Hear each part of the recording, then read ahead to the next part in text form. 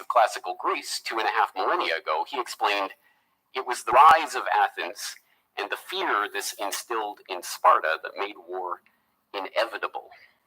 Inevitable. Which is an interesting word to be using. And to be fair, Graham Allison goes on, like Henry Kissinger, to say, well, it's not necessarily 100% the case that we're going to war with China. In the book, he elaborates, I believe, 16 different examples of this Thucydides trap event in the past 500 years of a ruling power being challenged by a rising power. And of those 16 examples, 12 of them resulted in war, 4 did not. So he presents that as a learning opportunity. How can we discover, well, why did it not go to war in these cases? I think some of the cases that he cites are a long stretch to describing the current situation. For example, the rise of Germany as an economic power in the European Union, displacing the economic power of Britain and France in recent decades, I think is not quite as relevant as, say, the World War I example is to what we see developing with China. But at any rate, this idea has been forwarded by people like Graham Allison and has been heavily promoted in the last few months. If you go on YouTube, you'll find just in the past few months a number of conversations that Graham Allison has had about this book that have been hosted by people like CIA Director David Petraeus, or ex-CIA Director, disgraced CIA Director David Petraeus, and Miss Humanitarian Love Bombing herself, Samantha Power, and Henry Kissinger.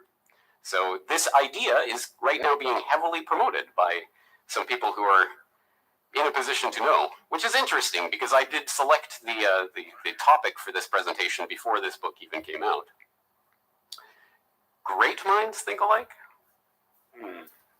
At any rate, if there are similarities between the build-up to World War I and our current historical era, what would those similarities entail? Well, we can identify, for example, the phenomenon of the Thucydides trap, a rising power coming to challenge the dominance of a ruling power, entangling alliances that enmesh these various powers in webs that make it more likely that they'll lead to confrontation. There's competition in a military sense, competition for resources, trade competition, and an invasion hysteria that is being whipped up in the public by a complacent media. So I think we can identify all of these things in the pre-World War I period and in today's period. And let's get into some more specifics. So the idea of the Thucydides trap, the rising power that's coming to displace or threatening to displace a ruling power, if we're examining it in the World War I context, of course, we're talking about the rising power of Germany coming to threaten the then dominant power of the British Empire. And there's a lot of different ways that we can formulate that statistically or try to encapsulate that on looking at gross domestic product of Germany as compared to Britain, for example, in that period from 1860 to 1913, keeping in mind that Germany as a nation state only actually came together in 1871, which of course kicked off the period of rapid industrialization that caused a rapid growth in economic and military clout of the German, formerly German states, now German state, which was presumably the cause for the panic that ensued. So looking at GDP, you'll see that Britain was always able to maintain a healthy gap between British GDP and German GDP until we approach the turn of the 20th century, at which point Germany continues on a parabolic upward curve, whereas Britain is putting its might into trying to increase economic productivity, but not doing quite as well. And at that point, around 1910 or so, Germany actually overtakes Britain in terms of GDP. If you want to look at the military side of things, German and British warship tonnage, because of course this was primarily and I think famously a naval race, Britain was able to maintain a hefty lead over all other nations, including Germany in naval capacity. But Germany did put on quite a show and certainly did massively increase its naval capabilities just in the last decade and a half before the war. So these things were obviously seen as concerning, alarming, perhaps depending on what position you were in the British aristocracy or cacistocracy. Similarly, if we want to compare that to today, the idea of a rising power of China coming to threaten to displace the ruling power of the American empire. And again, we can map this out in various ways. Again, if we want to turn to gross domestic product, a very inaccurate measure by any means. It's not really a measure so much as an estimate, and even then, there are different ways of estimating GDP. So that if you measure GDP in purchasing power parity, for example, PPP, various groups, including, I believe, the IMF and World Bank, have estimated that China has already surpassed the US economy. But even if we're to measure GDP in nominal terms, the Rothschild economist reckons that by next year, 2018, China will meet and then surpass the US gross domestic product of $20 trillion. So we're just on the verge of that takeover. And keep in mind, Germany surpassed Britain just a few years before the outbreak of war. If we want to look at military capacity, military buildup, I don't think there's any satisfactory way of encapsulating this in a handy-dandy infographic. And I think every infographic I've ever seen that tries to do so does so in a very ham-handed way. There's a lot of ways that you could dispute what information is trying to be conveyed here. But I think the general idea that China is becoming more of a military, I don't want to say adversary or threat, but at least a power that's capable of projecting its might within its own region, at any rate, is certainly a phenomenon that we're witnessing. This graphic that I have here displays, for example, the ground forces of the Chinese PLA, the People's Liberation Army, are just by sheer numbers larger than the US, as would be expected given the fact that China has a population over 3 times that of the US. So more actual troops themselves, all members of the forces, more artillery and battle tanks. But I think that's a misleading statistic in a lot of ways. When it comes to the naval side of things, I think, again, clear superiority on the US side. But China is gradually catching up in various ways, and you can see that reflected, for example, in submarine figures and things like that. But when it comes to destroyers and combat aircraft and aircraft carriers and these types of things, again, the US naval dominance, I think, is not really in question at this point and is not feasibly in question in the near future. But I think the idea is that China is at least becoming more militarily capable. If we want to talk about entangling alliances, this is probably about as deep into the history of the First World War that, well, at least I received back in my Canadian education, indoctrination. The Triple Entente and the Triple Alliance. So you had Germany and Austria-Hungary and Italy forming pacts in the 1870s, 1880s that became the backbone of the Triple Alliance.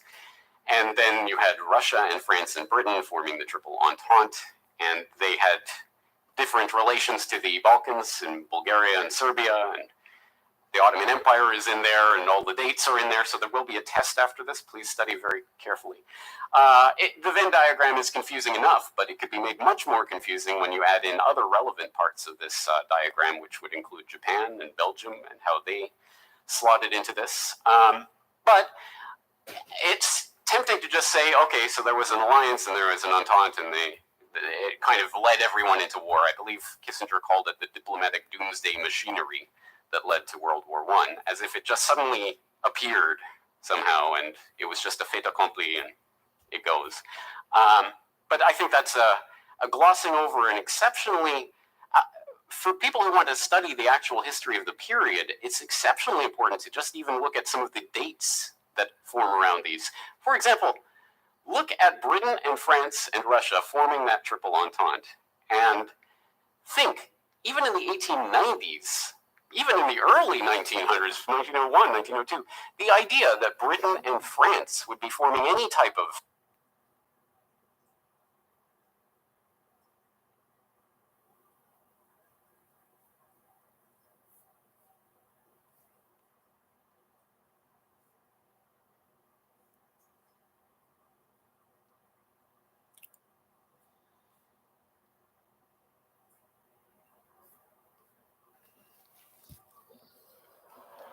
필리핀 여자는 완전 어지간하다.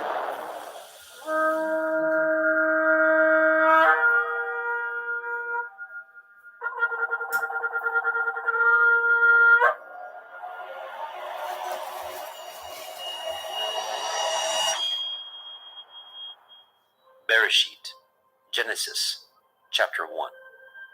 In the beginning, Elohim created the heavens and the earth.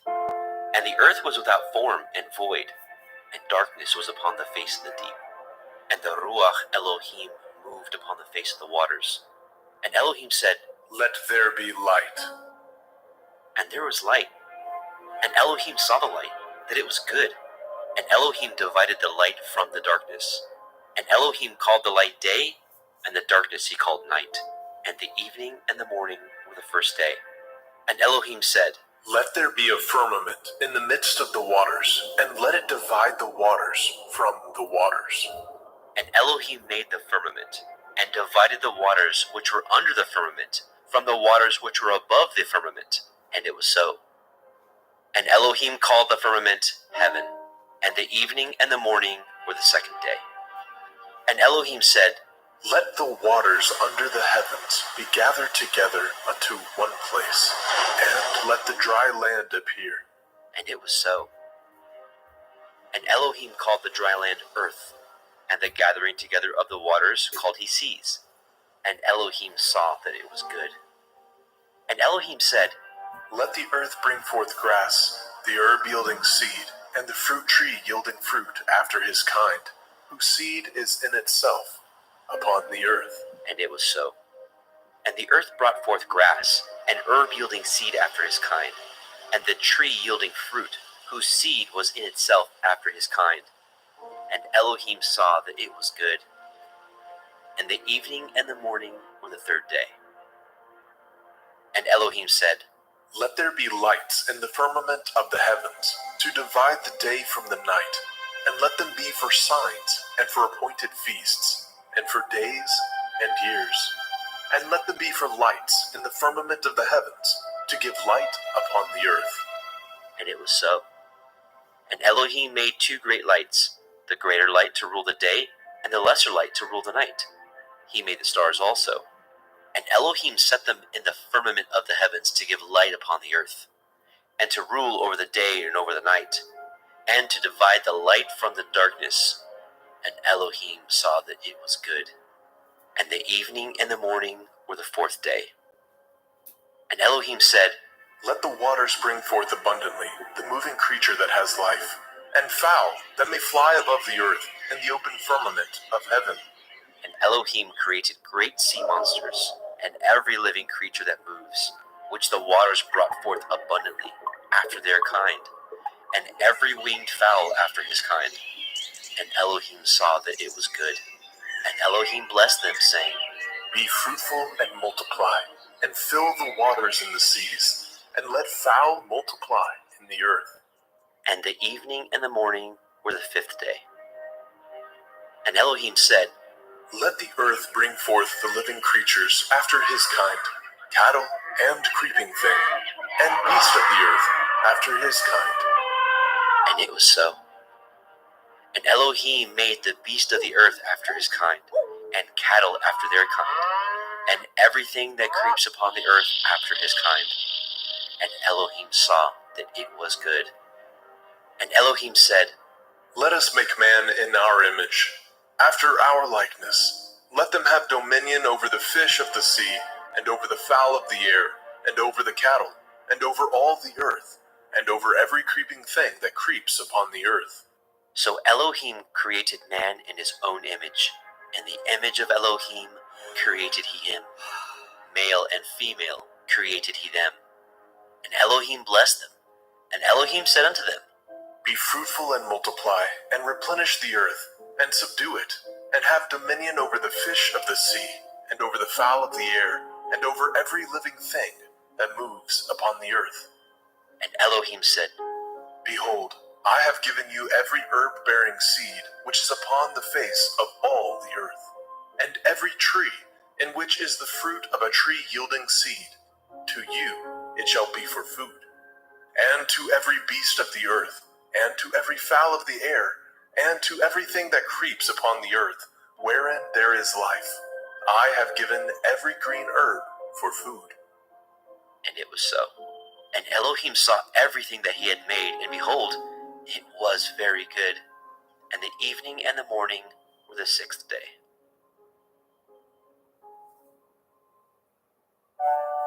Bereshit, Genesis, chapter 2. Thus the heavens and the earth were finished, and all the host of them. And on the seventh day, Elohim ended his work which he had made, and he rested on the seventh day from all his work which he had made. And Elohim blessed the seventh day and sanctified it, because that in it he had rested from all his work which Elohim created and made.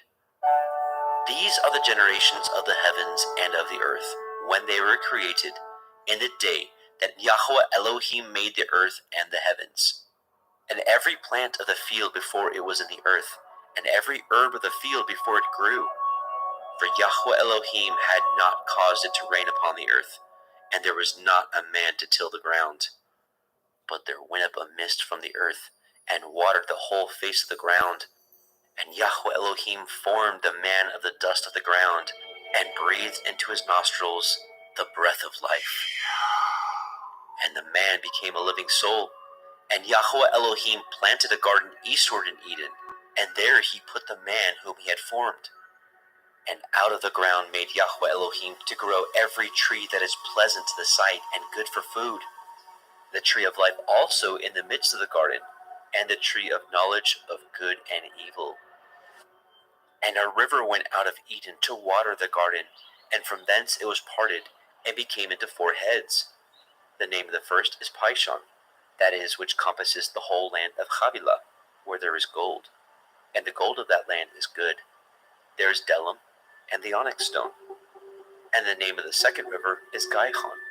The same is it that compasses the whole land of Cush. And the name of the third river is Hiddekel, that is, which goes toward the east of Ashur. And the fourth river is Perath. And Yahweh Elohim took the man, and put him into the garden of Eden to dress it and to guard it. And Yahweh Elohim commanded he man, saying, Of every tree of the garden you may freely eat, but of the tree of the knowledge of good and evil you shall not eat of it. For in the day that you eat thereof you shall surely die. And Yahweh Elohim said, It is not good that man should be alone. I will make a helpmeet for him. And out of the ground Yahweh Elohim formed every beast of the field, and every fowl of the air, and brought them unto the man to see what he would call them. And whatsoever the man called every living creature, that was the name thereof. And the man gave names to all the cattle, and to the fowl of the air, and to every beast of the field. But for the man there was not found a helpmeet for him. And Yahweh Elohim caused a deep sleep to fall upon the man, and he slept. And he took one of his ribs, and closed up the flesh instead thereof. And the rib which Yahweh Elohim had taken from man made he a woman, and brought her unto the man. And the man said, This is now bone of my bones, and flesh of my flesh. She shall be called woman, because she was taken out of man. Therefore shall a man leave his father and his mother, and shall cleave unto his woman, and they shall be one flesh. And they were both naked, the man and his woman, and were not ashamed.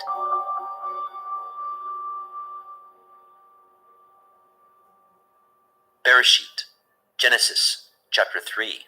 Now the serpent was more subtle than any beast of the field which Yahweh Elohim had made. And he said unto the woman, Yea, has Elohim said, Ye shall not eat of every tree of the garden? And the woman said unto the serpent, We may eat of the fruit of the trees of the garden, but of the fruit of the tree which is in the midst of the garden, Elohim has said, Ye shall not eat of it, neither shall ye touch it, lest ye die. And the serpent said unto the woman, Ye shall not surely die. For Elohim knows that in the day ye eat thereof, then your eyes shall be opened, and ye shall be as Elohim, knowing good and evil. And when the woman saw that the tree was good for food, and that it was pleasant to the eyes, and a tree to be desired to make one wise, she took of the fruit thereof, and did eat, and gave also unto her man with her, and he did eat. And the eyes of both of them were opened, and they knew that they were naked. And they sewed fig leaves together, and made themselves aprons. And they heard the voice of Yahweh Elohim walking in the garden in the cool of the day. And the man and his woman hid themselves from the presence of Yahweh Elohim amongst the trees of the garden. And Yahweh Elohim called unto Adam and said unto him, Where are you?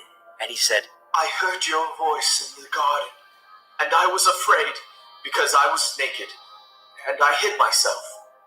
And he said, Who told you that you were naked? Have you eaten of the tree whereof I commanded you that you should not eat? And the man said, The woman whom you gave to be with me, she gave me of the tree, and I did eat. And Yahweh Elohim said unto the woman, What is this that you have done? And the woman said, The serpent beguiled me, and I did eat. And Yahweh Elohim said unto the serpent, Because you have done this, you are cursed above all cattle and above every beast of the field. Upon your belly shall you go, and dust shall you eat all the days of your life. And I will put enmity between you and the woman, and between your seed and her seed. It shall bruise your head, and you shall bruise his heel.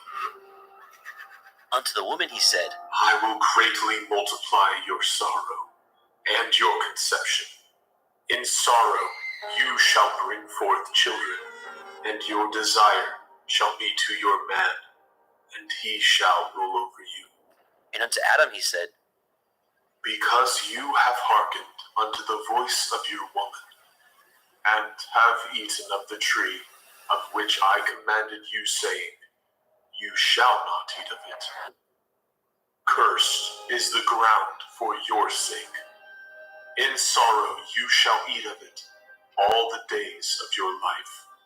Thorns also and thistles shall it bring forth to you, and you shall eat the herb of the field. In the sweat of your face shall you eat bread, till you return unto the ground. For out of it were you taken, for dust you are, and unto dust shall you return. And Adam called his woman's name Hua, because she was the mother of all living. Unto Adam also, and to his woman did Yahweh Elohim make coats of skins, and clothe them. And Yahweh Elohim said, Behold, the man is become as one of us, to know good and evil. And now, lest he put forth his hand, and take also of the tree of life, and eat, and live forever. Therefore Yahweh Elohim sent him forth from the garden of Eden, to till the ground from whence he was taken. So he drove out the man, and he placed at the east of the garden of Eden cherubim, and a flaming sword which turned every way, to guard the way of the tree of life.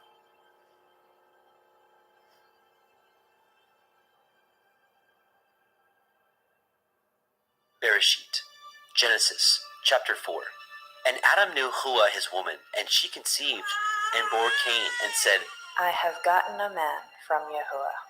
And she again bore his brother Habil. And Habil was a keeper of sheep, but Cain was a tiller of the ground. And in process of time it came to pass that Cain brought of the fruit of the ground an offering unto Yahweh. And Habil he also brought of the firstlings of his flock, and of the fat thereof. And Yahweh had respect unto Habil and unto his offering, but unto Cain and to his offering he had not respect. And Cain was very wroth, and his countenance fell. And Yahweh said unto Cain, Why are you wroth? And why is your countenance fallen? If you do well, shall you not be accepted? And if you do not well, sin lies at the door, and unto you shall be his desire, and you shall rule over him. And Cain talked with Habil his brother. And it came to pass, when they were in the field, that Cain rose up against Habil his brother, and slew him. And Yahweh said unto Cain, Where is Havel, your brother? and he said, I know not. Am I to guard my brother? and he said, What have you done? The voice of your brother's blood cries unto me from the ground. And now are you cursed from the earth, which has opened her mouth to receive your brother's blood from your hand. When you till the ground, it shall not henceforth yield unto you your strength. A fugitive and a vagabond shall you be in the earth.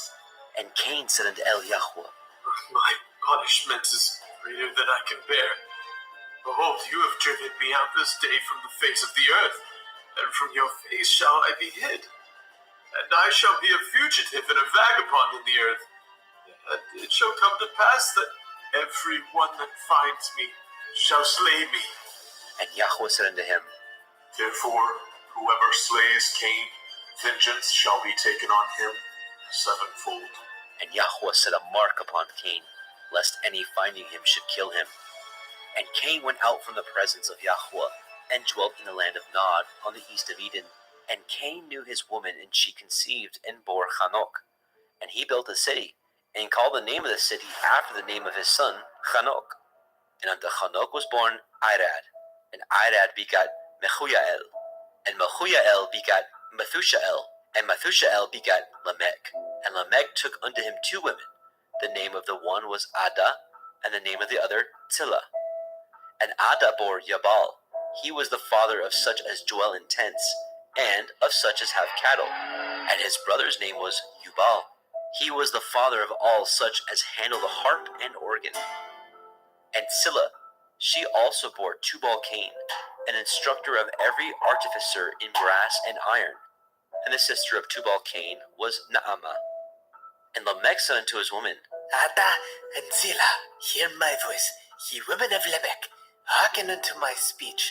For I have slain a man to my wounding, and a young man to my hurt. If Cain shall be avenged sevenfold, truly Lamech 70 and sevenfold. And Adam knew his woman again, and she bore a son, and called his name Seth. For Elohim Said she, has appointed me another seed, instead of Havel, whom Cain slew. and to Seth, to him also were born a son, and called his name Enosh. Then began men to call upon the name of Yahweh.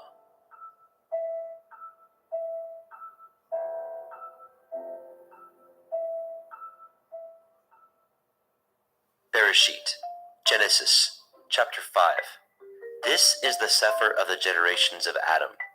In the day that Elohim created man, in the likeness of Elohim made he him.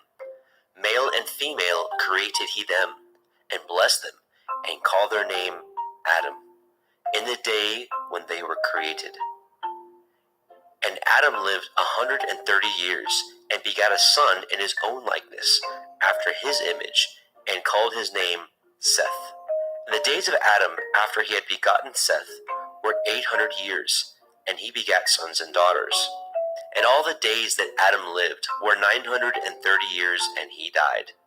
And Seth lived 105 years, and begat Enosh. And Seth lived, after he begot Enosh, 807 years, and begat sons and daughters. And all the days of Seth were 912 years, and he died. And Enosh lived 90 years, and begat Canaan. And Enosh lived, after he begot Canaan, 815 years, and begat sons and daughters. And all the days of Enosh were 905 years, and he died. And Canaan lived 70 years, and begot Mahalalel. And Canaan lived, after he begot Mahalalel, 840 years, and begat sons and daughters. And all the days of Canaan were 910 years, and he died. And Mahalalel lived 65 years, and begot Yared. And Mahalalel lived, after he begot Yared, 830 years, and begat sons and daughters. And all the days of Mahalalel were 895 years, and he died. And Yared lived 162 years, and he begat Hanok. And Yared lived, after he begat Hanok, 800 years, and begat sons and daughters. And all the days of Yared were 962 years, and he died. And Hanok lived 65 years, and begot Methuselah. And Hanok walked with Elohim, after he begot Methuselah, 300 years, and begat sons and daughters. And all the days of Hanok were 365 years, and Hanok walked with Elohim, and he was not, for Elohim took him. And Methuselah lived 187 years, and begat Lamech. And Methuselah lived after he begot Lamech 782 years, and begat sons and daughters. And all the days of Methuselah were 969 years, and he died. And Lamech lived 182 years, and begat a son, and he called his name Noah, saying, This same shall comfort us concerning our work and toil of our hands, because of the ground which Yahuwah has cursed. And Lamech lived after he begot Noah 595 years, and begat sons and daughters. And all the days of Lamech were 777 years, and he died. And Noah was 500 years old, and Noah begat Shem, Ham, and Japheth. Bereshit, Genesis, chapter 6. And it came to pass, when men began to multiply on the face of the earth, and daughters were born unto them, that the sons of Elohim saw the daughters of men that they were fair, and they took them women of all which they chose. And Yahweh said, My Ruach shall not always strive with man, for that he also is flesh. Yet his days shall be 120 years. There were Nephilim in the earth in those days, and also after that, when the sons of Elohim came in unto the daughters of men, and they bore children to them, the same became giants, which were of ancient times, men of infamy. And Yahweh saw that the wickedness of man was great in the earth, and that every imagination of the thoughts of his heart was only evil continually. And Yahweh repented that he had made man on the earth, and it grieved him at his heart. And Yahweh said, I will destroy man whom I have created from the face of the earth, both man and beast, and the creeping thing, and the fowls of the air, for I repent that I have made them. But Noah found grace in the sight of Yahweh. These are the generations of Noah. Noah was a just man, and perfect in his generations. And Noah walked with Elohim. And Noah begot 3 sons, Shem, Ham, and Japheth. The earth also was corrupt before Elohim, and the earth was filled with violence. And Elohim looked upon the earth, and behold, it was corrupt, for all flesh had corrupted his way upon the earth. And Elohim said unto Noah, The end of all flesh is come before me, for the earth is filled with violence through them. And behold, I will destroy them with the earth. Make you an ark of gopher wood. Rooms shall you make in the ark, and shall pitch it within and without with pitch. And this is the fashion which you shall make it of. The length of the ark shall be 300 cubits, the breadth of it 50 cubits, and the height of it 30 cubits. A window shall you make to the ark, and in a cubit shall you finish it above. And the door of the ark shall you set in the side thereof, with lower, second, and third stories shall you make it. And behold, I, even I, do bring a flood of waters upon the earth, to destroy all flesh, wherein is the breath of life from under heaven, and everything that is in the earth shall die. But with you will I establish my covenant, and you shall come into the ark, you and your sons, and your woman, and your sons' women with you, and of every living thing of all flesh, 2 of every sort shall you bring into the ark, to keep them alive with you. They shall be male and female, of fowls after their kind, and of cattle after their kind, of every creeping thing of the earth after his kind. 2 of every sort shall come unto you, to keep them alive. And take unto you of all food that is eaten, and you shall gather it to you, and it shall be for food for you, and for them. Thus did Noah according to all that Elohim commanded him. So did he.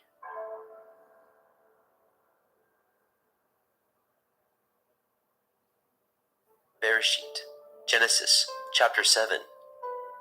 And Yahweh said unto Noah, Come, you and all your house into the ark, for you have I seen righteous before me in this generation. Of every clean beast you shall take to you by sevens, the male and his female, and of beasts that are not clean by two, the male and his female. Of fowls also of the air by sevens, the male and the female, to keep seed alive upon the face of all the earth.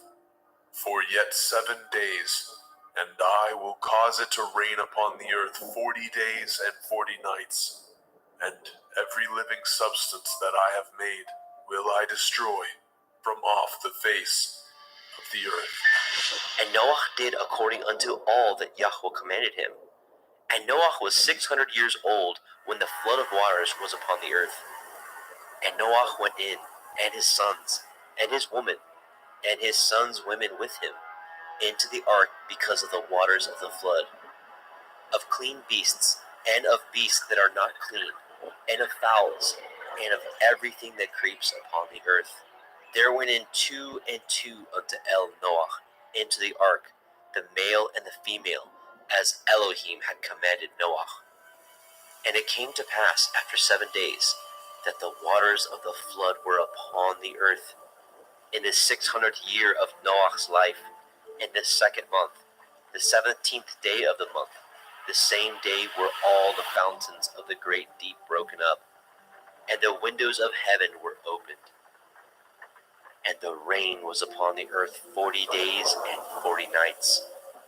In the selfsame day entered Noah, Shem, and Ham, and Japheth, the sons of Noah, and Noah's women, and the 3 women of his sons with them into the ark. They and every beast after his kind, and all the cattle after their kind, and every creeping thing that creeps upon the earth after his kind, and every fowl after his kind, of every bird of every sort. And they went in unto Noah into the ark, 2 and 2 of all flesh, wherein is the breath of life. And they that went in male and female of all flesh, as Elohim had commanded him. And Yahweh shut him in.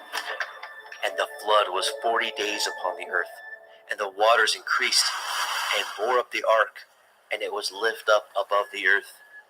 And the waters prevailed, and were increased greatly upon the earth, and the ark went upon the face of the waters.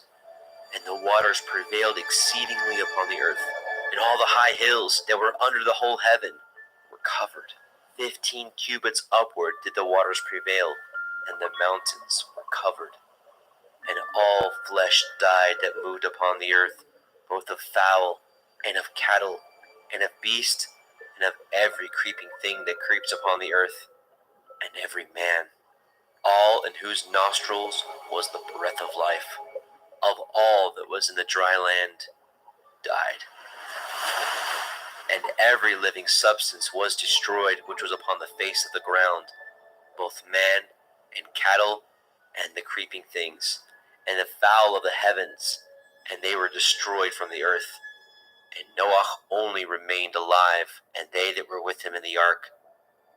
And the waters prevailed upon the earth 150 days. Bereshit, Genesis, chapter 8. And Elohim remembered Noah, and every living thing, and all the cattle that was with him in the ark. And Elohim made a wind to pass over the earth, and the waters assuaged. The fountains also of the deep, and the windows of heaven were stopped, and the rain from heaven was restrained, and the waters returned from off the earth continually.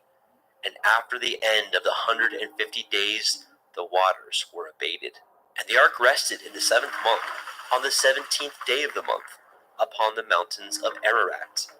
And the waters were decreased continually until the 10th month. In the 10th month, on the 1st day of the month, were the tops of the mountains seen. And it came to pass, at the end of 40 days, that Noah opened the window of the ark which he had made, and he sent forth a raven which went forth to and fro until the waters were dried up from off the earth. Also he sent forth a dove from him to see if the waters were abated from off the face of the ground. But the dove found no rest for the sole of her foot, and she returned unto him into the ark, for the waters were on the face of the whole earth. Then he put forth his hand and took her, and pulled her in unto him into the ark. And he stayed yet other 7 days, and again he sent forth the dove out of the ark. And the dove came into him in the evening, and lo, in her mouth was an olive leaf, plucked off. So Noah knew that the waters were abated from off the earth. And he stayed yet other 7 days, and sent forth the dove, which returned not again unto him any more. And it came to pass in the 601st year, in the first month, the first day of the month, the waters were dried up from off the earth. And Noah removed the covering of the ark, and looked, and behold, the face of the ground was dry. And in the second month, on the 7th and 20th day of the month, the earth was dried. And Elohim spoke unto Noah, saying, Go forth of the ark, you and your woman, and your sons women with you.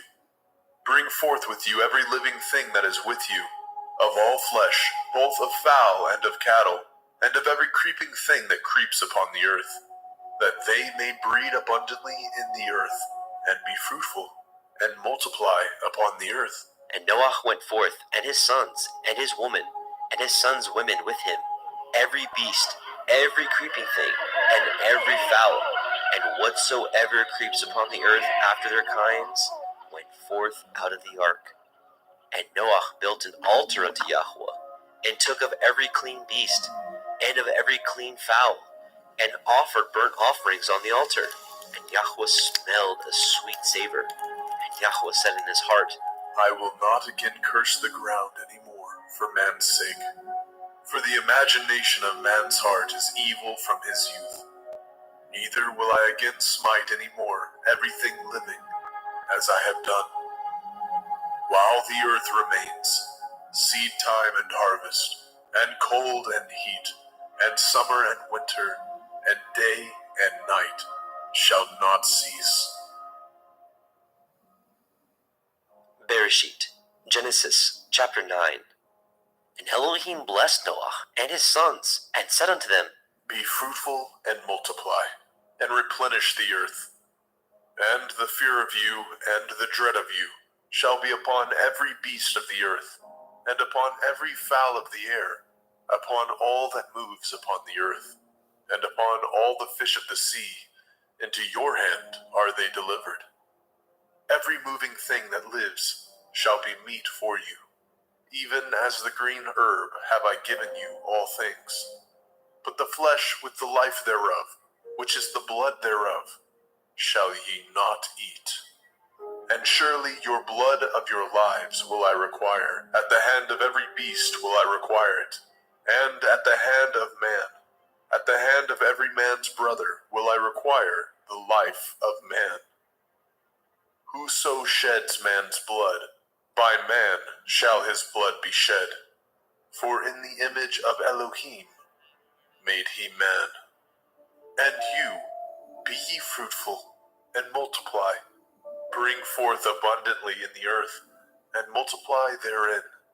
And Elohim spoke unto Noah, and to his sons with him, saying, And I, behold, I establish my covenant with you, and with your seed after you, and with every living creature that is with you, of the fowl, of the cattle, and of every beast of the earth with you, from all that go out of the ark, to every beast of the earth. And I will establish my covenant with you. Neither shall all flesh be cut off any more by the waters of a flood. Neither shall there any more be a flood to destroy the earth. And Elohim said, This is the sign of the covenant which I make between me and you, and every living creature that is with you, for perpetual generations. I do set my bow in the cloud, and it shall be for a sign of a covenant between me and the earth. And it shall come to pass, when I bring a cloud over the earth, that the bow shall be seen in the cloud. And I will remember my covenant, which is between me and you, and every living creature of all flesh, and the waters shall no more become a flood to destroy all flesh. And the bow shall be in the cloud, and I will look upon it, that I may remember the everlasting covenant between Elohim and every living creature of all flesh that is upon the earth. And Elohim said unto Noah, This is the sign of the covenant which I have established between me and all flesh that is upon the earth. And the sons of Noah that went forth of the ark were Shem, and Ham, and Japheth. And Ham is the father of Canaan. These are the three sons of Noah, and of them was the whole earth overspread. And Noah began to be a husbandman, and he planted a vineyard. And he drank of the wine, and was drunken, and he was uncovered within his tent. And Ham, the father of Canaan, saw the nakedness of his father, and told his two brethren without. And Shem and Japheth took a garment, and laid it upon both their shoulders, and went backward, and covered the nakedness of their father. And their faces were backward, and they saw not their father's nakedness. And Noah awoke from his wine, and knew what his younger son had done unto him. And he said, Cursed be Canaan, a servant of servants shall he be unto his brethren. And he said, Blessed be Yahweh Elohai of Shem, and Canaan shall be his servant. Elohim shall enlarge Japheth, and he shall dwell in the tents of Shem, and Canaan shall be his servant. And Noah lived after the flood 350 years, and all the days of Noah were 950 years, and he died.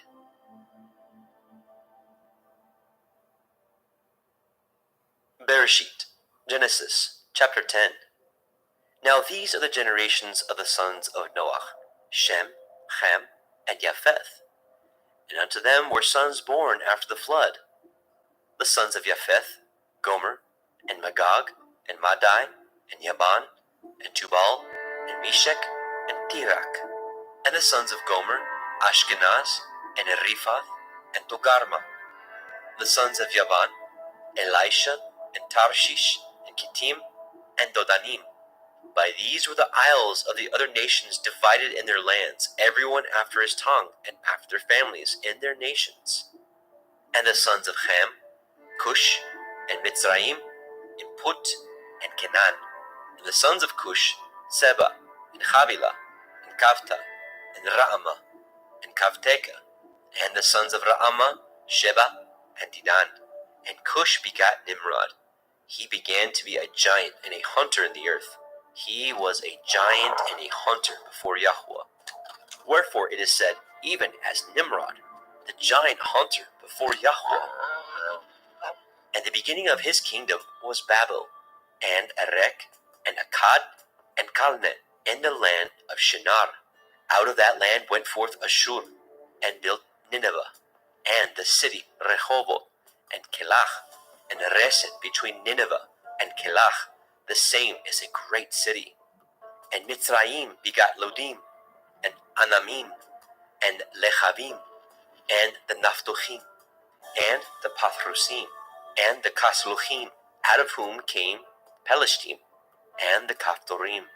And Canaan begat Sidon, his firstborn, and Heth, and the Jebusite, and the Amorite, and the Girgashite, and the Hivite, and the Arkite, and the Hinite, and the Arvadite, and the Tsemarai, and the Hamathite. And afterward were the families of the Canaanim spread abroad.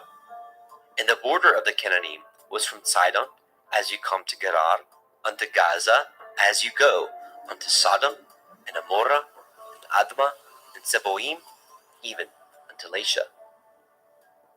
These are the sons of Ham, after their families, after their tongues, in their countries, and in their nations. And unto Shem also, the father of all the children of Eber, the brother of Japheth, the elder, even to him were children born. And the children of Shem, Elam, and Ashur, and Arphaxad, and Lud, and Aram. And the children of Aram, Uz, and Hul, and Gether, and Mash. And Arphaxad begot Shelach, and Shelach begot Eber. And unto Eber were born 2 sons. The name of one was Peleg, for in his days was the earth divided. And his brother's name was Yoktan. And Yoktan begot Almodad, and Shelef, and Chatzarmaveth, and Yerach, and Hadoram, and Uzal, and Dikla, and Obal, and Abimael, and Sheba, and Ophir, and Havilah, and Yobab. All these were the sons of Yoktan. And their dwelling was from Misha, as you go unto Sephar, a mountain of the east. These are the sons of Shem, after their families, after their tongues, in their lands, after their nations. These are the families of the sons of Noah, after their generations, in their nations, and by these were the nations divided in the earth after the flood.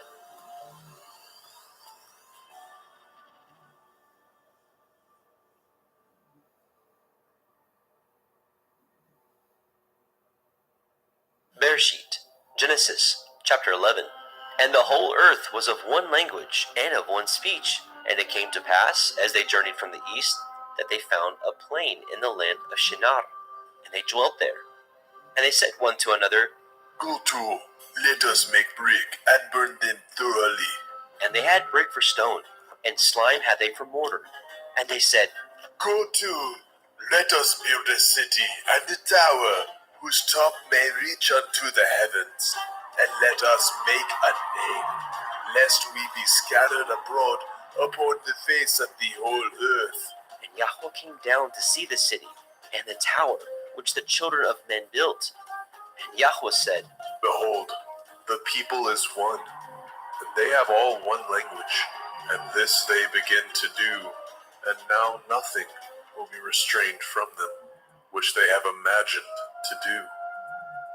Go to, let us go down, and there confound their language, that they may not understand one another's speech. So Yahweh scattered them abroad from thence upon the face of all the earth, and they left off to build the city.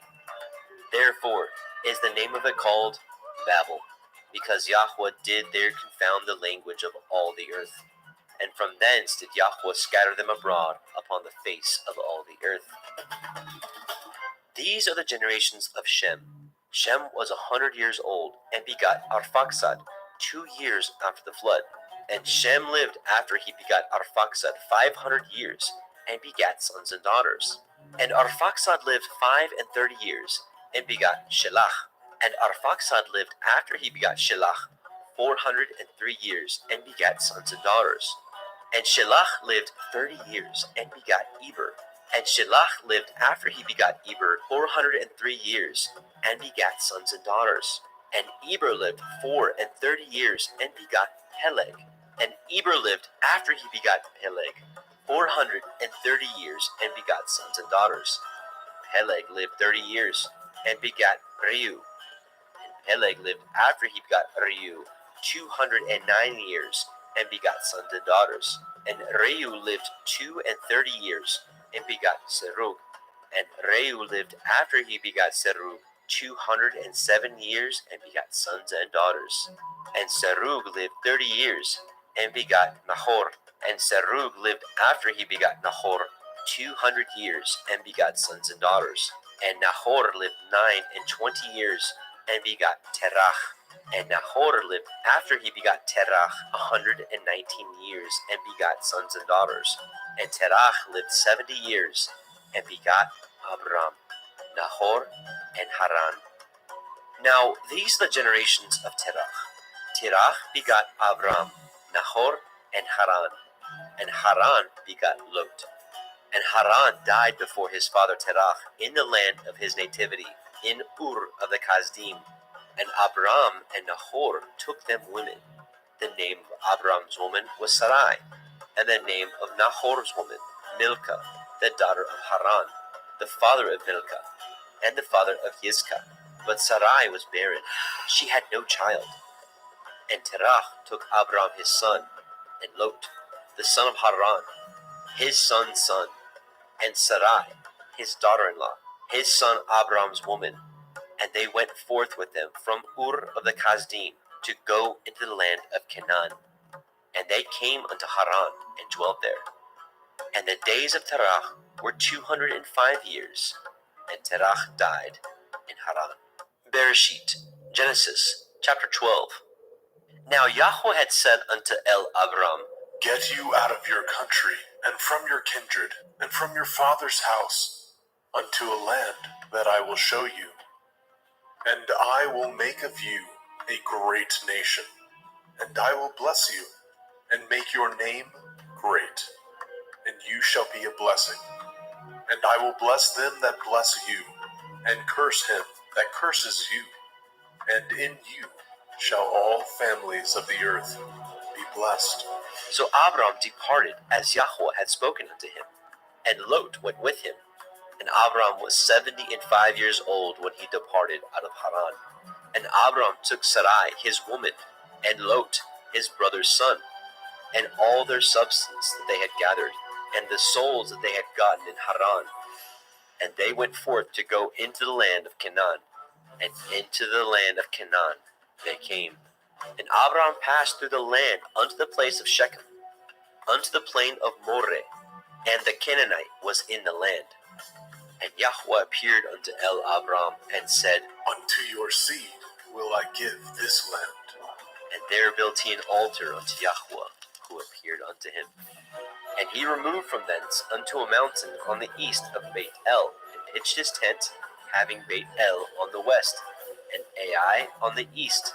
And there he built an altar unto Yahweh, and called upon the name of Yahweh. And Abram journeyed, going on still towards the Negev. And there was a famine in the land, and Abram went down into Mitzrayim to sojourn there, for the famine was grievous in the land. And it came to pass, when he was come near to enter into Mitzrayim, that he said unto Sarai his woman, Behold now, I know that you are a fair woman to look upon. Therefore it shall come to pass when the Mitzrayim shall see you, that they shall say, This is his woman, and they will kill me, but they will save you alive. Say, I pray you, you are my sister, that it may be well with me for your sake, and my soul shall live because of you. And it came to pass, that when Abram was come into Mitzrayim, the Mitzrayim beheld the woman, that she was very fair. The princes also of Pharaoh saw her, and commended her before Pharaoh. And the woman was taken into Pharaoh's house. And he entreated Abram well for her sake. And he had sheep, and oxen, and he asses, and men servants, and maid servants, and she asses, and camels. And Yahweh plagued Pharaoh and his house with great plagues because of Sarai, Abram's woman. And Pharaoh called Abram and said, What is this that you have done unto me? Why did you not tell me that she was your woman? Why said you, She is my sister, so I might have taken her to be my woman? Now therefore, behold, your woman, take her, and go your way. And Pharaoh commanded his men concerning him, and they sent him away, and his woman, and all that he had. Bereshit, Genesis, chapter 13. And Abram went up out of Mitzrayim, he, and his woman, and all that he had, and Lot with him, into the Negev. And Abram was very rich in cattle, in silver, and in gold. And he went on his journeys from the Negev even to Beit El, unto the place where his tent had been at the beginning, between Beit El and Ai, unto the place of the altar, which he had made there at the first. And there Abraham called on the name of Yahweh. And Lot also, which went with Abram, had flocks, and herds, and tents. And the land was not able to bear them, that they might dwell together, for their substance was great, so that they could not dwell together. And there was a strife between the herdsmen of Abram's cattle, and the herdsmen of Lot's cattle. And the Canaanite and the Perizzite dwelled then in the land. And Abram said unto Lot, Let there be no strife, I pray you, between me and you, and between my herdsmen and your herdsmen. for we be brethren. Is not the whole land before you? Separate yourself, I pray you, from me. If you will take the left hand, then I will go to the right.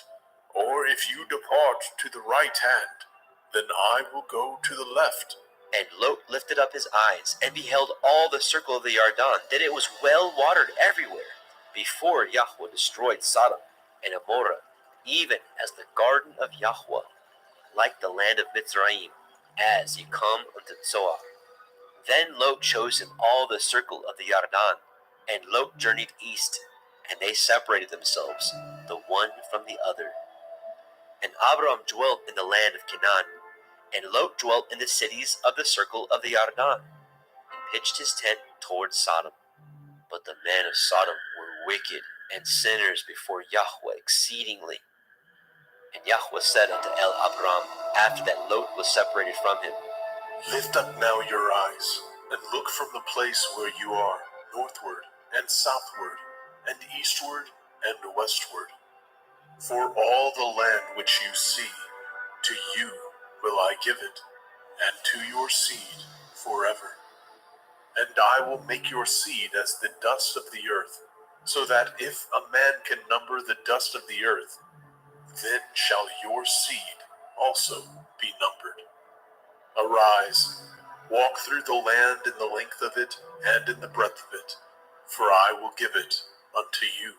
Then Abram removed his tent, and came and dwelt in the plain of Mamre, which is in Hebron, and built there an altar unto Yahweh.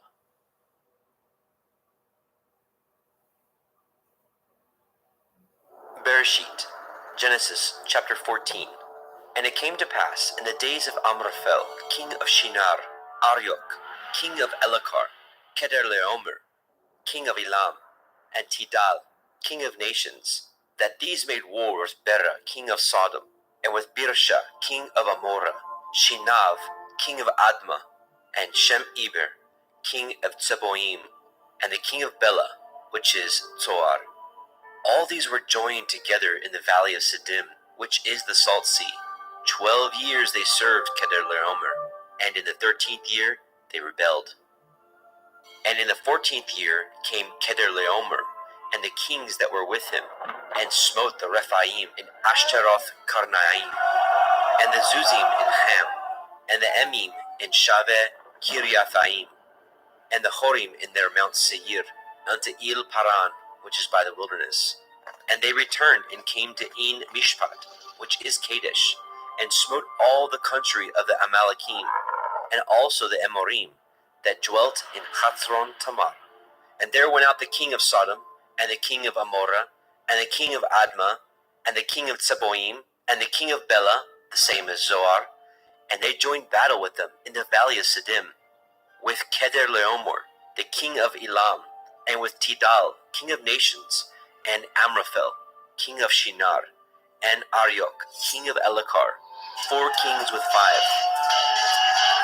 And the valley of Siddim was full of slime pits, and the kings of Sodom and Amorah fled, and fell there, and they that remained fled to the mountain. And they took all the goods of Sodom and Amorah, and all their victuals, and went their way. And they took Lot, Abram's brother, who dwelt in Sodom, and his goods, and departed. And there came one that had escaped, and told Abram the Ivri, for he dwelt in the plain of Mamre, the Amorite, brother of Eshcol, and brother of Aner, and these were confederate with Abram. And when Abram heard that his brother was taken captive, he armed his trained servants, born in his house, 318, and pursued them unto Dan. And he divided himself against them, he and his servants, by night, and smote them, and pursued them unto Hobah, which is on the left hand of Damascus. And he brought back all the goods, and also brought again his brother Lot, and his goods, and the women also, and the people. And the king of Sodom went out to meet him after his return from the slaughter of Kedorlaomer, and of the kings that were with him, at the valley of Shaveh, which is in the king's valley. And Malkitzedek, king of Shalem, brought forth bread and wine, and he was the priest of El Elyon. And he blessed him and said, Blessed be Avram of El Elyon, possessor of heaven and earth. And blessed be El Elyon, which has delivered your enemies into your hand. And he gave him tithes of all. And the king of Sodom said unto Abram, Give me the persons, and take the goods for yourself. And Abram said to the king of Sodom, I have lifted up my hand unto El Yahuwah, El Elyon, the possessor of heaven and earth, that I will not take from a thread even to a shoe latchet, and that I will not take anything that is yours, lest you should say, I have made Avram rich, save only that which the young men have eaten, and the portion of the men which went with me, Aner, Eshcol, and Mamre. Let them take their portion.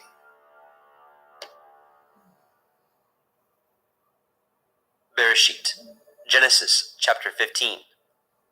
After these things, the word of Yahweh came unto Abram in a vision, saying, Fear not, Avram. I am your shield, and your exceeding great reward. And Abram said, Adonai, Yahuwah, what will you give me, seeing I go childless, and the steward of my house is this Eliezer of Damascus? And Abram said, Behold, to me you have given no seed, and lo, one born in my house is my heir. And behold, the word of Yahweh came unto him, saying, This shall not be your heir, but he that shall come forth out of your own generation shall be your heir. And he brought him forth abroad and said, Look now towards the heavens, and count the stars, if you be able to number them. And he said unto him, So shall your seed be. And he believed in Yahweh, and he counted it to him for righteousness. And he said unto him, I am Yahuwah, that brought you out of Ur of the Kasdim, to give you this land to inherit it. And he said, Adonai, Yahuwah, whereby shall I know that I shall inherit it? And he said unto him, Take me a heifer of 3 years old, and a she-goat of 3 years old, and a ram of 3 years old, and a turtle dove, and a young pigeon.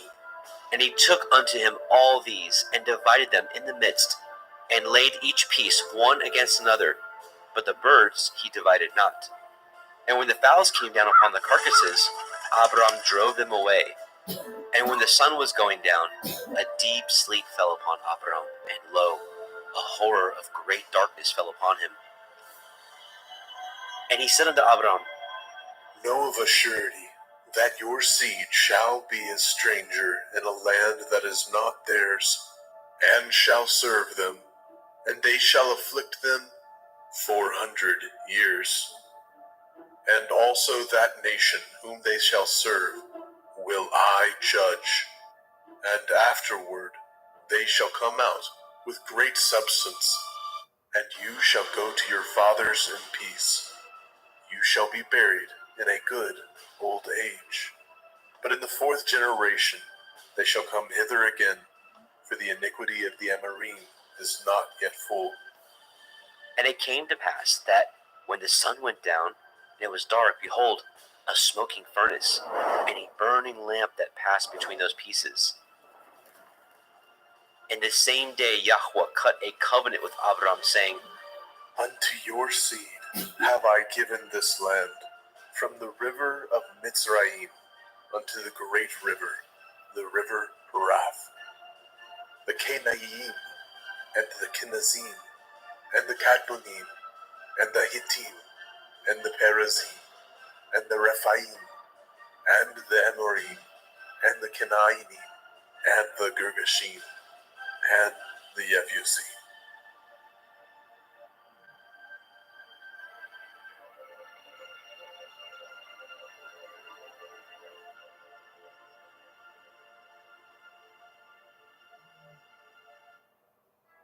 Bereshit, Genesis chapter 16. Now Sarai, Abram's woman, bore him no children, and she had a handmaid, a Mitzrite, whose name was Hagar. And Sarai said unto Abram, Behold now, Yahuwah has restrained me from bearing. I pray you, go in unto my maid. It may be that I may obtain children by her. And Abram hearkened to the voice of Sarai. And Sarai, Abram's woman, took Hagar, her maid, the Mitzrim, after Abram had dwelt 10 years in the land of Canaan, and gave her to her man Abram to be his woman. And he went in unto Hagar, and she conceived. And when she saw that she had conceived, her mistress was despised in her eyes. And Sarai said unto Abram, My wrong be upon you. I have given my maid into your bosom. And when she saw that she had conceived, I was despised in her eyes. Yahuwah judge between me and you. But Abram said unto Sarai, Behold, your maid is in your hand. Do to her as it pleases you. And when Sarai dealt hardly with her, she fled from her face. And the angel of Yahweh found her by a fountain of water in the wilderness, by the fountain in the way to Shur. And he said, Hagar, Sarai's maid, whence came you, and whither will you go? And she said, I flee from the face of my mistress Sarai. And the angel of Yahweh said unto her, Return to your mistress, and submit yourself under her hands. And the angel of Yahweh said unto her, I will multiply your seed exceedingly, that it shall not be numbered for multitude. And the angel of Yahweh said unto her, Behold, you are with child, and shall bear a son, and shall call his name Yishmael, because Yahuwah has heard your affliction. And he will be a wild man. His hand will be against every man, and every man's hand against him. And he shall dwell in the presence of all his brethren. And she called the name of Yahweh that spoke unto her. Uel, see me. For she said, Have I also here looked after him that sees me? Wherefore the well was called Be'er Lahai Roi. Behold, it is between Kadesh and Bered. And Hagar bore Abram a son, and Abram called his son's name which Hagar bore Yishmael. And Abram was 86 years old when Hagar bore Yishmael to Abram.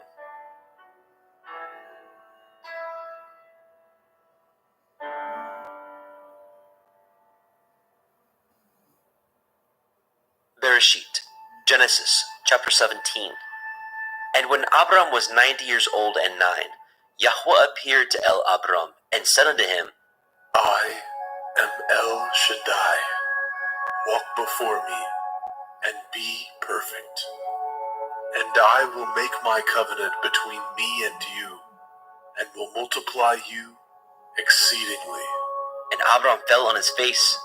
And Elohim talked with him, saying, As for me, behold, my covenant is with you, and you shall be a father of many nations. Neither shall your name any more be called Avram, but your name shall be Avraham. For a father of many nations have I made you.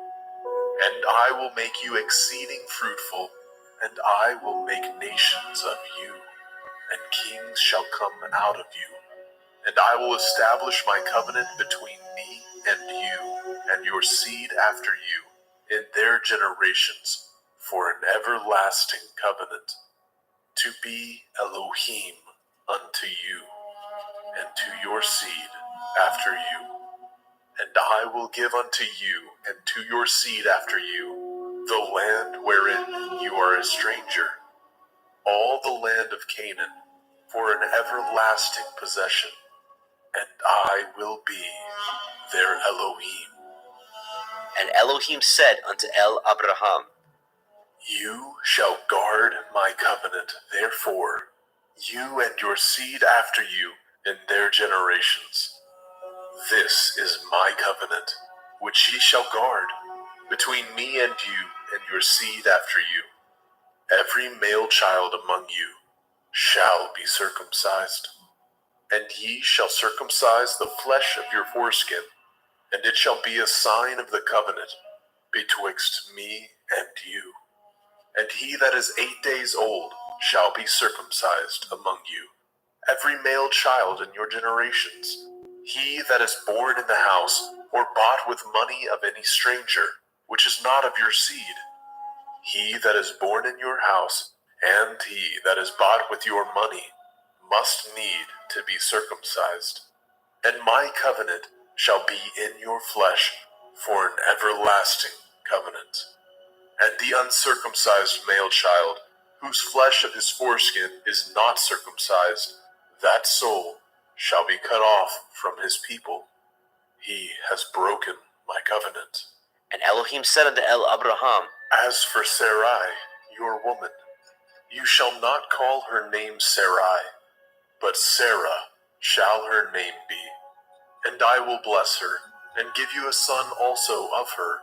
Yea, I will bless her, and she shall be a mother of nations. Kings of people shall be of her.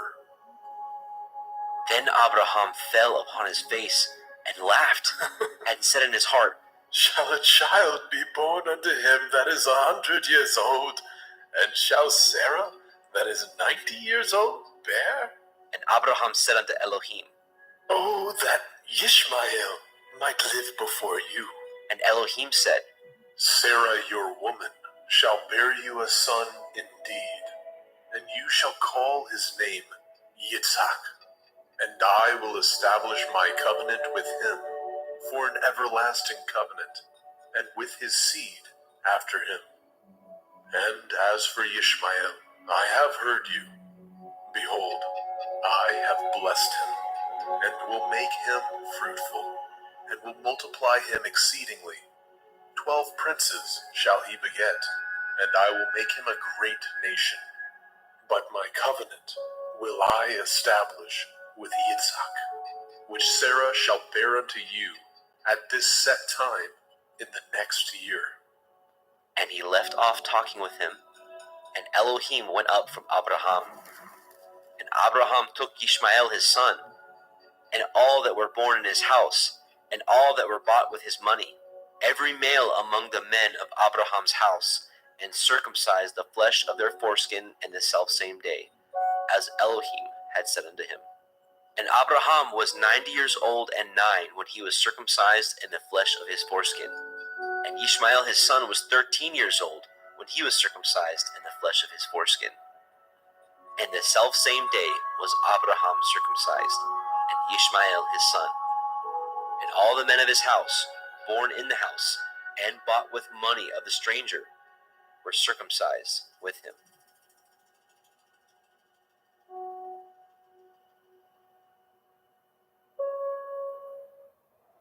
Bereshit, Genesis, chapter 18. And Yahweh appeared unto him in the plains of Mamre, and he sat in the tent door in the heat of the day. And he lifted up his eyes, and looked, and lo, 3 men stood by him.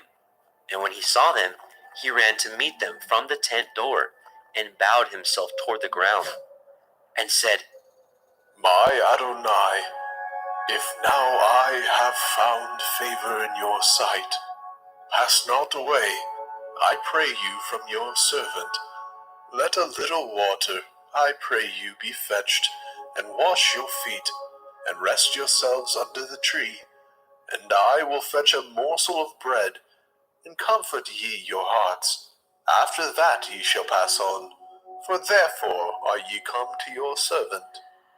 And they said, So do, as you have said. And Abraham hasted into the tent unto El Serah, and said, Make ready quickly 3 measures of fine meal, knead it, and make cakes upon the hearth. And Abraham ran unto the herd, and fetched a calf tender and good, and gave it unto a young man, and he hastened to dress it. And he took butter, and milk, and the calf which he had dressed, and set it before them.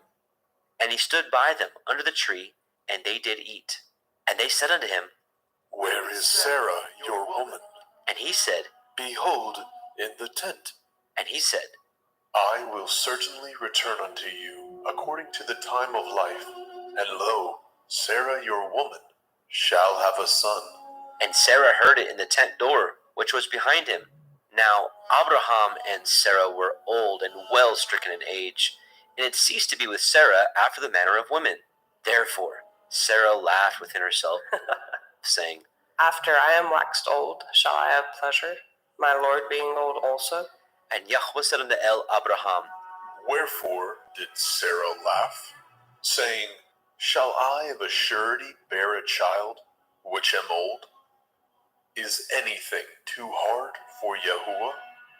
At the time appointed, I will return unto you, according to the time of life, and Sarah shall have a son. Then Sarah denied, saying, I laughed not. for she was afraid. And he said, Nay, but you did laugh. And the men rose up from thence, and looked toward Sodom. And Abraham went with them to bring them on the way. And Yahweh said, Shall I hide from Abraham that thing which I do? Seeing that Abraham shall surely become a great and mighty nation, and all the nations of the earth shall be blessed in him. For I know him, that he will command his children and his household after him, that they shall guard the way of Yahuwah, to do justice and judgment, that Yahuwah may bring upon Abraham that which he has spoken of him. And Yahweh said, Because the cry of Sodom and Gomorrah is great, and because their sin is very grievous, I will go down now and see whether they have done altogether according to the cry of it, which is come unto me, and if not, I will know. And the men turned their faces from thence, and went toward Sodom. But Abraham stood yet before Yahweh. And Abraham drew near and said, Will you also destroy the righteous with the wicked? Perchance there be 50 righteous within the city. Will you also destroy and not spare the place for the 50 righteous that are therein? That be far from you to do after this manner, to slay the righteous with the wicked, and that the righteous should be as the wicked. That be far from you. Shall not the judge of all the earth do right? And Yahweh said, If I find in Sodom 50 righteous within the city, then I will spare all the place for their sakes. And Abraham answered and said, Behold now, I have taken it upon me to speak unto Adonai, which am but dust and ashes. Perchance there shall lack 5 of the 50 righteous. Will you destroy all the city for lack of 5? And he said, If I find there 40 and 5, I will not destroy it. And he spoke unto him yet again and said, Perchance there will be 40 found there. And he said, I will not do it for 40's sake. And he said unto him, Oh, let not Adonai be angry, and I will speak. Perchance there shall be 30 found there. And he said, I will not do it if I find 30 there. And he said, Behold now, I have taken upon me to speak unto Adonai. Perchance there shall be 20 found there. And he said, I will not destroy it for 20's sake. And he said, Oh, let not Adonai be angry, and I will speak yet but this once. Perchance 10 shall be found there. And he said, I will not destroy it for 10's sake. And Yahweh went his way, as soon as he had left communing with Abraham. And Abraham returned unto his place.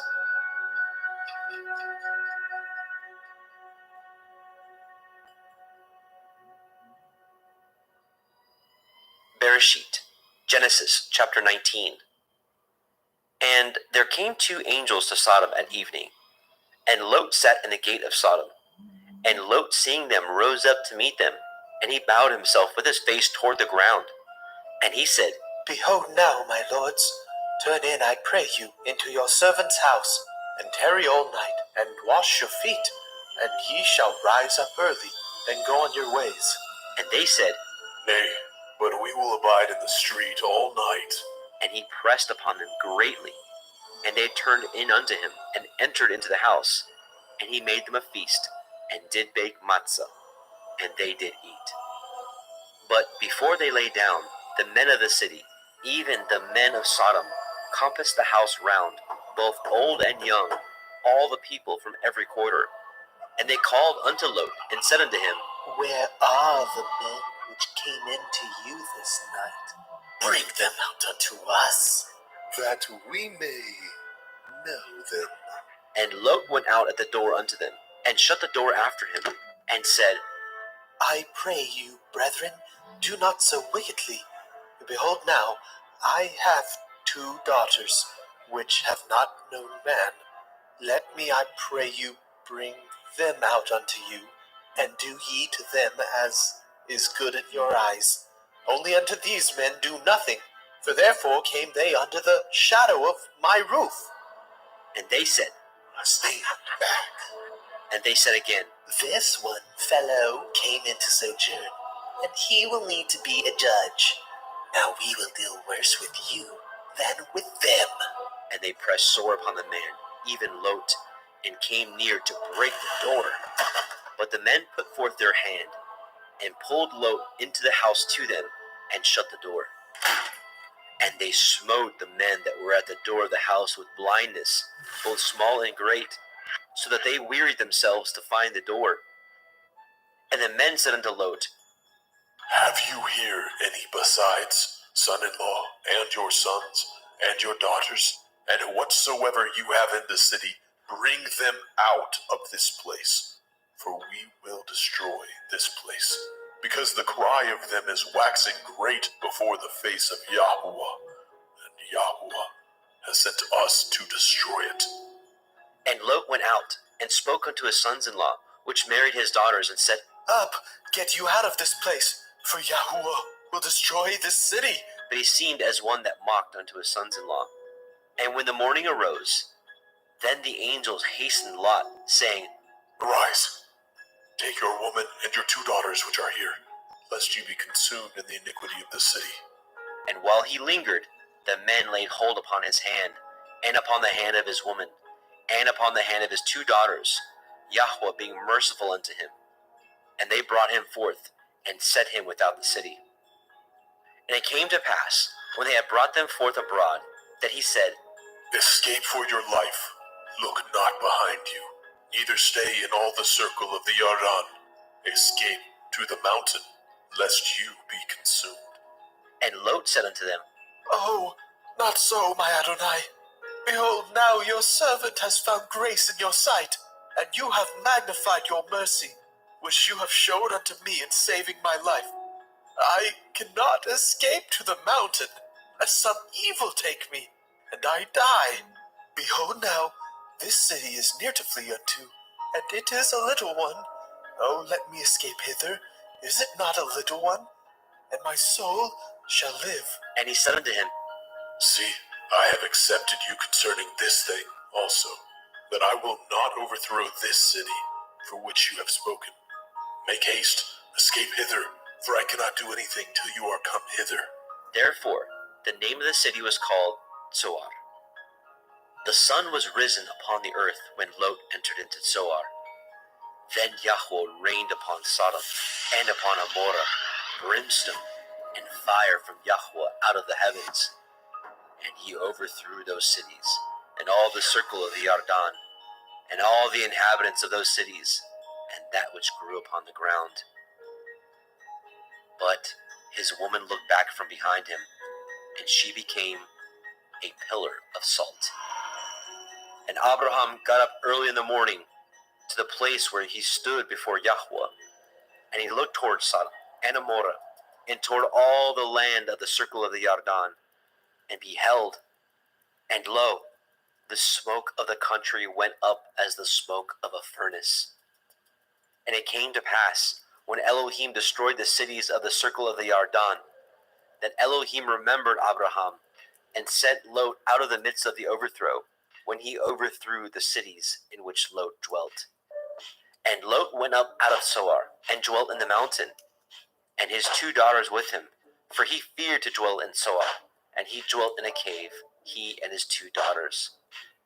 And the firstborn said unto the younger, Our father is old, and there is not a man in the earth to come in unto us after the manner of all the earth.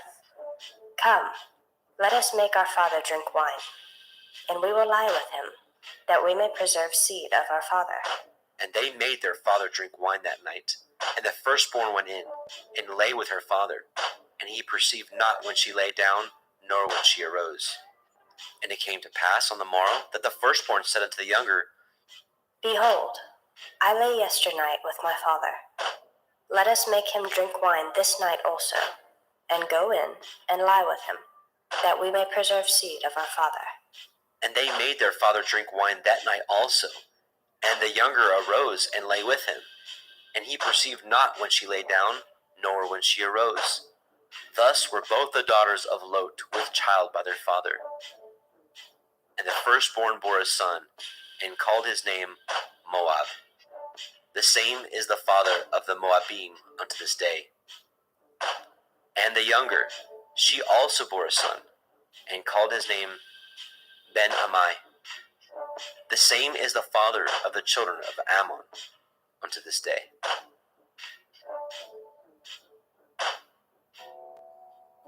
Bereshit, Genesis, chapter 20.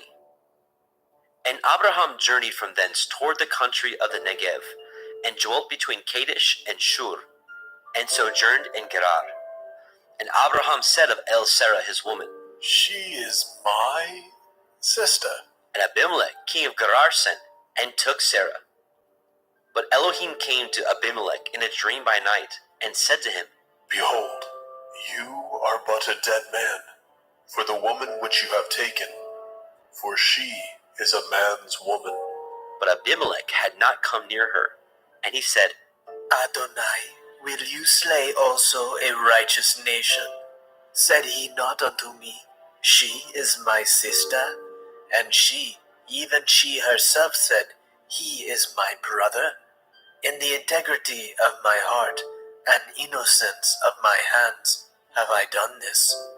And Elohim said unto him in a dream, Yea, I know that you did this in the integrity of your heart, for I also withheld you from sinning against me. Therefore suffered I you not to touch her. Now therefore restore the man his woman, for he is a prophet, and he shall pray for you, and you shall live. And if you restore her not, know you that you shall surely die, you and all that are yours. Therefore Abimelech rose early in the morning, and called all his servants, and told all these things in their ears. And the men were sore afraid. Then Abimelech called Abraham, and said unto him, What have you done unto us, and what have I offended you, that you have brought on me and on my kingdom a great sin? You have done deeds unto me that ought not to be done. And Abimelech said unto Abraham, What saw you that you have done this thing? And Abraham said, Because I thought surely the fear of Elohim is not in this place, and they will slay me for my woman's sake. And yet indeed she is my sister. She is the daughter of my father, but not the daughter of my mother, and she became my woman. And it came to pass, when Elohim caused me to wander from my father's house, that I said unto her, This is your kindness which you shall show unto me. At every place whither we shall come, say of me, He is my brother. And Abimelech took sheep, and oxen, and men servants, and women servants, and gave them unto Abraham, and restored him Sarah his woman. And Abimelech said, Behold, my land is before you. Dwell where it pleases you. And unto Sarah he said, Behold, I have given your brother 1,000 pieces of silver. Behold, he is to you a covering of the eyes, unto all that are with you, and with all other. Thus she was reproved. So Abraham prayed unto Elohim, and Elohim healed Abimelech, and his woman, and his maidservants, and they bore children. For Yahweh had fast closed up all the wombs of the house of Abimelech, because of Sarah, Abraham's woman.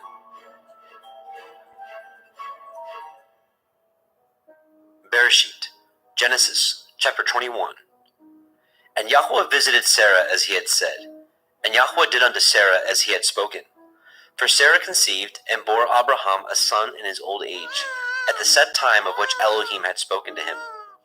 And Abraham called the name of his son that was born unto him, whom Sarah bore unto him, Yitzchak. And Abraham circumcised his son Yitzchak, being 8 days old, as Elohim had commanded him. And Abraham was 100 years old, when his son Yitzchak was born unto him. And Sarah said, Elohim has made me to laugh, so that all that hear will laugh with me. and she said, Who would have said unto Abraham that Sarah should have given children suck? For I have borne him a son in his old age. And the child grew, and was weaned. And Abraham made a great feast, the same day that Yitzchak was weaned. And Sarah saw the son of Hagar, the Mitzrayim, which she had borne unto Abraham, mocking. Wherefore she said unto Abraham, Cast out this bondwoman and her son, for the son of this bondwoman shall not be heir with my son, even with Yitzhak. And the thing was very grievous in Abraham's sight because of his son. And Elohim said unto Abraham, Let it not be grievous in your sight because of the lad, and because of your bondwoman. In all that Sarah has said unto you, hearken unto her voice. For in Yitzhak shall your seed be called. And also the son of the bondwoman will I make a nation, because he is your seed.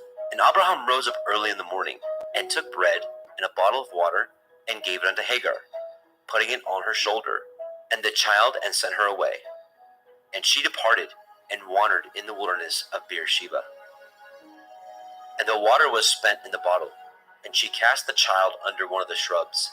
And she went, and sat her down over against him a good way off, as it were a bow shot. For she said, Let me not see the death of the child. and she sat over against him, and lifted up her voice, and wept. And Elohim heard the voice of the lad. And the angel of Elohim called unto Hagar out of the heavens, and said unto her, What ails you, Hagar?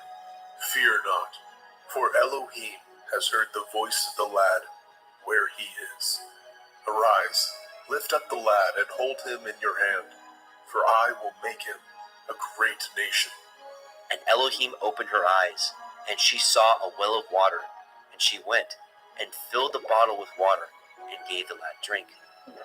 And Elohim was with the lad, and he grew, and dwelt in the wilderness, and became an archer. And he dwelt in the wilderness of Paran. And his mother took him a woman out of the land of Mitzrayim. And it came to pass at that time, that Abimelech and Pichol, the chief captain of his host, spoke unto Abraham, saying, Elohim is with you in all that you do. Now therefore swear unto me here by Elohim, that you will not deal falsely with me, nor with my son, nor with my son's son, but according to the kindness that I have done unto you, you shall do unto me, and to the land wherein you have sojourned. And Abraham said, I will swear. And Abraham reproved Abimelech because of a well of water, which Abimelech's servants had violently taken away. And Abimelech said, I know not who has done these things, neither did you tell me, neither yet heard I of it, but today. And Abraham took sheep and oxen, and gave them unto Abimelech, and both of them cut a covenant. And Abraham set 7 ewe lambs of the flock by themselves. And Abimelech said unto Abraham, What mean these 7 ewe lambs which you have set by themselves? And he said, For these 7 ewe lambs shall you take off my hand, that they may be a witness unto me, that I have dug this well. Wherefore he called that place Beersheba, because there they swore both of them. Thus they cut a covenant at Beersheba. Then Abimelech rose up, and Pichol, the chief captain of his host, and they returned into the land of the Palestine. And Abraham planted a grove in Beersheba, and called thereon the name of Yahweh, El Olam. And Abraham sojourned in the Palestine's land many days.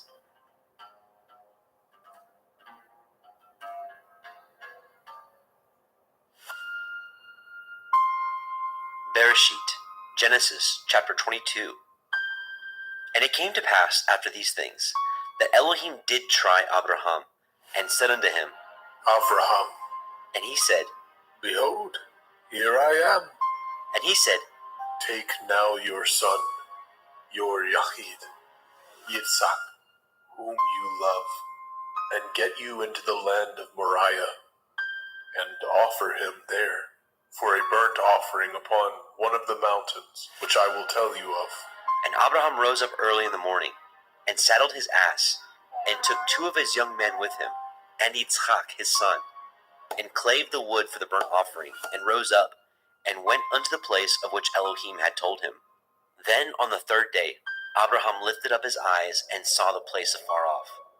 And Abraham said unto his young men, Abide ye here with the ass, and I and the lad will go yonder, and worship, and come again to you. And Abraham took the wood of the burnt offering, and laid it upon Yitzchak his son. And he took the fire in his hand, and a knife, and they went both of them together. And Yitzchak spoke unto Abraham his father, and said, My father, and he said, here am I, my son. and he said, Behold the fire and the wood, but where is the lamb for a burnt offering? and Abraham said, My son, Elohim will provide himself a lamb for a burnt offering. So they went both of them together. And they came to the place which Elohim had told him of, and Abraham built an altar there, and laid the wood in order, and bound Yitzchak his son, and laid him on the altar upon the wood. And Abraham stretched forth his hand, and took the knife to slay his son. And the angel of Yahweh called unto him out of the heavens, and said, Avraham, Avraham, and he said, here am I. and he said, Lay not your hand upon the lad, neither do you anything unto him. For now I know that you fear Elohim, seeing you have not withheld your son, your Yahid, from me. And Abraham lifted up his eyes and looked, and behold, behind him a ram caught in a thicket by his horns. And Abraham went and took the ram, and offered him up for a burnt offering in the stead of his son. And Abraham called the name of that place Yahweh Yireh, as it is said to this day, in the mount of Yahweh it shall be seen. And the angel of Yahweh called unto Abraham out of the heavens the 2nd time, and said, By myself have I sworn, says Yahuwah, for because you have done this thing, and have not withheld your son, your Yahid, that in blessing I will bless you, and in multiplying I will multiply your seed as the stars of heaven, and as the sand which is upon the seashore, and your seed shall possess the gate of his enemies. And in your seed shall all the nations of the earth be blessed, because you have obeyed my voice. So Abraham returned unto his young men, and they rose up and went together to Beersheba. And Abraham dwelt at Beersheba. And it came to pass after these things, that it was told Abraham, saying, Behold, Milcah, she has also borne children unto your brother Nahor, Uz his firstborn, and Buz his brother, and Gemuel the father of Aram, and Kesed, and Hazo, and Pildash, and Yidlaf, and Bethuel. And Bethuel begat Rivkah. These 8 Milcah did bear to Nahor, Abraham's brother, and his concubine, whose name was Reumah. She bore also Teva, and Gaham, and Tahash, and Maacah. Bereshit, Genesis chapter 23. And Sarah was 127 years old. These were the years of the life of Sarah. And Sarah died in Kiryat Arba, the same is in Hebron, in the land of Canaan. And Abraham came to mourn for Sarah, and to weep for her.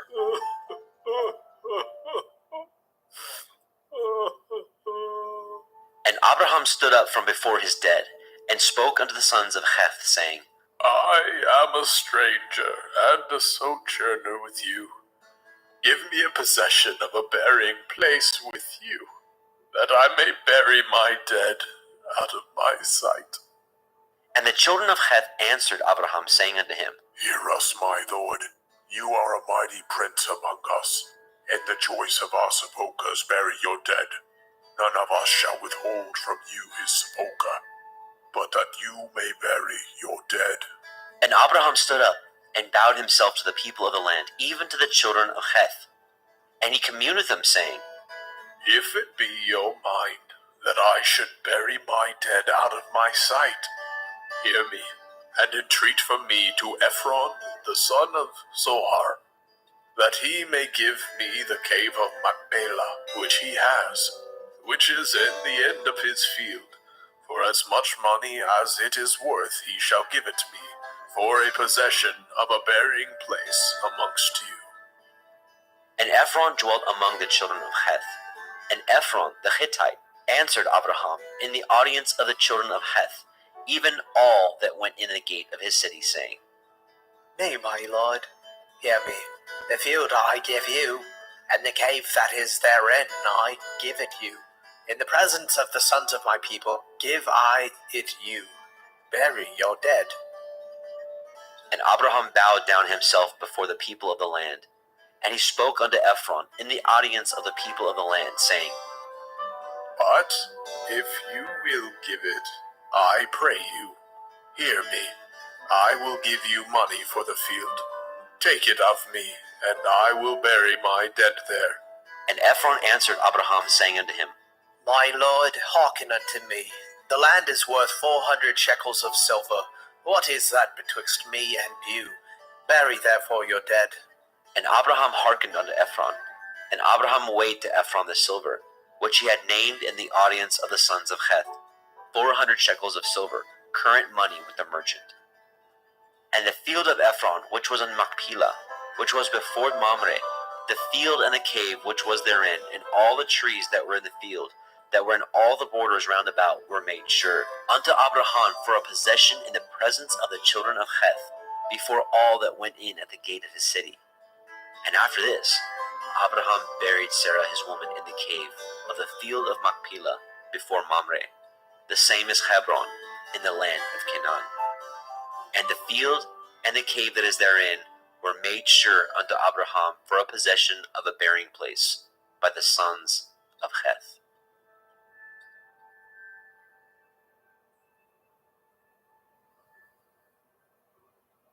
Bereshit, Genesis chapter 24. And Abraham was old and well stricken in age, and Yahweh had blessed Abraham in all things. And Abraham said unto his eldest servant of his house, that ruled over all that he had, Put, I pray you, your hand under my thigh, and I will make you swear by Yahweh, the Elohai of heaven and the Elohai of the earth, that you shall not take a woman unto my son of the daughters of the Canaanim, among whom I dwell. But you shall go unto my country and to my kindred, and take a woman unto my son Yitzhak. And the servant said unto him, Perchance the woman will not be willing to follow me unto this land. Must I needs bring your son again unto the land from whence you came? And Abraham said unto him, Beware that you bring not my son thither again. Yahuwah Elohai of heaven, which took me from my father's house, and from the land of my kindred, and which spoke unto me, and that swore unto me, saying, Unto your seed will I give this land. He shall send his angel before you, and you shall take a woman unto my son from thence. And if the woman will not be willing to follow you, then you shall be clear from this my oath. Only bring not my son thither again. And the servant put his hand under the thigh of Abraham his master, and swore to him concerning that matter. And the servant took 10 camels of the camels of his master, and departed, for all the goods of his master were in his hand. And he arose, and went to Aram Naharaim, unto the city of Nahor.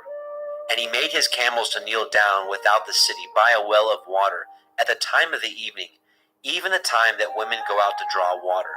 And he said, O Yahuwah Elohai, of my master Abraham, I pray you, send me good speed this day, and show kindness unto my master Abraham. Behold, I stand here by the well of water, and the daughters of the men of the city come out to draw water. And let it come to pass, that the damsel to whom I shall say, Let down your pitcher, I pray you, that I may drink. And she shall say, Drink, and I will give your camels drink also. Let the same be she that you have appointed for your servant Yitzhak. And thereby shall I know that you have showed kindness unto my master. And it came to pass, before he had done speaking, that behold, Ribkah came out, who was born to Bethuel, son of Milcah, the woman of Nahor, Abraham's brother, with her pitcher upon her shoulder. And the damsel was very fair to look upon, a virgin, neither had any man known her. And she went down to the well and filled her pitcher, and came up. And the servant ran to meet her and said, Let me, I pray you, drink a little water of your pitcher. And she said, Drink, my lord. And she hastened, and let down her pitcher upon her hand, and gave him drink. And when she had done giving him drink, she said, I will draw water for your camels also, until they have done drinking. And she hastened, and emptied her pitcher into the trough, and ran again unto the well to draw water, and drew for all his camels. And the man, wondering at her, held his peace, to wit whether Yahweh had made his journey prosperous or not.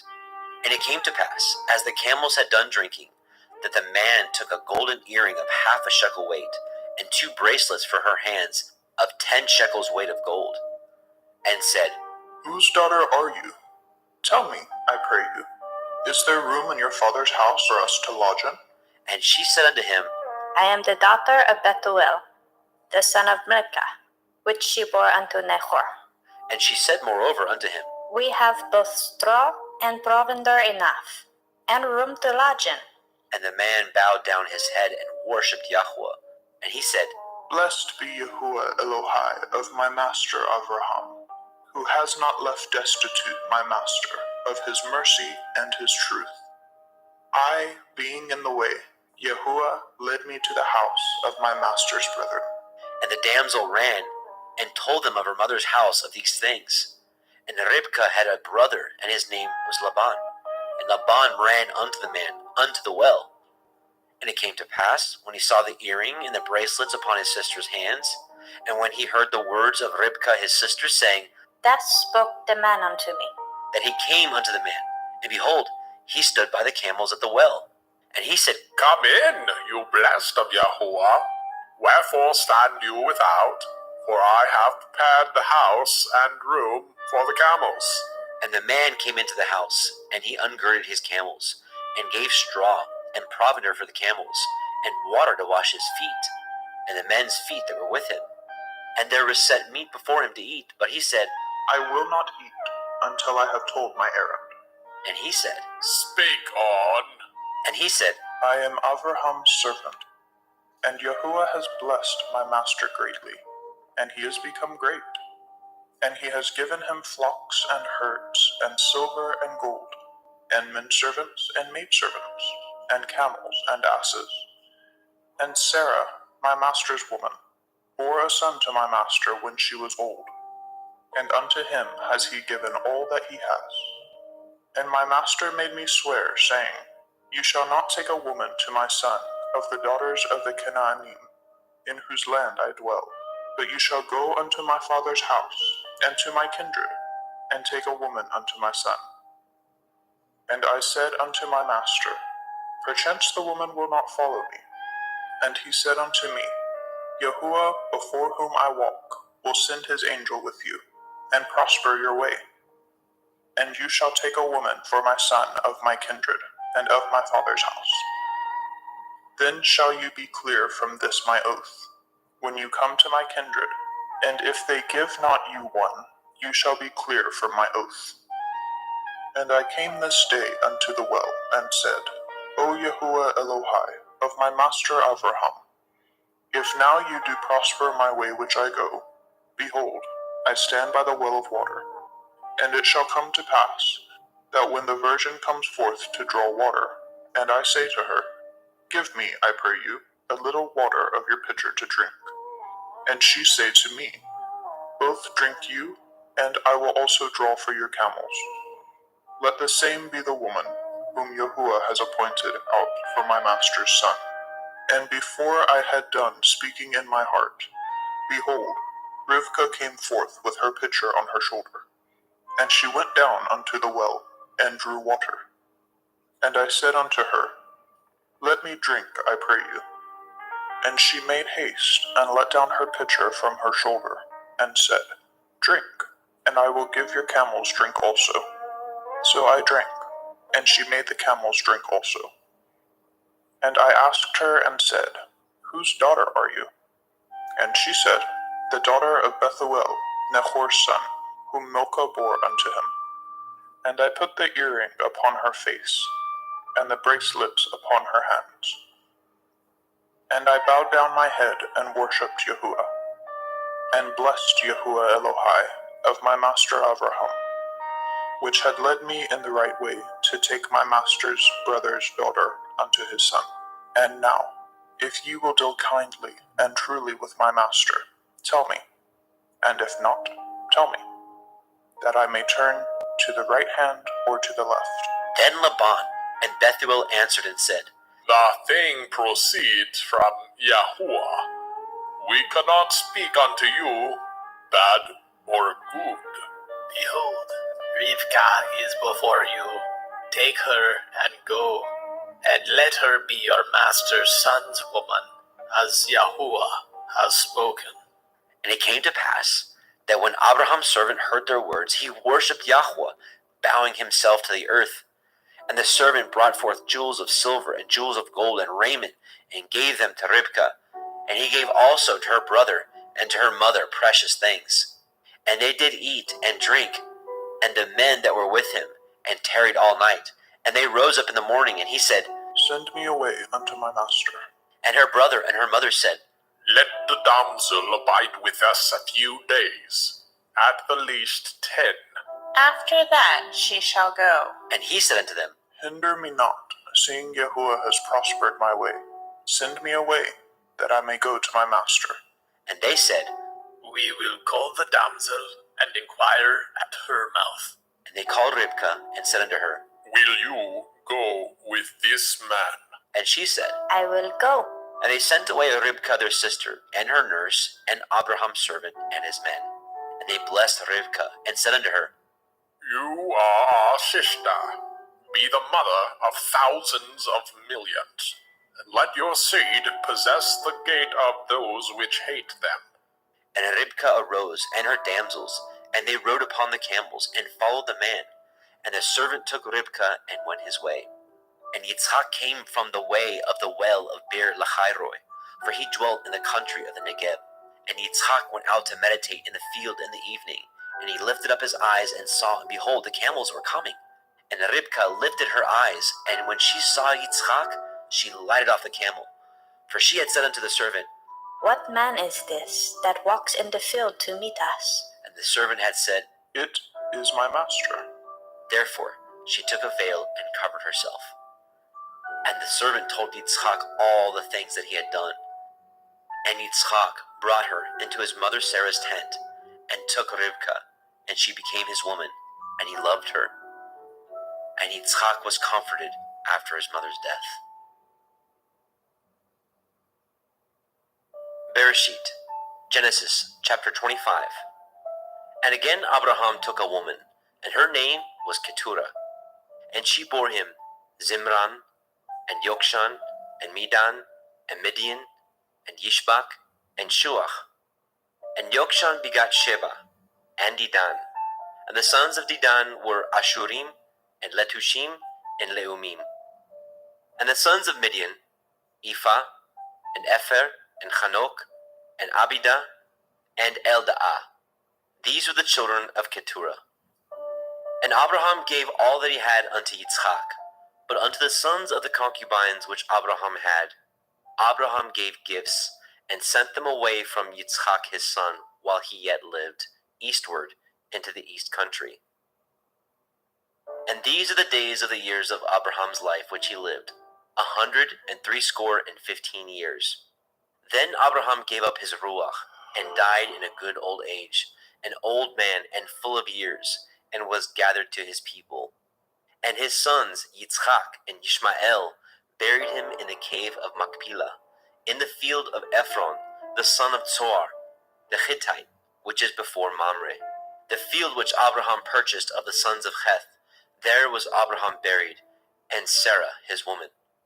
And it came to pass, after the death of Abraham, that Elohim blessed his son Yitzchak, and Yitzchak dwelt by the well Be'er Lahai Roi. Now these are the generations of Ishmael, Abraham's son, whom Hagar, the Mitzrayim, Sarah's handmaid, bore unto Abraham. And these are the names of the sons of Ishmael, by their names, according to their generations. The firstborn of Ishmael, Nebaioth, and Kedar, and Adbeel, and Mibsam, and Mishma, and Duma, and Masaah, Hadar, and Tima, Yetur, Naphish, and Kedema. These are the sons of Ishmael, and these are their names, by their towns and by their castles, 12 princes according to their nations. And these are the years of the life of Ishmael, 137 years. And he gave up his ruach and died, and was gathered unto his people. And they dwelt from Havilah unto Shur, that is before Mitzrayim, as you go toward Ashura. And he died in the presence of all his brethren. And these are the generations of Yitzchak, Abraham's son. Abraham begat Yitzchak, and Yitzchak was 40 years old when he took Ribkah to be his woman, the daughter of Bethuel, the Aramite, of Padan Aram, the sister unto Laban, the Aramite. And Yitzchak entreated Yahweh for his woman, because she was barren, and Yahweh was entreated of him. And Ribkah his woman conceived. And the children struggled together within her.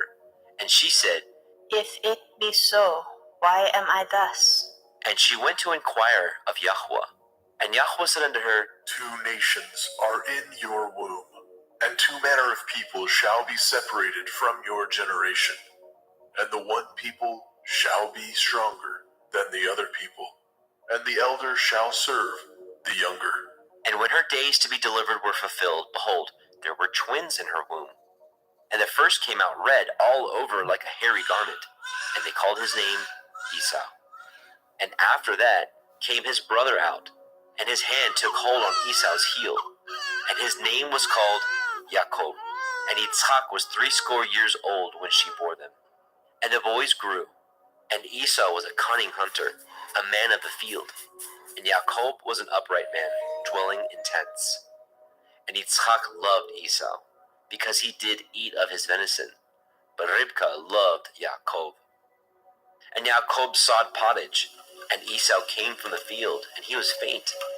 And Esau said to Jacob, Feed me, I pray you, with that same red pottage, for I am faint. Therefore was his name called Edom. And Jacob said, Sell me this day your birthright.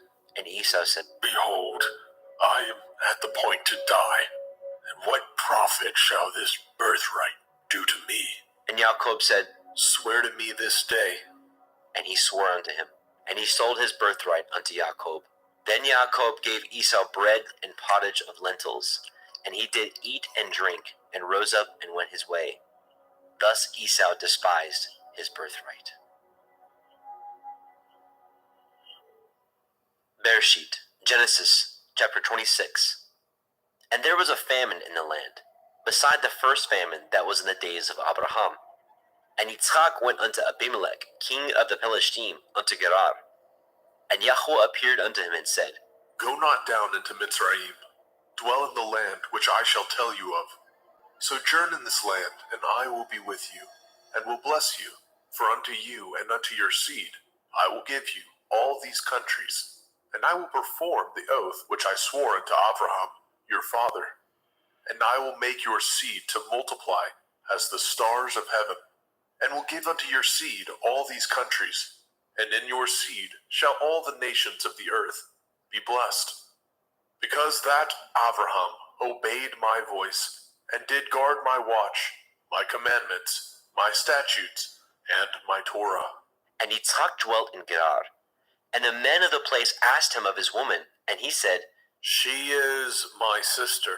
For he feared to say, "She is my woman," lest, said he, the men of the place should kill me for Rivka, because she was fair to look upon. And it came to pass, when he had been there a long time, that Abimelech, king of the Pelishtim, looked out at a window and saw, and behold, Yitzchak was sporting with Rivka his woman. And Abimelech called Yitzchak and said, Behold, of a surety she is your woman. And how said you, she is my sister? And Yitzchak said unto him, Because I said, lest I die for her. And Abimelech said, What is this you have done unto us? One of the people might lightly have lain with your woman, and you should have brought guiltiness upon us. And Abimelech charged all his people, saying, He that touches this man or his woman shall surely be put to death. Then Yitzchak sowed in that land, and received in the same year 100-fold, and Yahweh blessed him. And the man waxed great, and went forward, and grew until he became very great, for he had possessions of flocks, and possessions of herds, and great store of servants. And the Pelishtim envied him. For all the wells which his father's servant had dug in the days of Abraham his father, the Pelishtim had stopped them, and filled them with earth. And Abimelech said unto Yitzchak, Go from us, for you are much mightier than we. And Yitzchak departed thence, and pitched his tent in the valley of Gerar, and dwelt there. And Yitzchak dug again the wells of water, which they had dug in the days of Abraham his father, for the Pelishtim had stopped them up after the death of Abraham. And he called their names after the names by which his father had called them. And Yitzchak's servants dug in the valley, and found there a well of springing water. And the herdsmen of Gerar did strive with Yitzchak's herdsmen, saying, The water is ours. And he called the name of the well Esek, because they strove with him. And they dug another well, and strove for that also. And he called the name of it Sitnah. And he removed from thence, and dug another well. And for that they strove not.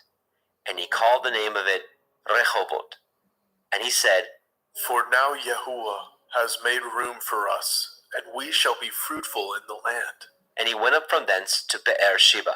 And Yahweh appeared unto him that same night, and said, I am the Elohai of Abraham your father. Fear not, for I am with you, and will bless you, and multiply your seed, for my servant Abraham's sake. And he built an altar there, and called upon the name of Yahweh, and pitched his tent there, and there Yitzchak's servants dug a well. Then Abimelech went to him from Gerar, and Achuzat, one of his friends, and Pichol, the chief captain of his army. And Yitzchak said unto them, Wherefore come ye to me, seeing ye hate me, and have sent me away from you? And they said, We saw certainly that Yahuwah was with you, and we said, Let there be now an oath betwixt us, even betwixt us and you, and let us cut a covenant with you. That you will do us no hurt, as we have not touched you, and as we have done unto you nothing but good, and have sent you away in peace. You are now the blessed of Yahuwah. And he made them a feast, and they did eat and drink. And they rose up early in the morning, and swore one to another. And Yitzchak sent them away, and they departed from him in peace. And it came to pass the same day that Yitzchak's servants came, and told him concerning the well which they had dug, and said unto him, We have found water. And he called it Sheba. Therefore the name of the city is Be'er Sheba unto this day.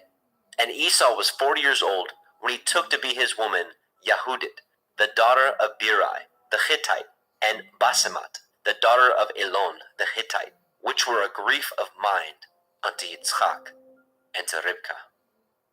Bereshit, Genesis chapter 27. And it came to pass that when Yitzchak was old, and his eyes were dim, so that he could not see, he called Esau his eldest son, and said unto him, My son. And he said unto him, Behold, here I am. And he said, Behold now, I am old. I know not the day of my death. Now therefore take, I pray you, your weapons, your quiver and your bow, and go out to the field, and take me some venison. and make me savory meat such as I love, and bring it to me, that I may eat, that my soul may bless you before I die. And Ribka heard when Yitzchak spoke to Esau his son. And Esau went to the field to hunt for venison and to bring it. And Ribka spoke unto Jacob her son, saying, Behold, I heard your father speak unto Esau your brother, saying, Bring me venison, and make me savory meat, that I may eat, and bless you before Yahuwah, before my death. Now therefore, my son, obey my voice, according to that which I command you. Go now to the flock, and fetch me from thence 2 good kids of the goats, and I will make them savory meat for your father, such as he loves. And you shall bring it to your father, that he may eat, and that he may bless you before his death. And Jacob said to Ribka his mother, Behold, Esau my brother is a hairy man, and I am a smooth man. My father perchance will fill me, and I shall seem to him as a deceiver, and I shall bring a curse upon me, and not a blessing. And his mother said unto him, Upon me be your curse, my son. Only obey my voice, and go fetch me them. And he went and fetched and brought them to his mother. And his mother made savory meat such as his father loved. And Ribka took goodly raiment of her eldest son Esau, which were with her in the house, and put them upon Jacob her younger son. And she put the skins of the kids of the goats upon his hands, and upon the smooth of his neck. And she gave the savory meat, and the bread, which she had prepared, into the hand of her son Jacob. And he came unto his father, and said, My father. And he said, Here I am. Who are you, my son? And Jacob said unto his father, I am Esau, your firstborn. I have done according as you bade me. Arise, I pray you, sit and eat of my venison, that your soul may bless me. And Yitzchak said unto his son, How is it that you have found it so quickly, my son? And he said, Because Yahuwah Elohika brought it to me. And Yitzchak said unto Jacob, Come near, I pray you, that I may fill you, my son, whether you be my very son Esau or not. And Jacob went near unto Yitzchak his father, and he felt him, and said, The voice is Yaakov's voice, but the hands are the hands of Esau. And he discerned him not, because his hands were hairy, as his brother Esau's hands. So he blessed him. And he said, Are you my very son Esau? And he said, I am. And he said, Bring it near to me, and I will eat of my son's venison, that my soul may bless you. And he brought it near to him, and he did eat. And he brought him wine, and he drank. And his father Yitzchak said unto him, Come near now, and kiss me, my son. And he came near, and kissed him. And he smelled the smell of his raiment, and blessed him, and said, See, the smell of my son is as the smell of a field, which Yahuwah has blessed. Therefore Elohim give you of the dew of heaven, and of the fatness of the earth, and plenty of grain and wine. Let people serve you, and nations bow down to you. Be Lord over your brethren, and let your mother's sons bow down to you. Cursed be every one that curses you, and blessed be he that blesses you. And it came to pass, as soon as Yitzchak had made an end of blessing Jacob, and Jacob was yet scarce gone out from the presence of Yitzchak his father, that Esau his brother came in from his hunting. And he also had made savory meat, and brought it unto his father, and said unto his father, Let my father arise, and eat of his son's venison, that your soul may bless me. And Yitzchak his father said unto him, Who are you? And he said, I am your son, your firstborn, Esau. And Yitzchak trembled very exceedingly, and said, Where is he that has taken venison, and brought it to me? And I have eaten of all before you came, and have blessed him. Yea, he shall be blessed. And when Esau heard the words of his father, he cried with a great and exceeding bitter cry. and said unto his father, Bless me, even me also, O my father. And he said, Your brother has come with subtlety and has taken away your blessing. And he said, Is he not rightly named Yaakov? For he has supplanted me these 2 times. He took away my birthright, and behold, now he has taken away my blessing. And he said, Have you not reserved a blessing for me? And Yitzchak answered and said unto Esau, Behold, I have made him your lord, and all his brethren have I given to him for servants, and with grain and wine have I sustained him. And what shall I do now unto you, my son? And Esau said unto his father, Have you but one blessing, my father? Bless me, even me also, O my father. And Esau lifted up his voice and wept. And Yitzchak his father answered and said unto him, Behold, your dwelling shall be the fatness of the earth, and of the dew of heaven from above. And by your sword shall you live, and shall serve your brother. And it shall come to pass, when you shall have the dominion, that you shall break his yoke from off your neck. And Esau hated Jacob because of the blessing wherewith his father blessed him. And Esau said in his heart, The days of mourning for my father are at hand. Then I will slay my brother Yaakov. And these words of Esau, her elder son, were told to Ribkah. And she sent and called Jacob, her younger son, and said unto him, Behold, your brother Esau, as touching you, comforts himself, purposing to kill you. Now therefore, my son, obey my voice, and arise, flee to Laban my brother, to Haran, and tarry with him a few days, until your brother's fury turn away, until your brother's anger turn away from you, and he forget that which you have done to him. Then I will send and fetch you from thence. Why should I be deprived also of you both in one day? And Ribkah said to Yitzchak, I am weary of my life because of the daughters of Heth. If Yaakov take a woman of the daughters of Heth, such as these which are of the daughters of the land, what good shall my life do me?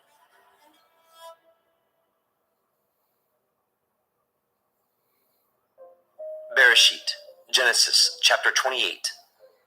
And Yitzchak called Jacob, and blessed him, and charged him, and said unto him, You shall not take a woman of the daughters of Canaan.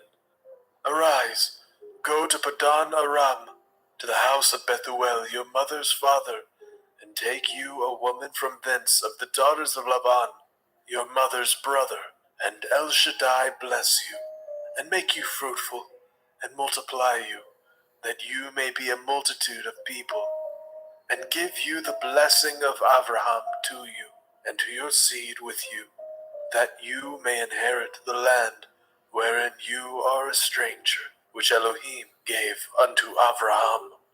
And Yitzchak sent away Jacob, and he went to Padan Aram unto Laban, son of Bethuel, the Aramite, the brother of Ribkah, Jacob's and Esau's mother. When Esau saw that Yitzchak had blessed Jacob, and sent him away to Padan Aram, to take him a woman from thence, and that as he blessed him, he gave him a charge, saying, You shall not take a woman of the daughters of Canaan. and that Jacob obeyed his father and his mother, and was gone to Padan Aram. And Esau, seeing that the daughters of Canaan pleased not Yitzchak his father, then went Esau unto Ishmael, and he took unto the woman which he had, Mahalat, the daughter of Ishmael, Abraham's son, the sister of Nebaioth, to be his woman. And Jacob went out from Beersheba, and went toward Haran, and he lighted upon a certain place, and tarried there all night, because the sun was set. He took of the stones of that place, and put them for his pillows, and lay down in that place to sleep. And he dreamed, and behold, a ladder set up on the earth, and the top of it reached to heaven. And behold, the angels of Elohim ascending and descending on it.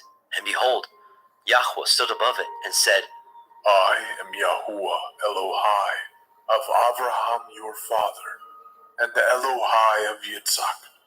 The land whereon you lie, to you will I give it, and to your seed. And your seed shall be as the dust of the earth, and you shall spread abroad to the west, and to the east, and to the north, and to the south. And in you, and in your seed, shall all the families of the earth be blessed. And behold, I am with you, and will guard you in all the places whither you go, and will bring you again into this land. For I will not leave you until I have done that which I have spoken to you of. And Yaakov awoke out of his sleep, and he said, Surely Yahuwah is in this place, and I knew it not. and he was afraid and said, How dreadful is this place! This is none other but the house of Elohim, and this is the gate of heaven. And Yaakov arose up early in the morning, and took the stone that he had put for his pillows, and set it up for a pillar, and poured oil upon the top of it. And he called the name of that place Beit El, but the name of that city was called Luz at the first. And Yaakov vowed a vow, saying, If Elohim will be with me, and will guard me in this way that I go, and will give me bread to eat, and raiment to put on, so that I come again to my father's house in peace, then shall Yahuwah be my Elohim, and this stone which I have set for a pillar shall be Elohim's house, and of all that you shall give me, I will surely give the 10th unto you.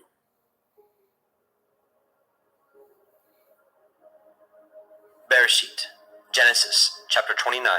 Then Yaakov went on his journey, and came into the land of the people of the east.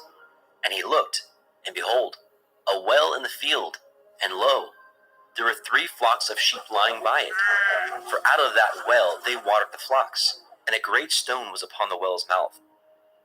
And thither there were all the flocks gathered, and they rolled the stone from the well's mouth, and watered the sheep, and put the stone again upon the well's mouth in its place. And Yaakov said unto them, My brethren, whence be ye? and they said, Of Haran are we. and he said unto them, Know ye Lavan, the son of Nahor? and they said, We know him. and he said unto them, Is he well? and they said, He is well. And behold, Rachel his daughter comes with the sheep. and he said, Lo, it is yet high day, neither is it time that the cattle should be gathered together. Water ye the sheep, and go and feed them. and they said, We cannot, until all the flocks be gathered together, until they roll the stone from the well's mouth. Then we water the sheep. and while he yet spoke with him, Rachel came with her father's sheep, for she kept them. And it came to pass, when Yaakov saw Rachel, the daughter of Laban, his mother's brother, and the sheep of Laban, his mother's brother, that Yaakov went near, and rolled the stone from the well's mouth, and watered the flock of Laban, his mother's brother. And Yaakov kissed Rachel, and lifted up his voice, and wept. And Yaakov told Rachel that he was her father's brother, and that he was Ribka's son. And she ran and told her father. And it came to pass, when Laban heard the tidings of Yaakov his sister's son, that he ran to meet him, and embraced him, and kissed him, and brought him to his house. And he told Laban all these things. And Laban said to him, Surely you are my bone and my flesh. and he abode with him the space of a month. And Laban said unto Yaakov, Because you are my brother, should you therefore serve me for naught? Tell me, what shall your wages be? and Laban had 2 daughters. The name of the elder was Leah, and the name of the younger was Rachel. Leah was tender-eyed, but Rachel was beautiful and well-favored. And Yaakov loved Rachel, and said, I will serve you 7 years for Rachel, your younger daughter. and Laban said, It is better that I give her to you, than that I should give her to another man. Abide with me. and Yaakov served 7 years for Rachel, and they seemed unto him but a few days, for the love he had to her. And Yaakov said unto Laban, Give me my woman, for my days are fulfilled, that I may go in unto her. and Laban gathered together all the men of that place, and made a feast. And it came to pass in the evening, that he took Leah his daughter, and brought her to him. and he went in unto her. And Laban gave unto his daughter Leah Zilpah, his maid, for a handmaid. And it came to pass that in the morning, behold, it was Leah. And he said to Laban, What is this that you have done unto me? Did I not serve with you for Rachel? Wherefore then have you beguiled me? And Laban said, It must not be so done in our country, to give the younger before the firstborn. Fulfill her week, and we will give you this also for the service which you shall serve with me yet 7 other years. And Jacob did so, and fulfilled her week. And he gave him Rachel, his daughter, to be his woman also. And Laban gave to Rachel his daughter, Bilhah, his handmaid, to be her maid. And he went in also unto Rachel, and he loved also Rachel more than Leah, and served with him yet 7 other years. And when Yahweh saw that Leah was hated, he opened her womb, but Rachel was barren. And Leah conceived, and bore a son, and she called his name Reuben. For she said, Surely Yahuwah has looked upon my affliction. Now therefore my man will love me. and she conceived again, and bore a son, and said, Because Yahuwah has heard that I was hated, he has therefore given me this son also. and she called his name Shimon. And she conceived again, and bore a son, and said, Now this time will my man be joined unto me, because I have borne him 3 sons. Therefore was his name called Levi. And she conceived again, and bore a son, and she said, Now I will praise Yahuwah. Therefore she called his name Yahudah, and left bearing. Bereshit, Genesis chapter 30. And when Rachel saw that she bore Jacob no children, Rachel envied her sister, and said unto Jacob, Give me children, or else I die. And Jacob's anger was kindled against Rachel. And he said, Am I in Elohim's stead, who has withheld from you the fruit of the womb? and she said, Behold, my maid Bilhah, go in unto her, and she shall bear upon my knees, that I may also have children by her. and she gave him Bilhah her handmaid to be his woman. And Jacob went in unto her. And Bilhah conceived, and bore Jacob a son. And Rachel said, Elohim has judged me, and has also heard my voice, and has given me a son. Therefore called she his name Dan. And Bilhah, Rachel's maid, conceived again, and bore Jacob a second son. And Rachel said, With great wrestlings have I wrestled with my sister, and I have prevailed. and she called his name Naphtali. And when Leah saw that she had left bearing, she took Zilpah her maid, and gave her Jacob to be his woman. And Zilpah, Leah's maid, bore Jacob a son. And Leah said, A troop comes. and she called his name Gad. And Zilpah, Leah's maid, bore Jacob a second son. And Leah said, Happy am I, for the daughters will call me blessed. and she called his name Asher. And Reuben went in the days of the wheat harvest, and found mandrakes in the field, and brought them unto his mother Leah. Then Rachel said to Leah, Give me, I pray you, of your son's mandrakes. and she said unto her, Is it a small matter that you have taken my man? And would you take away my son's mandrakes also? and Rachel said, Therefore he shall lie with you tonight for your son's mandrakes. and Jacob came out of the field in the evening, and Leah went out to meet him, and said, You must come in unto me, for surely I have hired you with my son's mandrakes. and he lay with her that night. And Elohim hearkened unto Leah, and she conceived, and bore Jacob the 5th son. And Leah said, Elohim has given me my hire, because I have given my maiden to my man. and she called his name Issachar. And Leah conceived again, and bore Jacob the 6th son. And Leah said, Elohim has endued me with a good dowry. Now will my man dwell with me, because I have borne him 6 sons. and she called his name Zebulun. And afterwards she bore a daughter, and called her name Dinah. And Elohim remembered Rachel, and Elohim hearkened to her, and opened her womb. And she conceived and bore a son, and said, Elohim has taken away my reproach.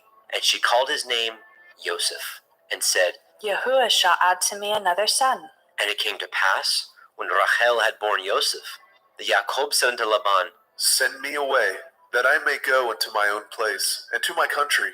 Give me my women and my children, for whom I have served you, and let me go.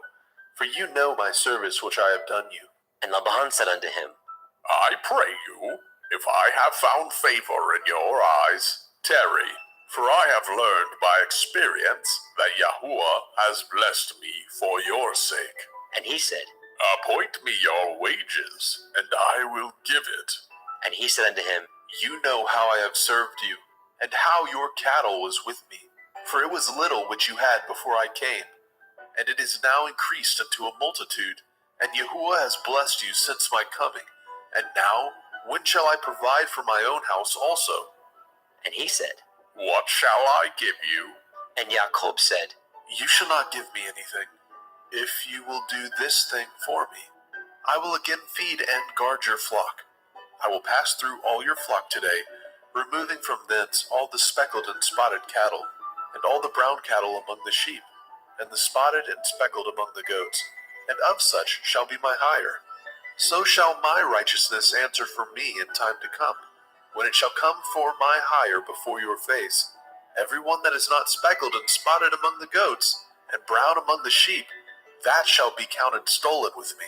And Laban said, Behold, I would it might be according to your word.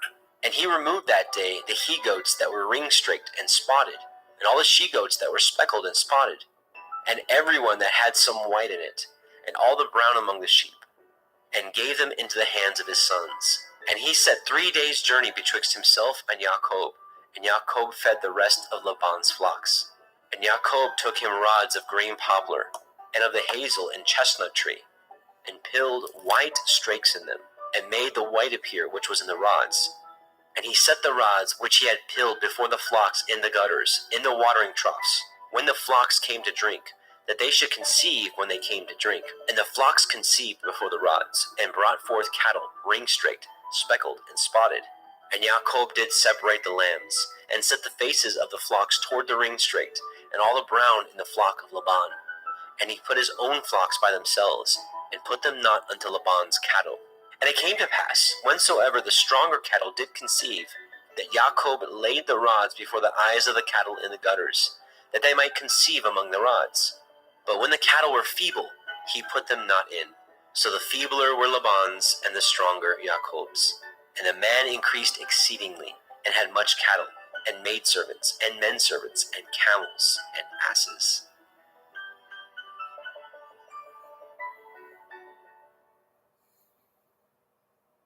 Bereshit, Genesis chapter 31.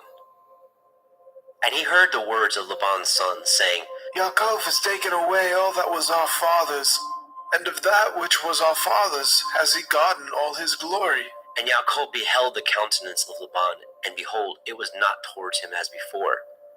And Yahweh said unto Jacob, Return unto the land of your fathers, and to your kindred, and I will be with you.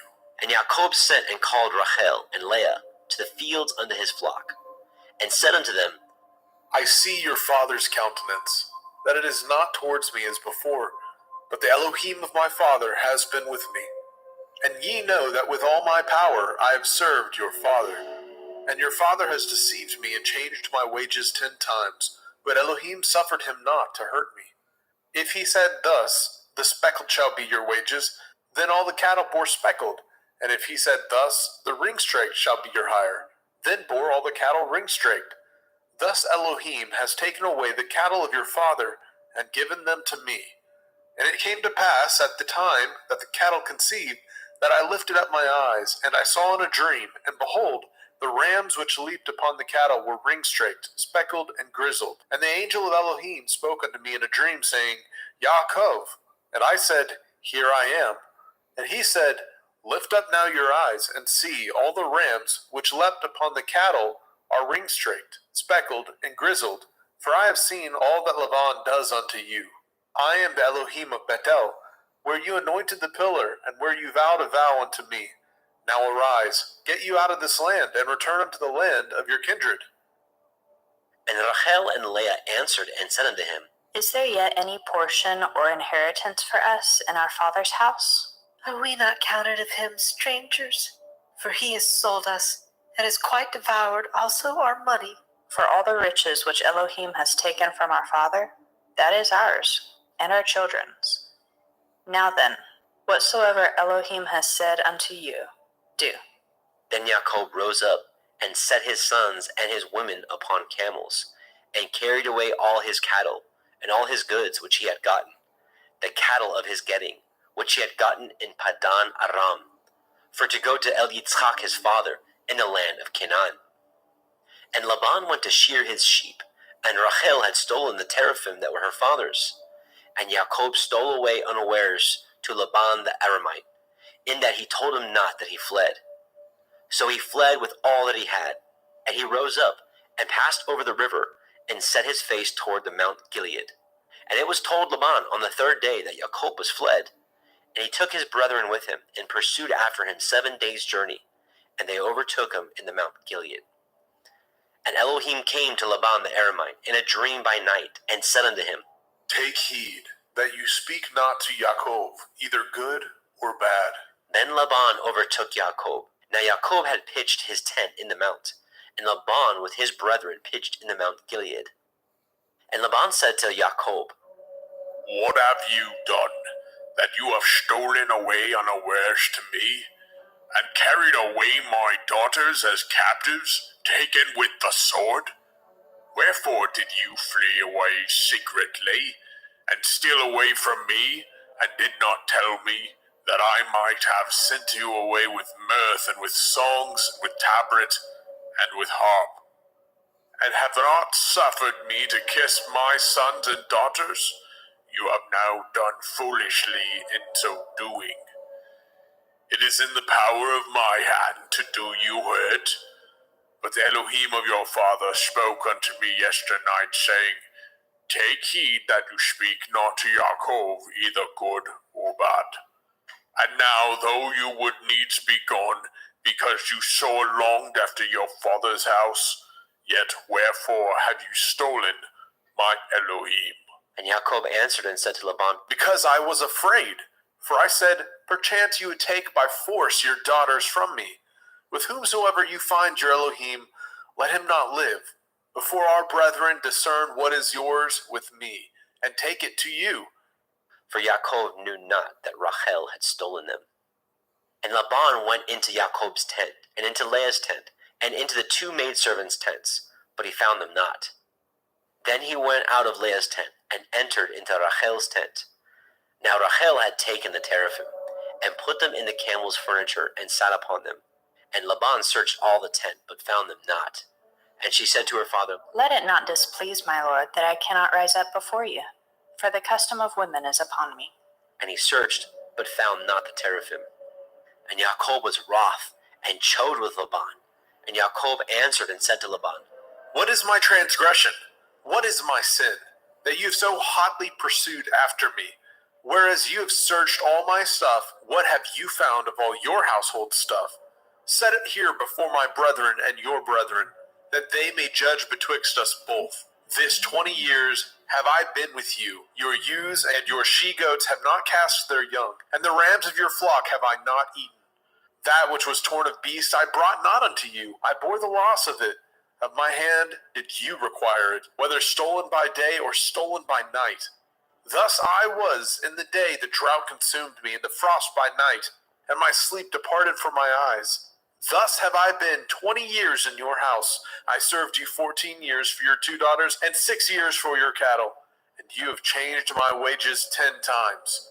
Except the Elohai of my father, the Elohai of Abraham, and the fear of Yitzhak had been with me, surely you had sent me away now empty. Elohim has seen my affliction, and the labor of my hands, and rebuked you yesternight.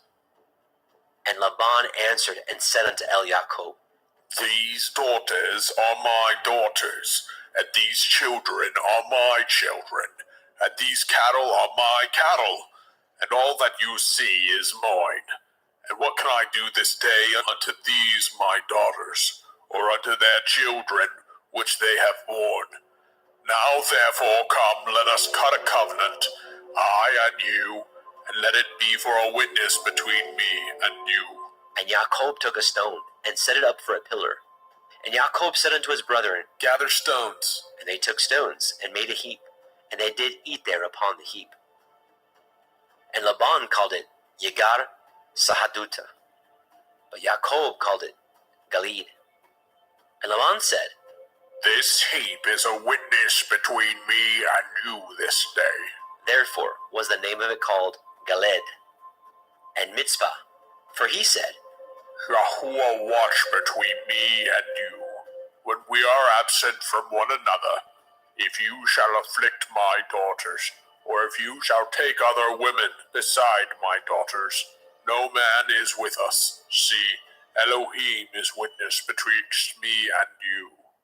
and Laban said to Jacob, Behold this heap, and behold this pillar, which I have cast betwixt me and you. This heap be witness, and this pillar be witness, that I will not pass over this heap to you, and that you shall not pass over this heap and this pillar unto me for harm. The Elohai of Abraham and the Elohai of Nahor, the Elohai of their father, judge betwixt us. and Jacob swore by the fear of his father Yitzchak. Then Jacob offered sacrifice upon the mount, and called his brethren to eat bread. And they did eat bread, and tarried all night in the mount. And early in the morning Laban rose up, and kissed his sons and his daughters, and blessed them. And Laban departed, and returned unto his place. Bereshit, Genesis chapter 32. And Jacob went on his way, and the angels of Elohim met him. And when Jacob saw them, he said, This is Elohim's host. and he called the name of that place Machanaim. And Jacob sent messengers before him to Esau his brother, unto the land of Seir, the country of Edom. And he commanded them, saying, Thus shall ye speak unto my lord Esau. Your servant Yaakov says thus, I have sojourned with Laban, and stayed there until now. And I have oxen and asses, flocks and men servants, and women servants. And I have sent to tell my lord, that I may find grace in your sight. And the messengers returned to Jacob, saying, We came to your brother Esau, and also he comes to meet you, and 400 men with him. Then Jacob was greatly afraid and distressed, and he divided the people that was with him, and the flocks, and the herds, and the camels into 2 bands, and said, If Esau come to the one company, and smite it, then the other company which is left shall escape. And Jacob said, O Elohai of my father Abraham, and Elohai of my father Yitzhak, Yahuwah which said unto me, Return unto your country and to your kindred, and I will deal well with you. I am not worthy of the least of all the mercies, and of all the truth which you have showed unto your servant. For with my staff I passed over this Yarden, and now I am become 2 bands. Deliver me, I pray you, from the hand of my brother, from the hand of Esau, for I fear him, lest he will come and smite me, and the mother with the children. And you said, I will surely do you good, and make your seed as the sand of the sea, which cannot be numbered for multitude. And he lodged there that same night, and took of that which came to his hand a present for Esau his brother, 200 she-goats, and 20 he-goats, 200 ewes, and 20 rams, 30 milch camels with their colts, 40 kine, and 10 bulls, 20 she-asses, and 10 foals. And he delivered them into the hands of his servants, every drove by themselves, and said unto his servants, Pass over before me, and put a space betwixt drove and drove. And he commanded the foremost, saying, When Esau my brother meets you, and asks you, saying, Whose are you, and where go you, and whose are these before you? Then you shall say, They be your servant Yaakov's. It is a present sent unto my lord Esau, and behold, also, he is behind us. And so commanded he the second, and the third, and all that followed the drove, saying, On this manner shall ye speak unto Esau when ye find him, and say ye moreover, Behold, your servant Yaakov is behind us. For he said, I will appease him with the present that goes before me, and afterward I will see his face. Perchance he will accept of me. So went the present over before him, and himself lodged that night in the company. And he rose up that night, and took his 2 women, and his 2 women servants, and his 11 sons, and passed over the ford Yabok. took them and sent them over the brook, and sent over that he had. And Yaakov was left alone, and there wrestled a man with him until the breaking of the day. And when he saw that he prevailed not against him, he touched the hollow of his thigh, and the hollow of Yaakov's thigh was out of joint, as he wrestled with him. And he said, Let me go, for the day breaks. And he said, I will not let you go, except you bless me. And he said unto him, What is your name? And he said, Yaakov. And he said, Your name shall be called no more Yaakov, but Yasharel. For as a prince have you power with Elohim and with men, and have prevailed. And Yaakov asked him and said, Tell me, I pray you, your name. And he said, Wherefore is it that you do ask after my name? And he blessed them there. And Yaakov called the name of the place Penuel. For I have seen Elohim face to face, and my life is preserved. And as he passed over Penuel, the sun rose upon him, and he halted upon his thigh. Therefore the children of Yasharel eat not the sinew which shrank, which is upon the hollow of the thigh unto this day, because he touched the hollow of Yaakov's thigh, in the sinew that shrank. Bereshit, Genesis, chapter 33. And Yaakov lifted up his eyes, and looked, and behold, Esau came, and with him 400 men. And he divided the children unto Leah, and unto Rachel, and unto the 2 handmaids. And he put the handmaids and their children foremost, and Leah and her children after, and Rachel and Joseph hindermost. And he passed over before them, and bowed himself to the ground 7 times, until he came near to his brother. And Esau ran to meet him, and embraced him, and fell on his neck, and kissed him, and they wept. And he lifted up his eyes, and saw the women and the children, and said, Who are those with you? And he said, The children which Elohim has graciously given your servant. Then the handmaidens came near, they and their children, and they bowed themselves. And Leah also with her children came near, and bowed themselves. And after came Joseph near, and Rachel, and they bowed themselves. And he said, What do you mean by all this drove which I met? And he said, These are to find grace in the sight of my master. And Esau said, I have enough. My brother, keep what you have unto yourself. And Yaakov said, Nay, I pray you, if now I have found grace in your sight, then receive my present at my hand. For therefore I have seen your face, as though I had seen the face of Elohim, and you were pleased with me. Take, I pray you, my blessing that is brought to you, because Elohim has dealt graciously with me, and because I have enough. And he urged him, and he took it, and said, Let us take our journey, and let us go, and I will go before you. And he said unto him, My Lord knows that the children are tender, and the flocks and herds with the young are with me. And if men should overdrive them one day, all the flock will die. Let my Lord, I pray you, pass over before his servant, and I will lead on softly, according as the cattle that goes before me, and the children be able to endure, until I come unto my Lord, unto Seir. And Esau said, Let me now leave you with some of the folk that are with me. And he said, What needs it? Let me find grace in the sight of my master. So Esau returned that day on his way unto Seir. And Yaakov journeyed to Sukkot, and built him a house, and made Sukkot for his cattle. Therefore the name of the place is called Sukkot. And Yaakov came to Shalem, a city of Shechem, which is in the land of Canaan, when he came from Padan Aram, and pitched his tent before the city. And he bought a parcel of a field, where he had spread his tent at the hand of the children of Hamor, Shechem's father, for 100 pieces of money. And he erected there an altar, and called it El Elohai Yasharel. Bereshit, Genesis chapter 34. And Dinah, the daughter of Leah, which she bore unto Yaakov, went out to see the daughters of the land. And when Shechem, the son of Hamor, the Hivite, prince of the country, saw her, he took her, and lay with her, and defiled her. And his soul clave unto Dinah, the daughter of Yaakov, and he loved the damsel, and spoke kindly unto the damsel. And Shechem spoke unto his father Hamor, saying, Get me this damsel to be my woman. And Jacob heard that he had defiled Dinah his daughter. Now his sons were with his cattle in the field, and Jacob held his peace until they were come. And Hamor, the father of Shechem, went out unto El-Jacob to commune with him. And the sons of Jacob came out of the field when they heard it. And the men were grieved, and they were very wroth, because he had wrought folly in Yashrael, in lying with Jacob's daughter, which thing ought not to be done.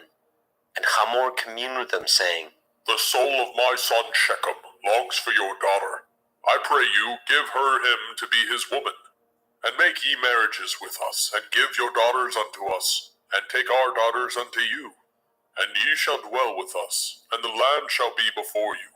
Dwell and trade ye therein, and get you possessions therein. And Shechem said unto her father, and unto her brethren, Let me find grace in your eyes, and what ye shall say unto me I will give. Ask me never so much dowry and gift, and I will give according as ye shall say unto me. But give me the damsel to be my woman. The sons of Jacob answered Shechem and Hamor his father deceitfully, and said, because he had defiled Dinah their sister. And they said unto them, We cannot do this thing, to give our sister to one that is uncircumcised, for that were a reproach unto us. But in this we will consent unto you, if ye will be as we be, that every male of you be circumcised. Then will we give our daughters unto you, and we will take your daughters unto us, and we will dwell with you, and we will become one people. But if ye will not hearken unto us to be circumcised, then we will take our daughter, and we will be gone. And their words pleased Hamor and Shechem, Hamor's son. And the young man deferred not to do the thing, because he had delight in Jacob's daughter, and he was more honorable than all his father's house. And Hamor and Shechem his son came unto the gate of their city, and communed with the men of their city, saying, These men are peaceable with us, therefore let them dwell in the land, and trade therein. For the land, behold, it is large enough for them. Let us take their daughters to us for women, and let us give them our daughters. Only herein will the men consent unto us, for to dwell with us, to be one people, if every male among us be circumcised as they are circumcised. Shall not their cattle and their substance and every beast of theirs be ours? Only let us consent unto them, and they will dwell with us. And unto Hamor and unto Shechem his son hearkened all that went out of the gate of his city, and every male was circumcised, all that went out of the gate of his city. And it came to pass on the third day, when they were sore, that the two sons of Jacob, Shimon and Levi, Dinah's brethren, took each man his sword, and came upon the city boldly, and slew all the males. And they slew Hamor and Shechem his son with the edge of the sword, and took Dinah out of Shechem's house, and went out. The sons of Jacob came upon the slain, and spoiled the city, because they had defiled their sister. They took their sheep, and their oxen, and their asses, and that which was in the city, and that which was in the field, and all their wealth, and all their little ones, and their women they took captive, and spoiled even all that was in the house. And Jacob said to Shimon and Levi, Ye have troubled me to make me to stink among the inhabitants of the land, among the Canaanim and the Perazim, and I being few in number, they shall gather themselves together against me, and slay me, and I shall be destroyed, I and my house. and they said, Should he deal with our sister as with a harlot? Bereshit, Genesis, chapter 35. And Elohim said unto El-Jacob, Arise, go up to Bethel, and dwell there, and make there an altar unto Elohim, that appeared unto you when you fled from the face of Esau your brother. Then Jacob said unto his household, and to all that were with him, Put away the strange Elohai that are among you, and be clean, and change your garments, and let us arise, and go up to Bethel, and I will make there an altar unto Elohim, who answered me in the day of my distress, and was with me in the way which I went. And they gave unto El-Jacob all the strange Elohai which were in their hand, and all their earrings which were in their ears. And Jacob hid them under the oak which was by Shechem. And they journeyed, and the terror of Elohim was upon the cities that were round about them, and they did not pursue after the sons of Jacob. So Jacob came to Luz, which is in the land of Canaan, that is, Beit El, he and all the people that were with him. And he built there an altar, and called the place Beit El, because there Elohim appeared unto him, when he fled from the face of his brother. But Deborah, Ribkah's nurse, died, and she was buried beneath Beit El under an oak, and the name of it was called Alon Bakut. And Elohim appeared unto El Yaakov again, when he came out of Padan Aram, and blessed him. And Elohim said unto him, Your name is Yaakov. Your name shall not be called any more Yaakov, but Yasharel shall be your name. and he called his name Yasharel. And Elohim said unto him, I am El Shaddai. Be fruitful and multiply. A nation and a company of nations shall be of you, and kings shall come out of your loins. And the land which I gave Abraham and Yitzhak, to you I will give it, and to your seed after you will I give the land. And Elohim went up from him in the place where he talked with him. And Jacob set up a pillar in the place where he talked with him, even a pillar of stone. And he poured a drink offering thereon, and he poured oil thereon. And Yaakov called the name of the place where Elohim spoke with him, Beit El. And they journeyed from Beit El, and there was but a little way to come to Ephratah. And Rachel travailed, and she had hard labor. And it came to pass, when she was in hard labor, that the midwife said unto her, Fear not, you shall have this son also. And it came to pass, as her soul was in departing, for she died, that she called his name Ben-Oni, but his father called him Benjamin. And Rachel died, and was buried in the way to Ephratah, which is Beit Lechem. And Jacob set a pillar upon her grave, that is the pillar of Rachel's grave unto this day. And Yasharel journeyed, and spread his tent beyond Migdal Eder. And it came to pass, when Yasharel dwelt in that land, that Reuben went and lay with Bilhah his father's concubine, and Yasharel heard it. Now the sons of Jacob were 12, the sons of Leah, Reuben, Jacob's firstborn, and Shimon, and Levi, and Yehudah, and Issachar, and Zebulun. The sons of Rachel, Yosef, and Benjamin. And the sons of Bilhah, Rachel's handmaid, Dan, and Naphtali. And the sons of Zilpah, Leah's handmaid, Gad, and Asher. These are the sons of Jacob, which were born to him in Padan Aram. And Yaakov came unto El Yitzchak his father, unto Mamre, unto Kiryat Arba, which is Hebron, where Abraham and Yitzchak sojourned. And the days of Yitzchak were 180 years. And Yitzchak gave up his ruach, and died, and was gathered unto his people, being old and full of days. And his sons Esau and Jacob buried him. Bereshit, Genesis, chapter 36. Now these are the generations of Esau, who is Edom. Esau took his woman of the daughters of Canaan, Ada, the daughter of Elon the Hittite, and Aholibama, the daughter of Anna, the daughter of Zibon the Hittite, and Basema, Ishmael's daughter, sister of Nebaioth. And Ada bore to Esau Eliphaz, and Basmat bore Reuel, and Aholibama bore Yaish, and Yaalam, and Korach. These are the sons of Esau, which were born unto him in the land of Canaan. And Esau took his women, and his sons, and his daughters, and all the persons of his house, and his cattle, and all his beasts, and all his substance, which he had got in the land of Canaan, and went into the country from the face of his brother Jacob. For their riches were more than they might dwell together, and the land wherein they were strangers could not bear them because of their cattle. Thus dwelt Esau in Mount Seir. Esau is Edom. And these are the generations of Esau, the father of the Edomim, in Mount Seir. These are the names of Esau's sons: Eliphaz, the son of Ada, the woman of Esau; Reuel, the son of Basemat, the woman of Esau. And the sons of Eliphaz were Timan, Omar, Zepho, Gatam, and Kenaz. And Timnah was the concubine to Eliphaz, Esau's son, and she bore to Eliphaz Amalek. These are the sons of Ada, Esau's woman. And these are the sons of Reuel, Nachat, and Zerach, Shammah, and Mizah. These are the sons of Basemat, Esau's woman.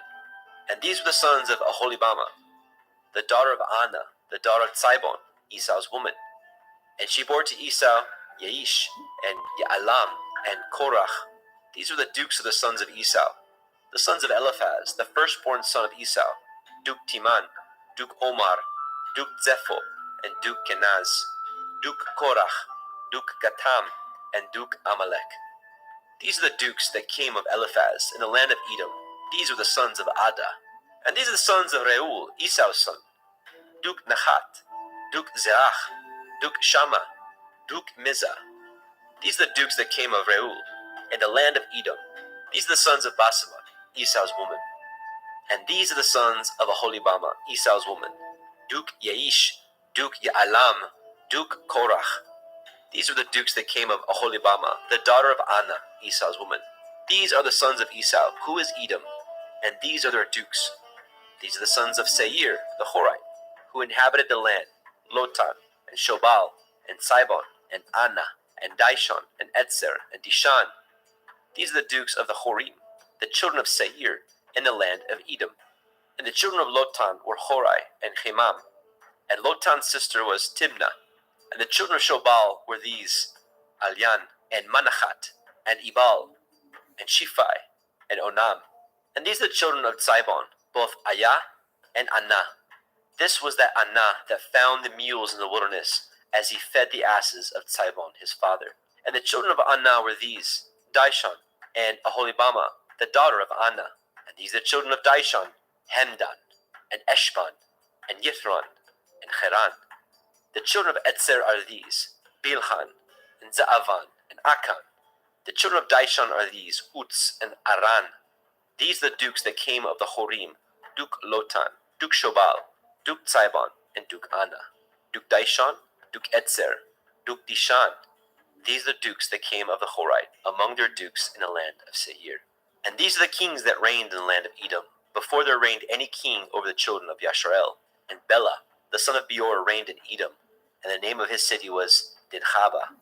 And Bela died, and Yobab, the son of Zerach of Botzra, reigned in his stead. And Yobab died, and Husham of the land of the Timani reigned in his stead. And Husham died, and Hadad, the son of Bedad, who smote Midian in the field of Moab, reigned in his stead. And the name of his city was Abit. And Hadad died, and Samlah of Masrekah reigned in his stead. And Samlah died, and Shaul of Rehoboth by the river reigned in his stead. And Shaul died, and Baal Hanan, the son of Akbor, reigned in his stead. And Baal Hanan, the son of Akbor, died, and Hadar reigned in his stead. And the name of his city was Pau. And his woman's name was Mechetabel, the daughter of Matred, the daughter of Me-Zahab. And these are the names of the dukes that came of Esau, according to their families, after their places, by their names: Duke Timnah, Duke Alia, Duke Yechet, Duke Oholibama, Duke Elah, Duke Pinon, Duke Kenaz, Duke Timan, Duke Mitzbar, Duke Magdiel, Duke Iram. These be the dukes of Edom, according to their habitations, in the land of their possession. He is Esau, the father of the Edomim. Bereshit, Genesis, chapter 37. And Yaakov dwelt in the land wherein his father was a stranger, in the land of Canaan. These are the generations of Yaakov. Joseph, being 17 years old, was feeding the flock with his brethren, and the lad was with the sons of Bilhah, and the sons of Zilpah, his father's woman. And Joseph brought unto his father their evil report. Now Yashrael loved Joseph more than all his children, because he was the son of his old age, and he made him a coat of many colors. And when his brethren saw that their father loved him more than all his brethren, they hated him, and could not speak peaceably unto him. And Joseph dreamed a dream, and he told it to his brethren, and they hated him yet the more. And he said unto them, Hear, I pray you, this dream which I have dreamt. For behold, we were binding sheaves in the field, and lo, my sheaf arose, and stood upright, and behold, your sheaves stood round about, and made obeisance to my sheaf. And his brethren said unto him, Shall you indeed reign over us, or shall you indeed have dominion over us? And they hated him yet the more for his dreams and for his words. And he dreamed yet another dream, and told it his brethren, and said, Behold, I have dreamed a dream more. And behold, the sun and the moon and the 11 stars made obeisance to me. And he told it to his father and to his brethren. And his father rebuked him, and said unto him, What is this dream that you have dreamed?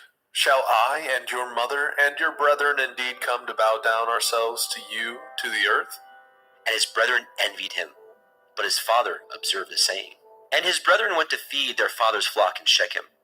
And Yashrael said unto El Yosef, Do not your brethren feed the flock in Shechem? Come, and I will send you unto them. and he said to him, Here am I. and he said to him, Go, I pray you, and see whether it be well with your brethren, and well with the flocks, and bring me word again. So he sent him out to the valley of Hebron, and he came to Shechem. And a certain man found him, and behold, he was wandering in the field. And the man asked him, saying, What do you seek? and he said, I seek my brethren. Tell me, I pray you, where they feed their flocks. and the man said, They are departed hence, for I heard them say, Let us go to Dothan. and Joseph went after his brethren, and found them in Dothan.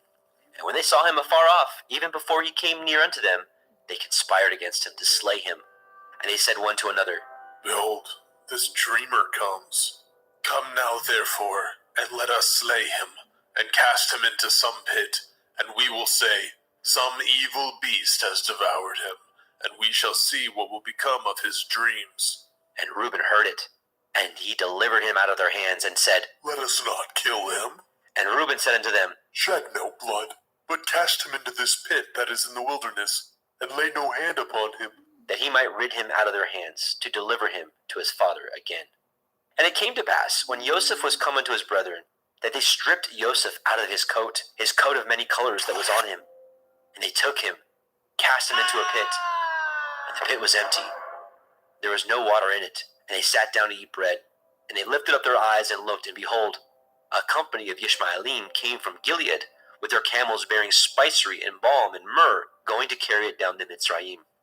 And Yehudah said unto his brethren, What profit is it if we slay our brother, and conceal his blood? Come, let us sell him to the Ishmaelim, and let not our hands be upon him, for he is our brother and our flesh. and his brethren were content. Then there passed by Midianim merchantmen, and they drew and lifted up Joseph out of the pit, and sold Joseph to the Ishmaelim for 20 pieces of silver. And they brought Joseph into Mitzrayim. And Reuben returned into the pit, and behold, Joseph was not in the pit, and he rent his clothes. And he returned to his brethren and said, The child is not, and I, whither shall I go?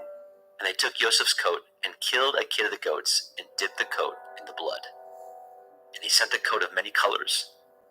And they brought it to their father and said, This we have found. Know whether it be your son's coat or no. and he knew it, and said, It is my son's coat. An evil beast has devoured him. Joseph is without doubt rent in pieces. And Jacob rent his clothes, and put sackcloth upon his loins, and mourned for his son many days. And all his sons and all his daughters rose up to comfort him, but he refused to be comforted. And he said, For I will go down into Sheol unto my son, mourning. Thus his father wept for him. And the Midianim sold him into Mitzrayim unto Potiphar, an officer of Pharaoh's, and a captain of the guard. Bereshit, Genesis chapter 38. And it came to pass at that time that Yehudah went down from his brethren, and turned into a certain Adulamite, whose name was Hira. And Yehudah saw there a daughter of a certain Canaanite, whose name was Shuach, and he took her, and went in unto her.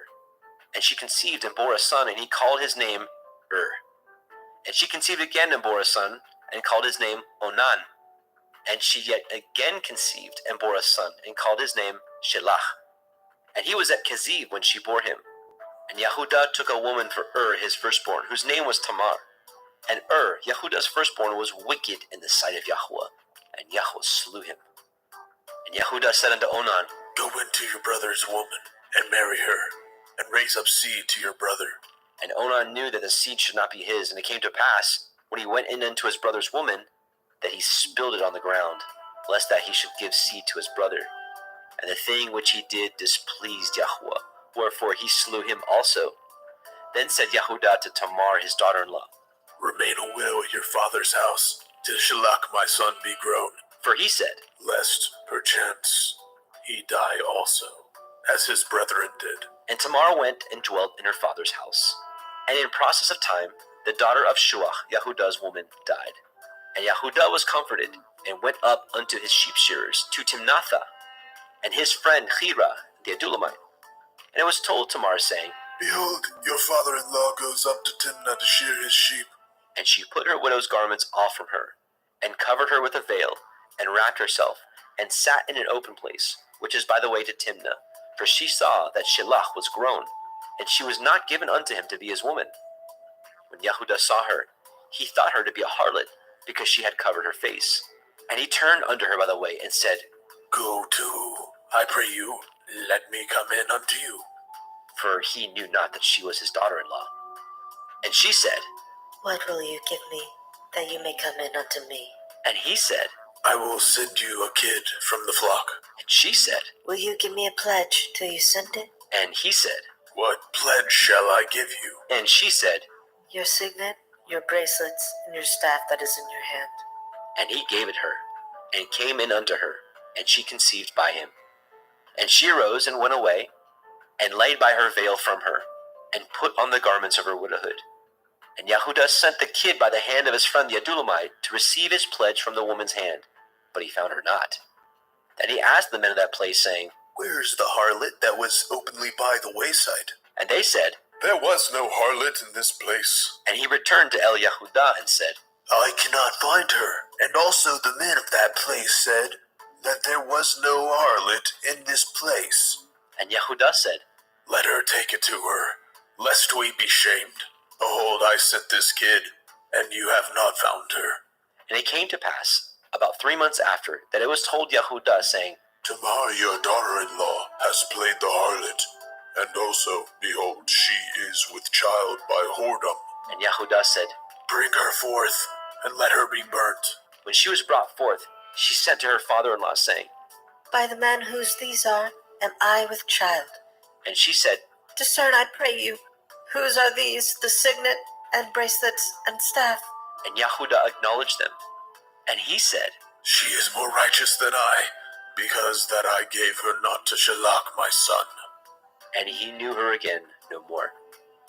And it came to pass in the time of her travail that, behold, twins were in her womb. And it came to pass when she travailed that the one put out his hand, and a midwife took and bound upon his hand a scarlet thread, saying, This came out first. and it came to pass, as he drew back his hand, that, behold, his brother came out. And she said, How have you broken forth? This breach be upon you. therefore his name was called Peretz. And afterward came out his brother, that had the scarlet thread upon his hand, and his name was called Zerach. Bereshit, Genesis, chapter 39. And Joseph was brought down to Mitzrayim, and Potiphar, an officer of Pharaoh, captain of the guard of Mitzrayim, brought him of the hands of the Ishmaelim, which had brought him down thither. And Yahuwah was with Joseph, and he was a prosperous man, and he was in the house of his master, the Mitzrayim. And his master saw that Yahuwah was with him, and that Yahuwah made all that he did to prosper in his hand. And Joseph found grace in his sight, and he served him, and he made him overseer of his house, and all that he had he put into his hand. And it came to pass, from the time that he had made him overseer in his house, and over all that he had, that Yahuwah blessed the Mitzrayim's house for Joseph's sake. And the blessing of Yahuwah was upon all that he had in the house and in the field. And he left all that he had in Joseph's hand, and he knew not aught he had, save the bread which he did eat. And Joseph was a goodly person and well favored. And it came to pass after these things, that his master's woman cast her eyes upon El Joseph. And she said, Lie with me. but he refused, and said unto his master's woman, Behold, my master knows not what is with me in the house, and he has committed all that he has to my hand. There is none greater in this house than I, neither has he kept back anything from me but you, because you are his woman. How then can I do this great wickedness and sin against Elohim? And it came to pass, as she spoke to El Joseph day by day, that he hearkened not unto her, to lie by her, or to be with her. And it came to pass about this time that Joseph went into the house to do his business, and there was none of the men of the house there within. And she caught him by his garment, saying, Lie with me. And he left his garment in her hand, and fled, and got him out. And it came to pass, when she saw that he had left his garment in her hand, and was fled forth, that she called unto the men of her house, and spoke unto them, saying, See, he has brought in an Ephraim unto us to mock us. He came in unto me to lie with me, and I cried with a loud voice. And it came to pass, when he heard that I lifted up my voice and cried, that he left his garment with me, and fled, and got him out. And she laid up his garment by her, until his master came home. And she spoke unto him according to these words, saying, The Ivri servant which you have brought unto us came in unto me to mock me. And it came to pass, as I lifted up my voice and cried, that he left his garment with me and fled out. And it came to pass, when his master heard the words of his woman, which she spoke unto him, saying, After this did your servant to me. that his wrath was kindled. And Joseph's master took him, and put him into the prison, a place where the king's prisoners were bound. And he was there in prison. But Yahweh was with Joseph, and showed him mercy, and gave him favor in the sight of the keeper of the prison. And the keeper of the prison committed to Joseph's hand all the prisoners that were in the prison. And whatsoever they did there, he was the doer of it. The keeper of the prison looked not to anything that was under his hand, because Yahweh was with him. And that which he did, Yahweh made it to prosper. Bereshit, Genesis chapter 40. And it came to pass after these things, that the butler of the king of Mitzrayim and his baker had offended their master, the king of Mitzrayim. And Pharaoh was wroth against his two officers, against the chief of the butlers, and against the chief of the bakers.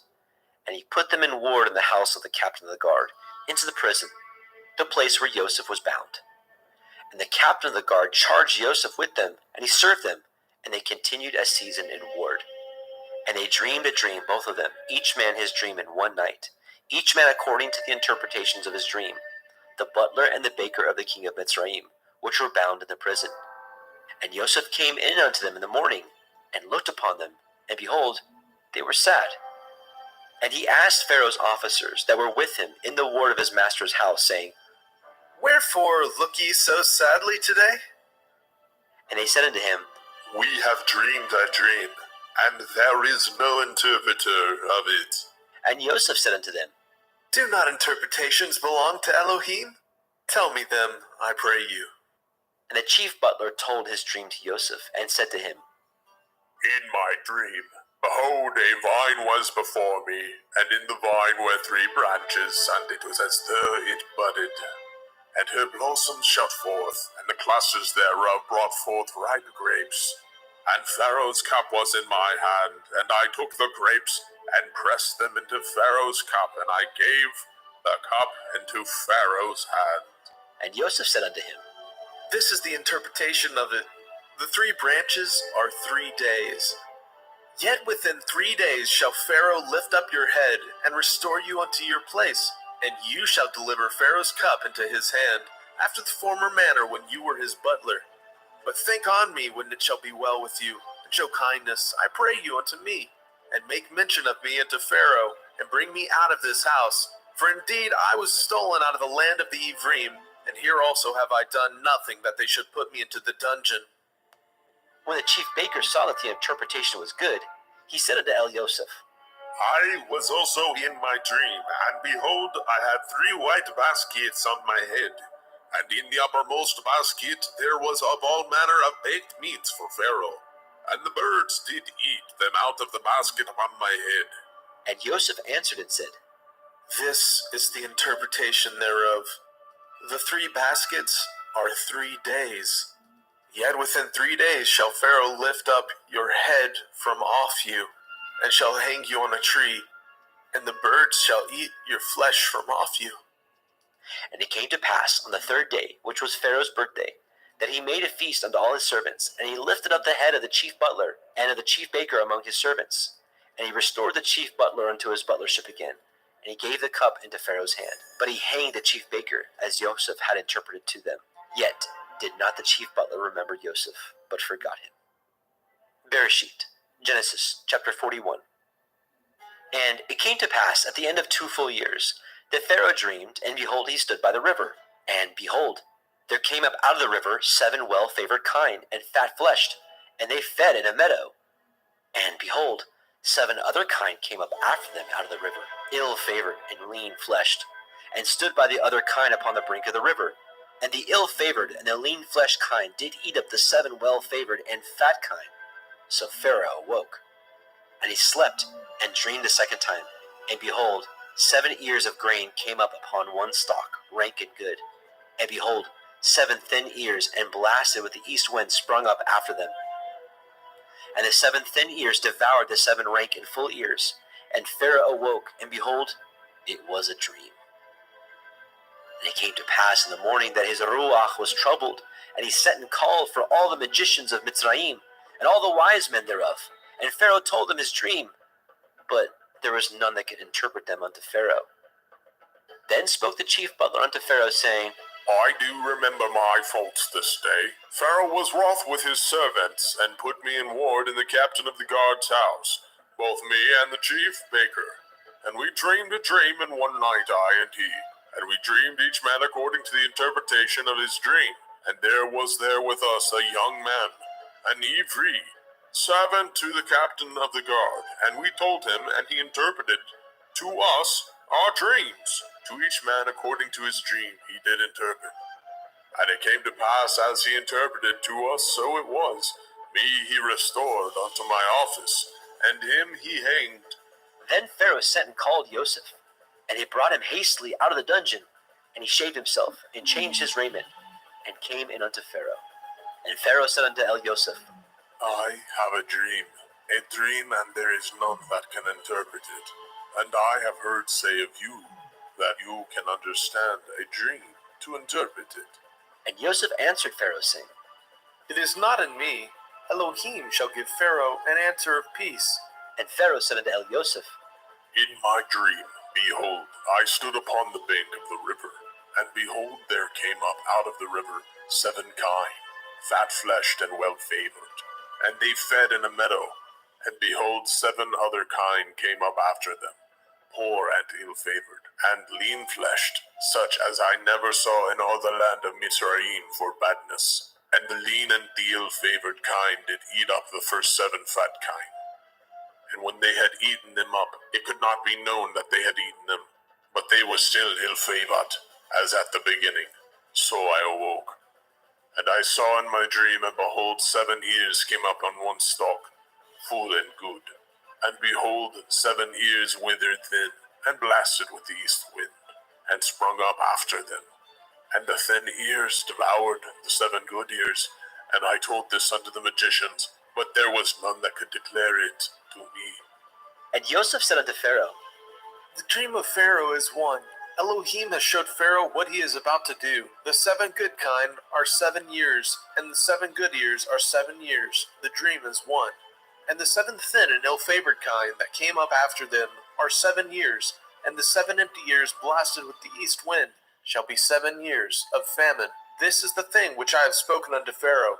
What Elohim is about to do, he shows unto Pharaoh.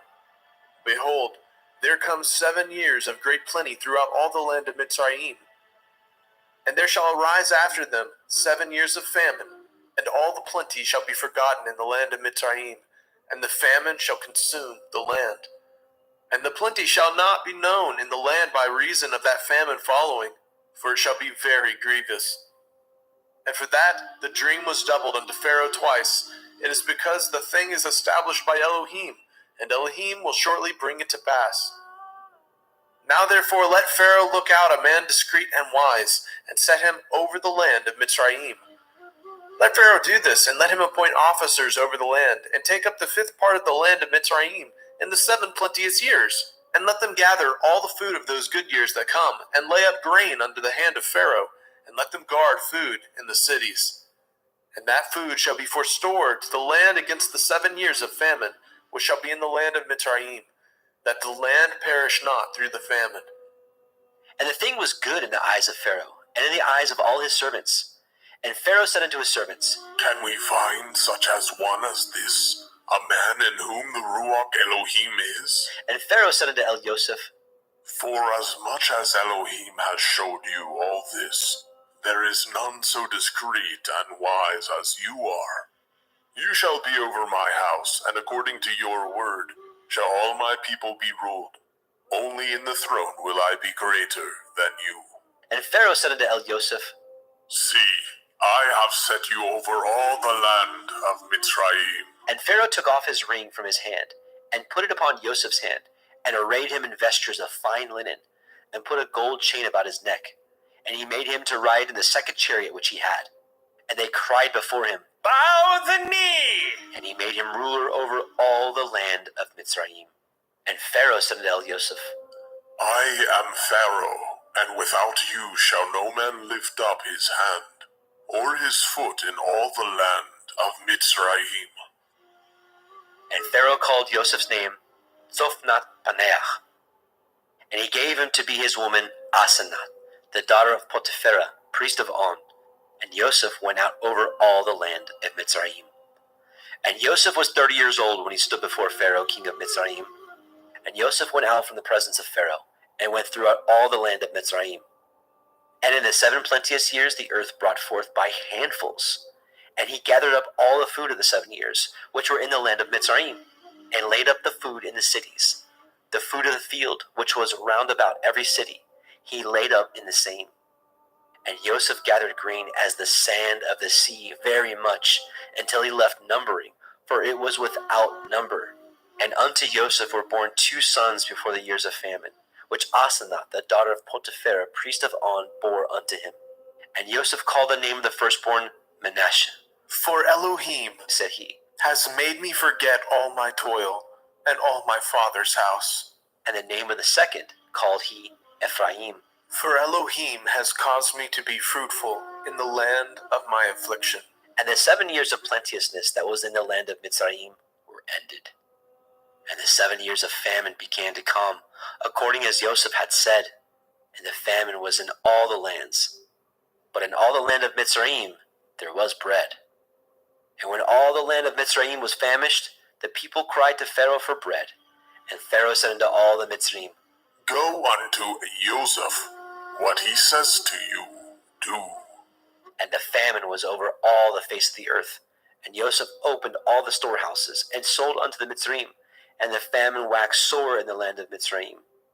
And all the countries came into Mitzrayim to El Joseph for to buy grain, because that the famine was so sore in all the lands. Bereshit, Genesis, chapter 42. Now, when Yaakov saw that there was grain in Mitzrayim, Yaakov said unto his sons, Why do ye look one upon another? and he said, Behold, I have heard that there is grain in Mitzrayim. Get you down thither, and buy for us from thence, that we may live and not die. And Joseph's 10 brethren went down to buy grain in Mitzrayim. But Benjamin, Joseph's brother, Yaakov, sent not with his brethren, for he said, Lest perchance mischief befall him. And the sons of Yasharel came to buy grain among those that came, for the famine was in the land of Canaan. And Joseph was the governor over the land. And he it was that sold to all the people of the land. And Joseph's brethren came, and bowed down themselves before him with their faces to the earth. And Joseph saw his brethren, and he knew them, but he made himself strange unto them, and spoke roughly unto them. And he said unto them, Whence come ye? and they said, From the land of Canaan, to buy food. And Joseph knew his brethren, but they knew not him. And Joseph remembered the dreams which he dreamed of them, and said unto them, Ye are spies, to see the nakedness of the land ye are come. and they said unto him, Nay, my lord, but to buy food are your servants come. We are all one man's sons. We are true men. Your servants are no spies. And he said unto them, Nay, but to see the nakedness of the land ye are come. and they said, Your servants are 12 brethren, the sons of one man in the land of Canaan. And behold, the youngest is this day with our father, and one is not. And Joseph said unto them, That is that I spoke unto you, saying, Ye are spies. Hereby ye shall be proved. By the life of Pharaoh ye shall not go forth hence, except your youngest brother come hither. Send one of you, and let him fetch your brother. And ye shall be kept in prison, that your words may be proved, whether there be any truth in you. Or else by the life of Pharaoh surely ye are spies. and he put them all together into ward 3 days. And Joseph said unto them the 3rd day, This do and live, for I fear Elohim. If ye be true men, let one of your brethren be bound in the house of your prison. Go ye, carry grain for the famine of your houses. But bring your youngest brother unto me.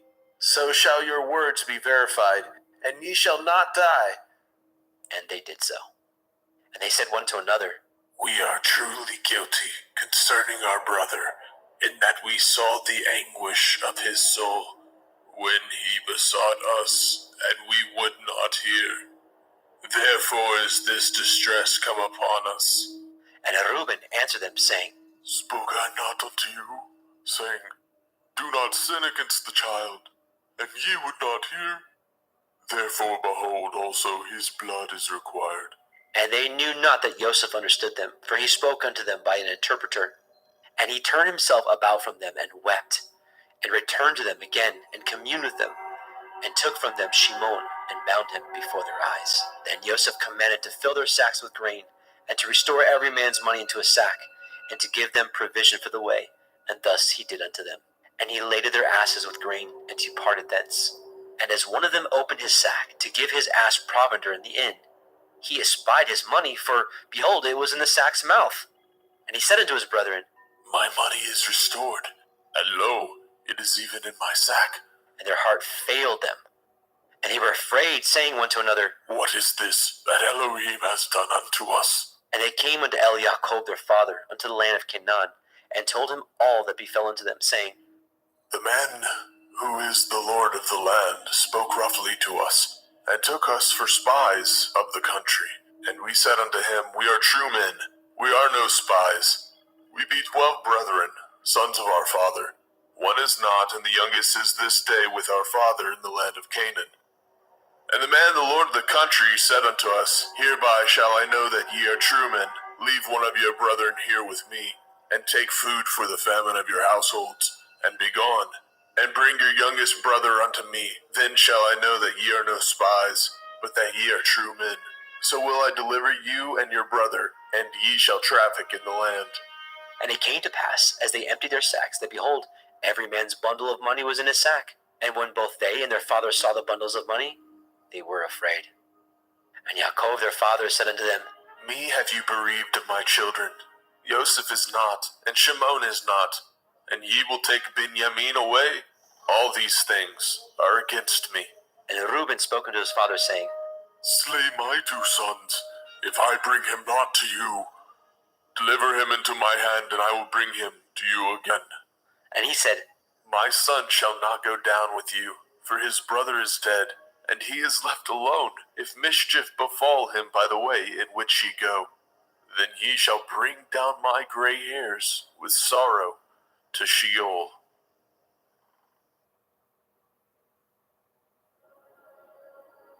Bereshit, Genesis chapter 43. And the famine was sore in the land. And it came to pass, when they had eaten up the grain which they had brought out of Mitzrayim, their father said unto them, Go again, buy us a little food. And Yehudah spoke unto him, saying, The man did solemnly protest unto us, saying, Ye shall not see my face, except your brother be with you. If you will send our brother with us, we will go down and buy you food. But if you will not send him, we will not go down. For the men said unto us, Ye shall not see my face, except your brother be with you. And Yashrael said, Wherefore dealt ye so ill with me, as to tell the man whether ye had yet a brother? And they said, The man asked us straightly of our state and of our kindred, saying, Is your father yet alive? Have ye another brother? We told him according to the tenor of these words. Could we certainly know that he would say, Bring your brother down? And Yehudah said unto Yashrael his father, Send the lad with me, and we will arise and go, that we may live and not die. Both we and you, and also our little ones. I will be surety for him. Of my hand shall you require him. If I bring him not unto you, and set him before you, then let me bear the blame forever. For except we had lingered, surely now we had returned this second time. And their father Yashrael said unto them, If it must be so now, do this, take of the best fruits of the land in your vessels, and carry down the man a present, a little balm and a little honey, spices and myrrh, nuts and almonds, and take double money in your hand. And the money that was brought again in the mouth of your sacks, carry it again in your hand. Perchance it was an oversight. Take also your brother, and arise, go again unto the man. And El Shaddai give you mercy before the man, that he may send away your brother and Benjamin. If I be bereaved of my children, I am bereaved. And the men took that present, and they took double money in their hand, and Benjamin, and rose up, and went down to Mitzrayim. and stood before Yosef. And when Yosef saw Benjamin with them, he said to the ruler of his house, Bring these men home, and slay, and make ready, for these men shall dine with me at noon. And the man did as Yosef bade, and the man brought the men into Yosef's house. And the men were afraid, because they were brought into Yosef's house. And they said, Because of the money that was returned in our sacks at the first time are we brought in, that he may seek occasion against us, and fall upon us, and take us for bondmen and our asses. And they came near to the steward of Yosef's house, and they communed with him at the door of the house, and said, O sir, we came indeed down at the first time to buy food, and it came to pass when we came to the inn that we opened our sacks, and behold, every man's money was in the mouth of his sack, our money in full weight, and we have brought it again in our hand. And other money have we brought down in our hands to buy food. We cannot tell who put our money in our sacks. And he said, Peace be to you. Fear not, your Elohim and the Elohim of your father has given you treasure in your sacks. I had your money. And he brought Shimon out unto them. And the man brought the men into Joseph's house, and gave them water, and they washed their feet, and he gave their asses provender. And they made ready the present against Joseph came at noon, for they heard that they should eat bread there. And when Joseph came home, they brought him the present which was in their hand into the house, and bowed themselves to him to the earth. And he asked them of their welfare, and said, Is your father well? The old man of whom ye spoke, is he yet alive? And they answered, Your servant's father is in good health. He is yet alive. And they bowed down their heads, and made obeisance. And he lifted up his eyes, and saw his brother Benjamin, his mother's son, and said, Is this your younger brother, of whom ye spoke unto me? And he said, Elohim be gracious unto you, my son. And Joseph made haste, for his heart did yearn upon his brother. And he sought where to weep. And he entered into his chamber, and wept there. And he washed his face, and went out, and refrained himself, and said, Set on bread.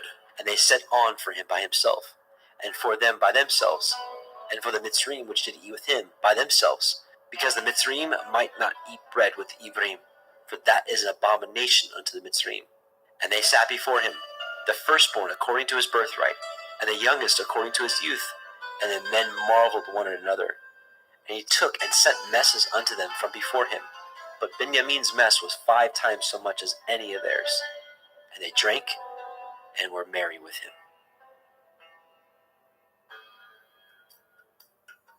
Bereshit, Genesis, chapter 44.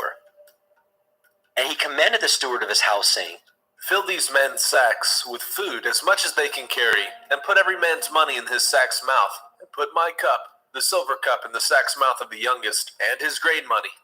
And he did according to the word that Joseph had spoken. As soon as the morning was light, the men were sent away, and their asses. And when they were gone out of the city, and not yet afar off, Joseph said unto his steward, Up, follow after the men, and when you do overtake them, say unto them, Wherefore have you rewarded evil for good? Is not this which my Lord drinks, and whereby indeed he divines? Ye have done evil in so doing. And he overtook them, and he spoke unto them these same words. And they said unto him, Wherefore says my Lord these words? Far be it from your servants should do according to this thing. Behold, the money which we found in our sack's mouth, we brought again unto you out of the land of Canaan. How then should we steal out of your Lord's house silver or gold? With whomsoever your servant it be found, let him die, and we also will be my Lord's bondmen. And he said, Now also let it be according to your words. He with whom it is found shall be my servant, and ye shall be blameless. Then they speedily took down every man his sack to the ground, and opened every man his sack. And he searched, and began at the eldest, and left the youngest. And the cup was found in Benjamin's sack. Then they rent their clothes, and laded every man his ass, and returned to the city. And Yehudah and his brethren came to Joseph's house, for he was yet there, and they fell before him on the ground. And Joseph said unto them, What deed is this that ye have done? Know ye not that such a man as I can certainly divine? And Yehudah said, What shall we say unto my Lord? What shall we speak? Or how shall we clear ourselves? Elohim has found out the iniquity of your servants. Behold, we are my Lord's servants, both we and he also with whom the cup is found. And he said, Far be it that I should do so, but the man in whose hand the cup is found, he shall be my servant. And as for you, get you up in peace unto your father. Then Yehuda came near unto him and said, O my lord, let your servant, I pray you, speak a word in my lord's ears, and let not your anger burn against your servant, for you are even as Pharaoh, my lord, asked his servant, saying, Have ye a father or a brother? And we said unto my lord, We have a father, an old man, and a child of his old age, a little one, and his brother is dead, and he alone is left of his mother, and his father loves him. And you said unto your servants, Bring him down unto me, that I may set my eyes upon him. And we said unto my lord, The lad cannot leave his father, for if he should leave his father would die. And you said unto your servants, Except your youngest brother come down with you, ye shall see my face no more. And it came to pass, when we came up unto your servant my father, we told him the words of my lord. And our father said, Go again, and buy us a little food. And we said, We cannot go down. If our youngest brother be with us, then will we go down, for we may not see the man's face, except our youngest brother be with us. And your servant my father said unto us, Ye know that my woman bore me 2 sons, and the one went out from me. And I said, Surely he is torn in pieces, and I saw him not since. And if ye take this also from me, and mischief befall him, ye shall bring down my gray hairs with sorrow to Sheol. Now therefore, when I come to your servant my father, and the lad be not with us, seeing that his life is bound up in the lad's life, it shall come to pass, when he sees that the lad is not with us, that he will die. And your servant shall bring down the gray hairs of your servant our father with sorrow to Sheol. For your servant became surety for the lad unto my father, saying, If I bring him not unto you, then I shall bear the blame to my father forever. Now therefore I pray you, let your servant abide, instead of the lad, a bondman to my lord, and let the lad go up with his brethren. For how shall I go up to my father, and the lad be not with me, lest perchance I see the evil that shall come on my father?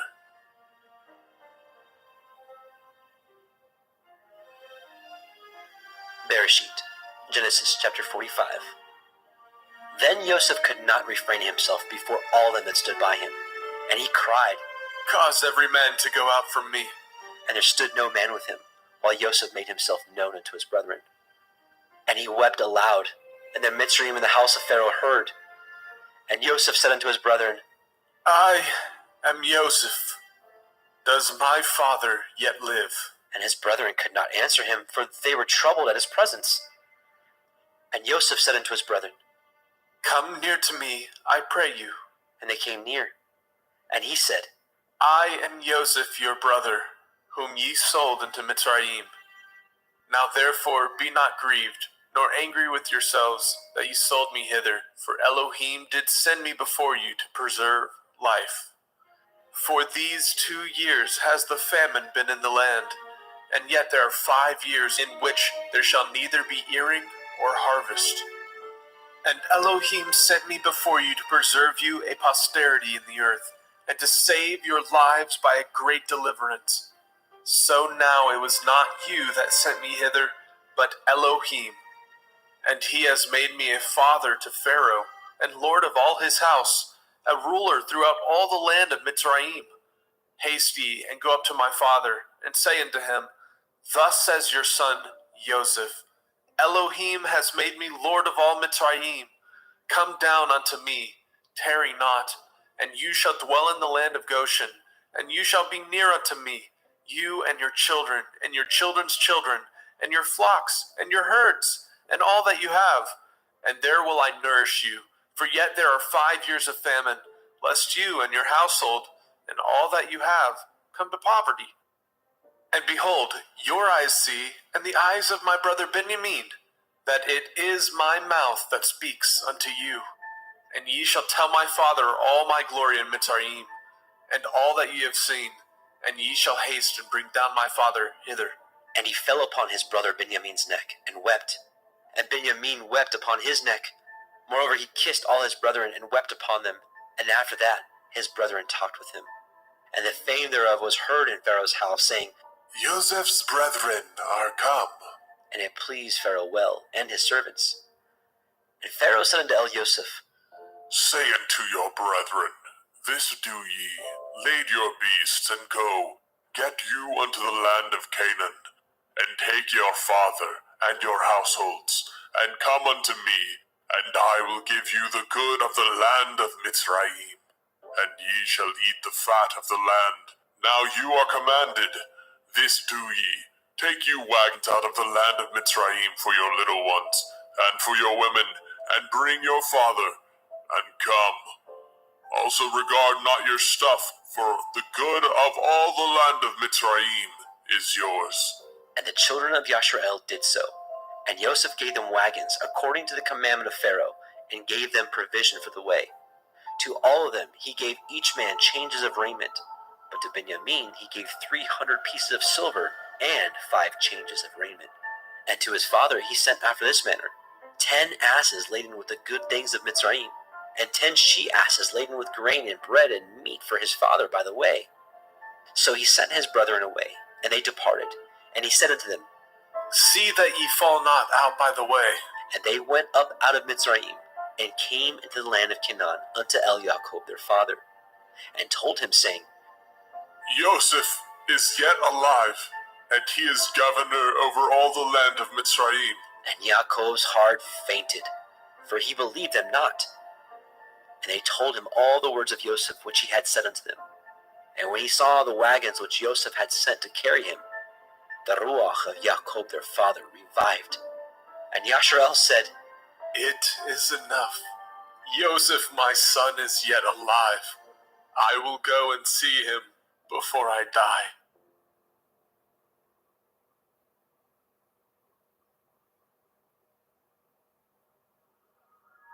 Bereshit, Genesis chapter 46. And Yasharel took his journey with all that he had, and came to Beersheba, and offered sacrifices unto the Elohim of his father Yitzchak. And Elohim spoke unto Yasharel in the visions of the night, and said, Yaakov, Yaakov. And he said, Here am I. And he said, I am El, the Elohai of your father. Fear not to go down into Mitzrayim, for I will there make of you a great nation. I will go down with you into Mitzrayim, and I will also surely bring you up again. And Joseph shall put his hand upon your eyes. And Jacob rose up from Beersheba, and the sons of Yasharel carried Jacob their father, and their little ones, and their women, in the wagons which Pharaoh had sent to carry him. And they took their cattle and their goods which they had gotten in the land of Canaan, and came in unto Mitzrayim, Jacob and all his seed with him, his sons, and his sons' sons with him, his daughters, and his sons' daughters, and all his seed brought he with him into Mitzrayim. And these are the names of the children of Yasharel, which came into Mitzrayim, Jacob and his sons, Reuben, Jacob's firstborn, and the sons of Reuben, Hanok, and Palu, and Chetzron, and Carmi, and the sons of Shimon, Yemuel, and Yamin, and Ohad, and Yakin, and Sochar, and Shaul, the son of the Canaanite woman, and the sons of Levi, Gershon, Kohath, and Merari, and the sons of Yehudah, and Onan, and Shelach, and Peretz, and Zerach. But and Onan died in the land of Canaan. And the sons of Peretz were Chetzron, and Hamul. And the sons of Yisachar, Tola, and Pua, and Yob, and Shimron. And the sons of Zebulun, Sered, Elon, and Yachleel. These be the sons of Leah, which she bore unto Jacob in Padan Aram, with his daughter Dinah. All the souls of his sons and his daughters were 33. And the sons of Gad, Tzaiphon, and Haggai, Shunai, and Etzbon, and Eri, and Arodai, and Arelai. And the sons of Asher, Yimna, Yishva, Yishbai, Beriah, and Serach their sister, and the sons of Beria, Heber, Malkiel. These are the sons of Zilpah, whom Laban gave to Leah his daughter, and these she bore unto Jacob, even 16 souls. The sons of Rachel, Jacob's woman, Joseph and Benjamin. And unto Joseph in the land of Mizraim were born of Manasseh and Ephraim, which Asenath, the daughter of Potiphera, priest of On, bore unto him.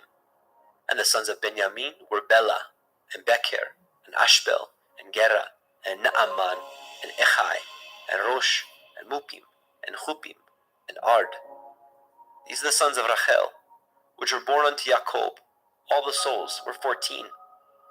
And the sons of Dan, Hushim. And the sons of Naphtali, Yachzeel, Gunai, Yetzer, and Shilem.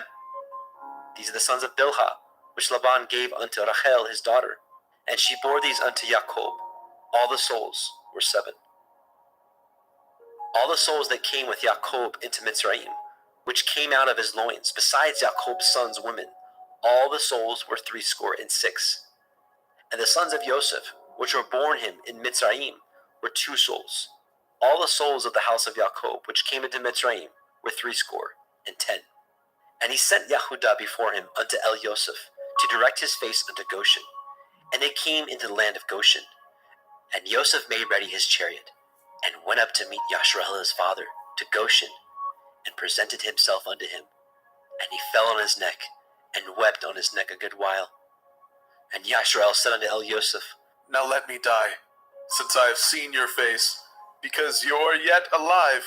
And Yosef said unto his brethren, and unto his father's house, I will go up and show Pharaoh, and say unto him, My brethren and my father's house, which were in the land of Canaan, are come unto me, and the men are shepherds. For their trade has been to feed cattle, and they have brought their flocks and their herds, and all that they have. And it shall come to pass, when Pharaoh shall call you, and say, What is your occupation?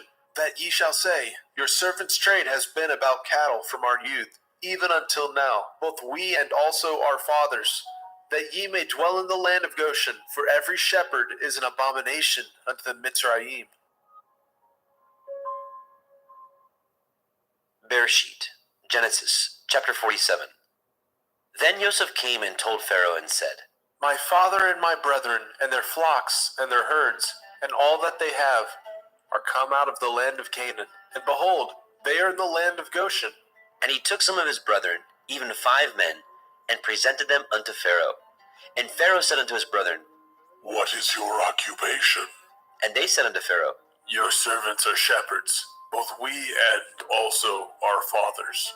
They said moreover unto Pharaoh, For to sojourn in the land are we come, for your servants have no pasture for their flocks, for the famine is sore in the land of Canaan.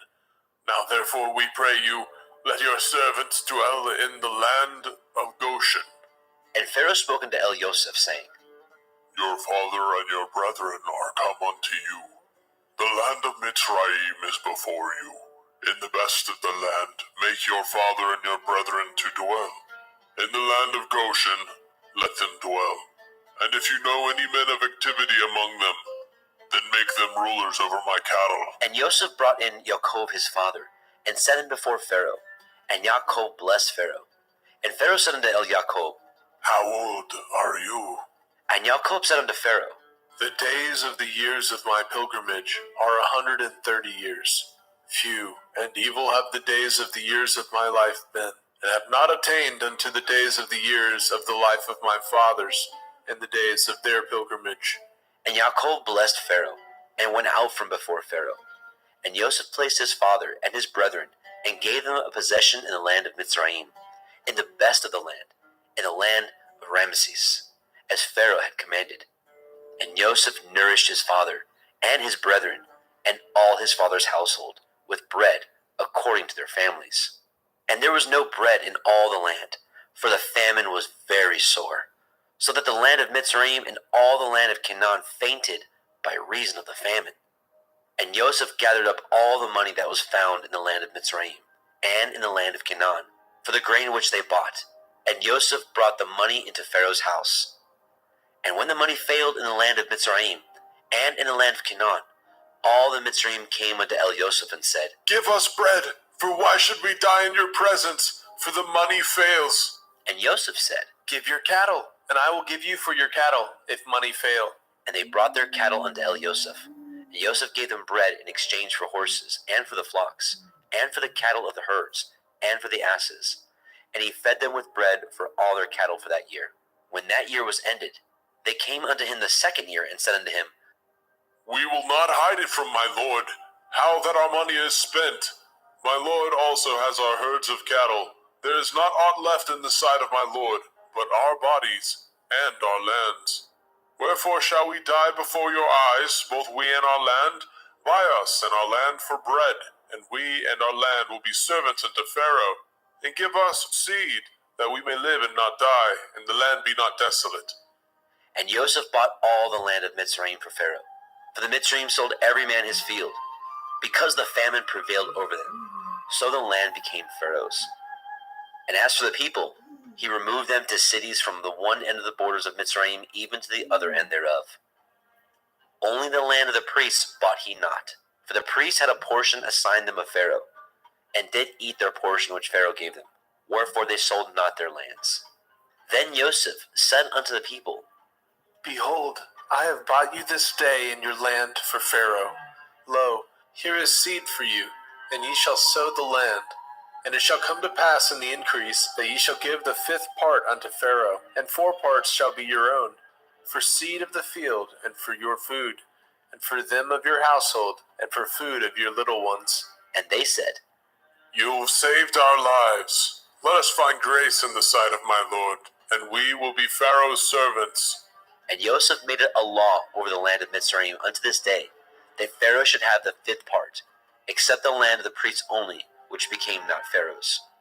And Yasharel dwelt in the land of Mitzrayim, in the country of Goshen, and they had possessions therein, and grew, and multiplied exceedingly. And Jacob lived in the land of Mitzrayim 17 years. So the whole age of Jacob was 147 years.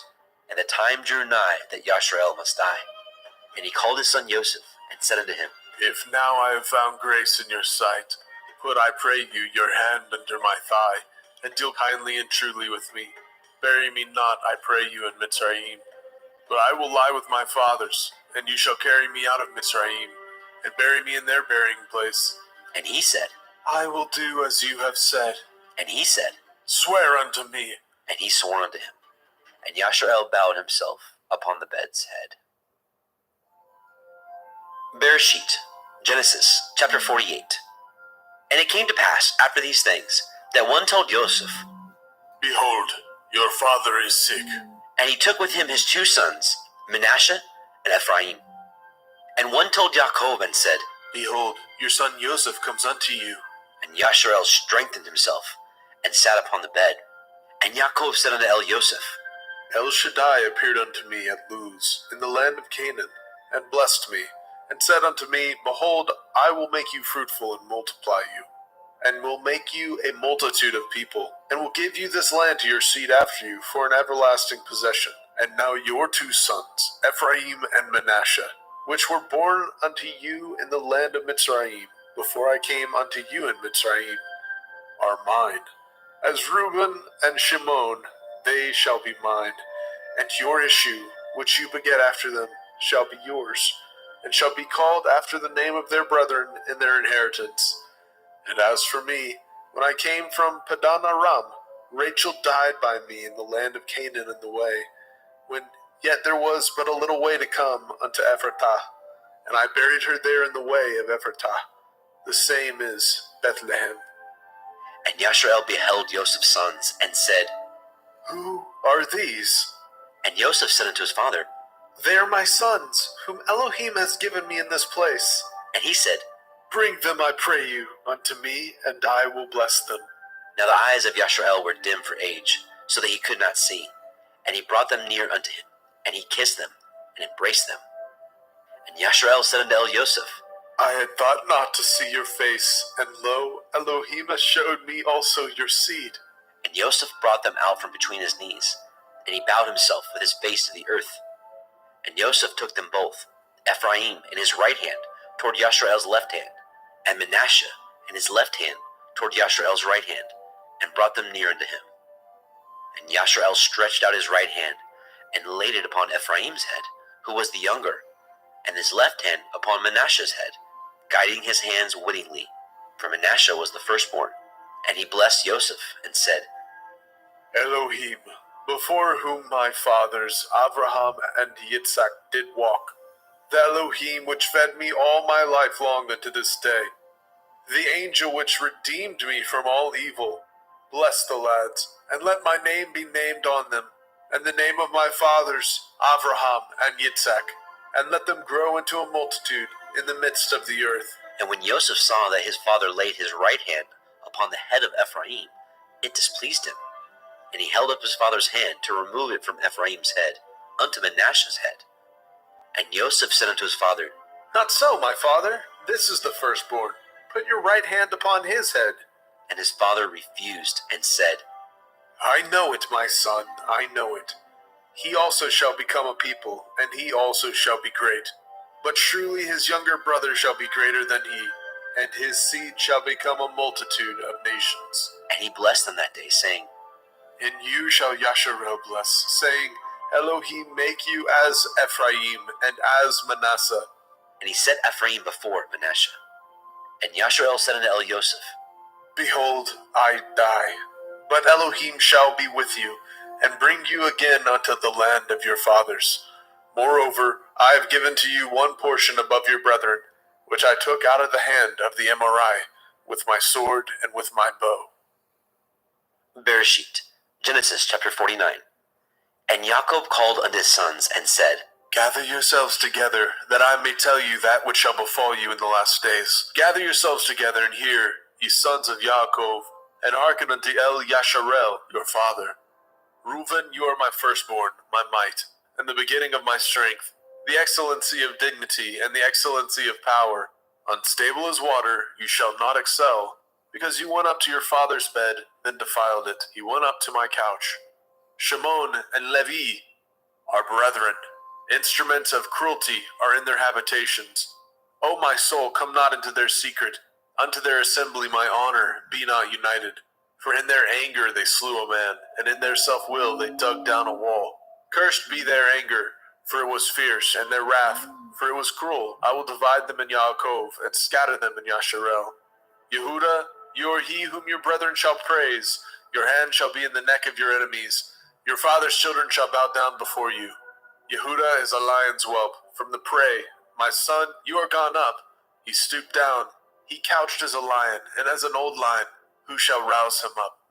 The scepter shall not depart from Yehuda, nor a Torah giver from between his feet, until Shiloh come. And unto him shall the gathering of the people be, binding his foal into the vine, and his ass's colt unto the choice vine. He washed his garments in wine, and his clothes in the blood of grapes. His eyes shall be red with wine, and his teeth white with milk. Zebulun shall dwell at the haven of the sea. He shall be for a haven of ships, and his border shall be unto Sidon. Issachar is a strong ass, couching down between two burdens. And he saw that the rest was good, and the land that it was pleasant, and bowed his shoulder to bear, and became a servant unto tribute. Dan shall judge his people, as one of the tribes of Yasharel. Dan shall be a serpent by the way, an adder in the path, that bites the horse heels, so that his rider shall fall backward. I have waited for your Yeshua, O Yahuwah. Gad, a troop shall overcome him, but he shall overcome at the last. Out of Asher his bread shall be fat, and he shall yield royal dainties. Naphtali is a hind let loose. He gives goodly words. Joseph is a fruitful bough, even a fruitful bough by a well, whose branches run over the wall. The archers have sorely grieved him, and shot at him, and hated him. But his bow abode in strength, and the arms of his hands were made strong, by the hands of the mighty Elohim of Yaakov. Even by the Elohim of your father, who shall help you, and by El Shaddai, who shall bless you, with blessings of heaven above, blessings of the deep that lie under, blessings of the breast and of the womb.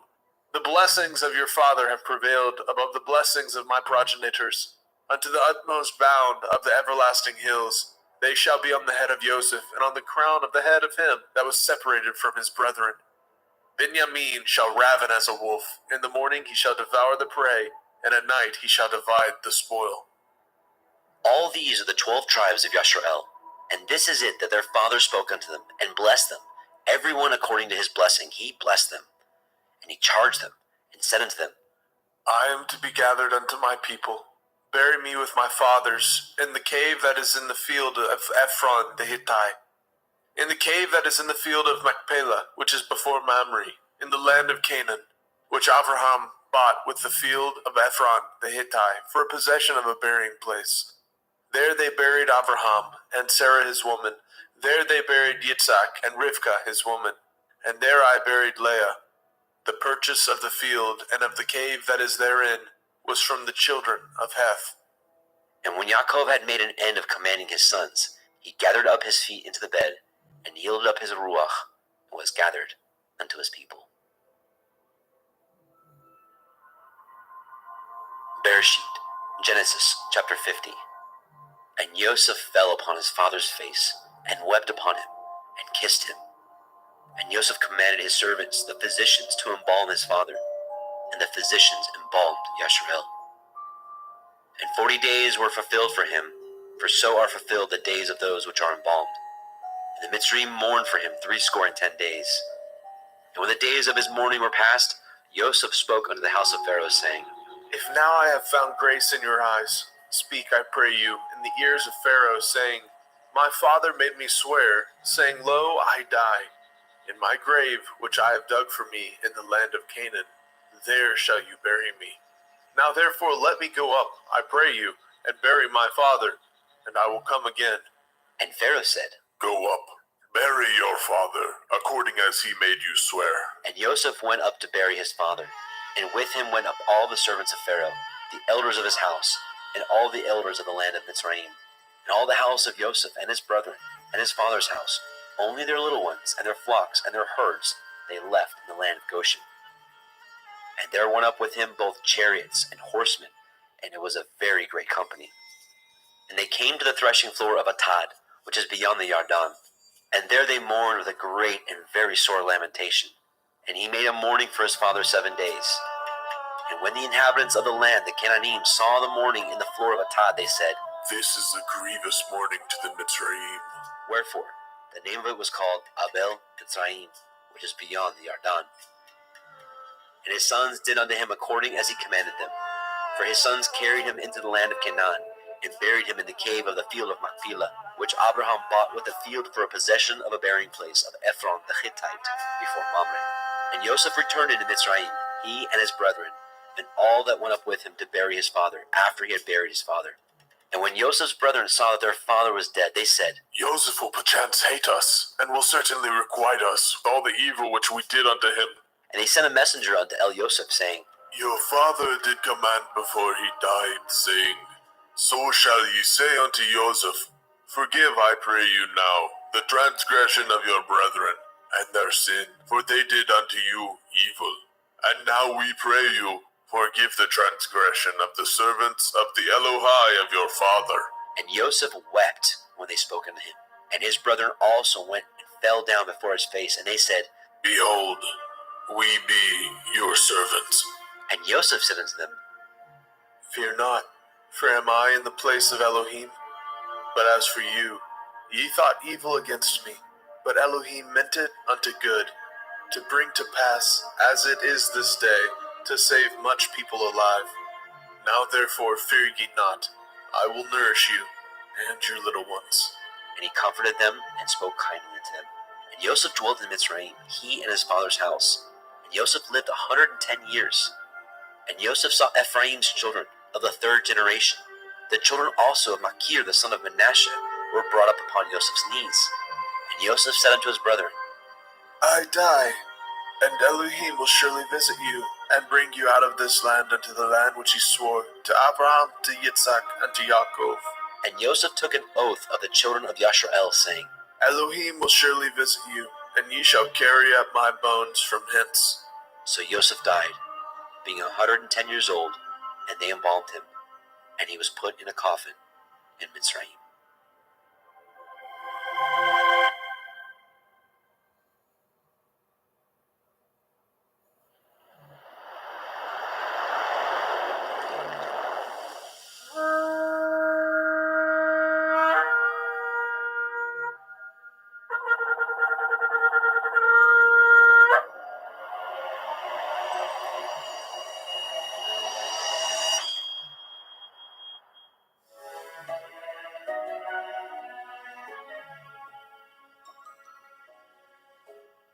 Vaikra, Leviticus chapter 1.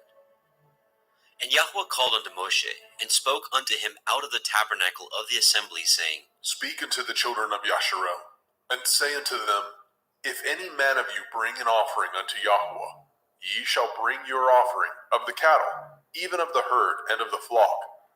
If his offering be a burnt sacrifice of the herd, let him offer a male without blemish.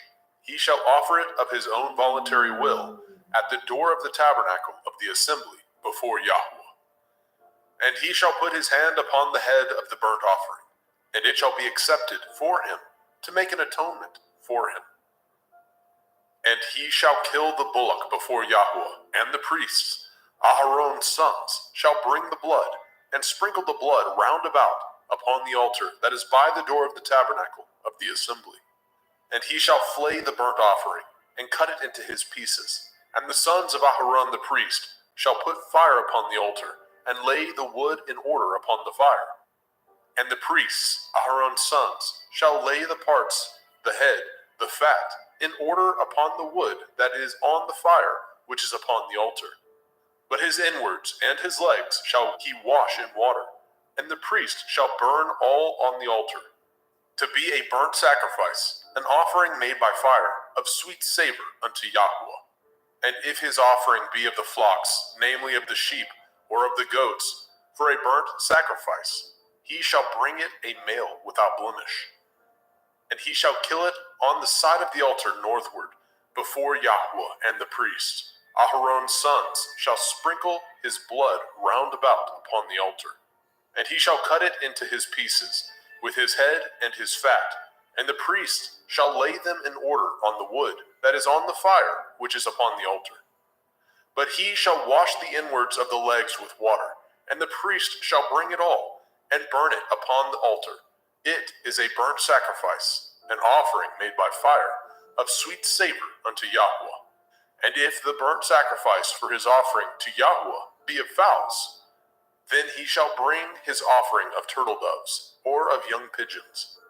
And the priest shall bring it unto the altar, and wring off his head, and burn it on the altar, and the blood thereof shall be wrung out at the side of the altar. And he shall pluck away his crop with his feathers, and cast it beside the altar on the east part, by the place of the ashes. And he shall cleave it with the wings thereof, but shall not divide it asunder. And the priest shall burn it upon the altar, upon the wood that is upon the fire. It is a burnt sacrifice, an offering made by fire, of sweet savor unto Yahweh. Vaikra, Leviticus chapter 2. And when any will offer a meat offering unto Yahweh, his offering shall be of fine flour, and he shall pour oil upon it, and put frankincense thereon. And he shall bring it to Aharon's sons, the priests, and he shall take thereout his handful of the flour thereof, and of the oil thereof, with all the frankincense thereof. And the priest shall burn the memorial of it upon the altar, to be an offering made by fire, of a sweet savor unto Yahweh. And the remnant of the meat offering shall be Aharon's and his sons. It is a thing most holy of the offerings of Yahweh, made by fire. And if you bring an oblation of meat offering, baken in the oven, it shall be matzah cakes of fine flour, mingled with oil, or matzah wafers anointed with oil. And if your oblation be a meat offering, baken in a pan, it shall be of fine flour, unleavened, mingled with oil. You shall part it in pieces, and pour oil thereon. It is a meat offering. And if your oblation be a meat offering, baken in the frying pan, it shall be made of fine flour with oil. And you shall bring the meat offering that is made of these things unto Yahweh. And when it is presented unto the priest, he shall bring it unto the altar. And the priest shall take from the meat offering a memorial thereof, and shall burn it upon the altar. It is an offering made by fire, of sweet savor unto Yahweh. And that which is left of the meat offering shall be Aharon's and his sons. It is a thing most holy of the offerings of Yahweh made by fire. No meat offering which ye shall bring unto Yahweh shall be made with leaven, for ye shall burn no leaven, nor any honey, in any offering of Yahweh made by fire. As for the oblation of the firstfruits, ye shall offer them unto Yahweh, but they shall not be burnt on the altar for a sweet savor. And every oblation of your meat offering shall ye season with salt, neither shall ye suffer the salt of the covenant of your Elohim to be lacking from your meat offering. And all your offerings you shall offer salt. And if you offer a meat offering of your firstfruits unto Yahweh, you shall offer the meat offering of your firstfruits, green ears of grain dried by the fire, even grain beaten out of full ears. And you shall put oil upon it, and lay frankincense thereon. It is a meat offering. And the priest shall burn the memorial of it, part of the beaten grain thereof, and part of the oil thereof, with all the frankincense thereof. It is an offering made by fire unto Yahweh. Vaikra, Leviticus chapter 3. And if his oblation be a sacrifice of peace offering, if he offer it of the herd, whether it be a male or a female, he shall offer it without blemish before Yahweh. And he shall lay his hand upon the head of his offering, and kill it at the door of the tabernacle of the assembly. And Aharon's sons, the priests, shall sprinkle the blood upon the altar round about. And he shall offer of the sacrifice of the peace offering an offering made by fire unto Yahweh, the fat that covers the inwards, and all the fat that is upon the inwards, and the 2 kidneys, and the fat that is on them, which is by the flanks, and the caul above the liver, with the kidneys, it shall he take away. And Aharon's sons shall burn it on the altar upon the burnt sacrifice, which is upon the wood that is on the fire. It is an offering made by fire, of sweet savor unto Yahweh. And if his offering for a sacrifice of peace offering unto Yahweh be of the flock, male or female, he shall offer it without blemish. If he offer a lamb for his offering, then shall he offer before Yahweh. And he shall lay his hand upon the head of his offering, and kill it before the tabernacle of the assembly. And Aharon's sons shall sprinkle the blood thereof round about upon the altar. And he shall offer of the sacrifice of the peace offering an offering made by fire unto Yahweh, the fat thereof, and the whole rump.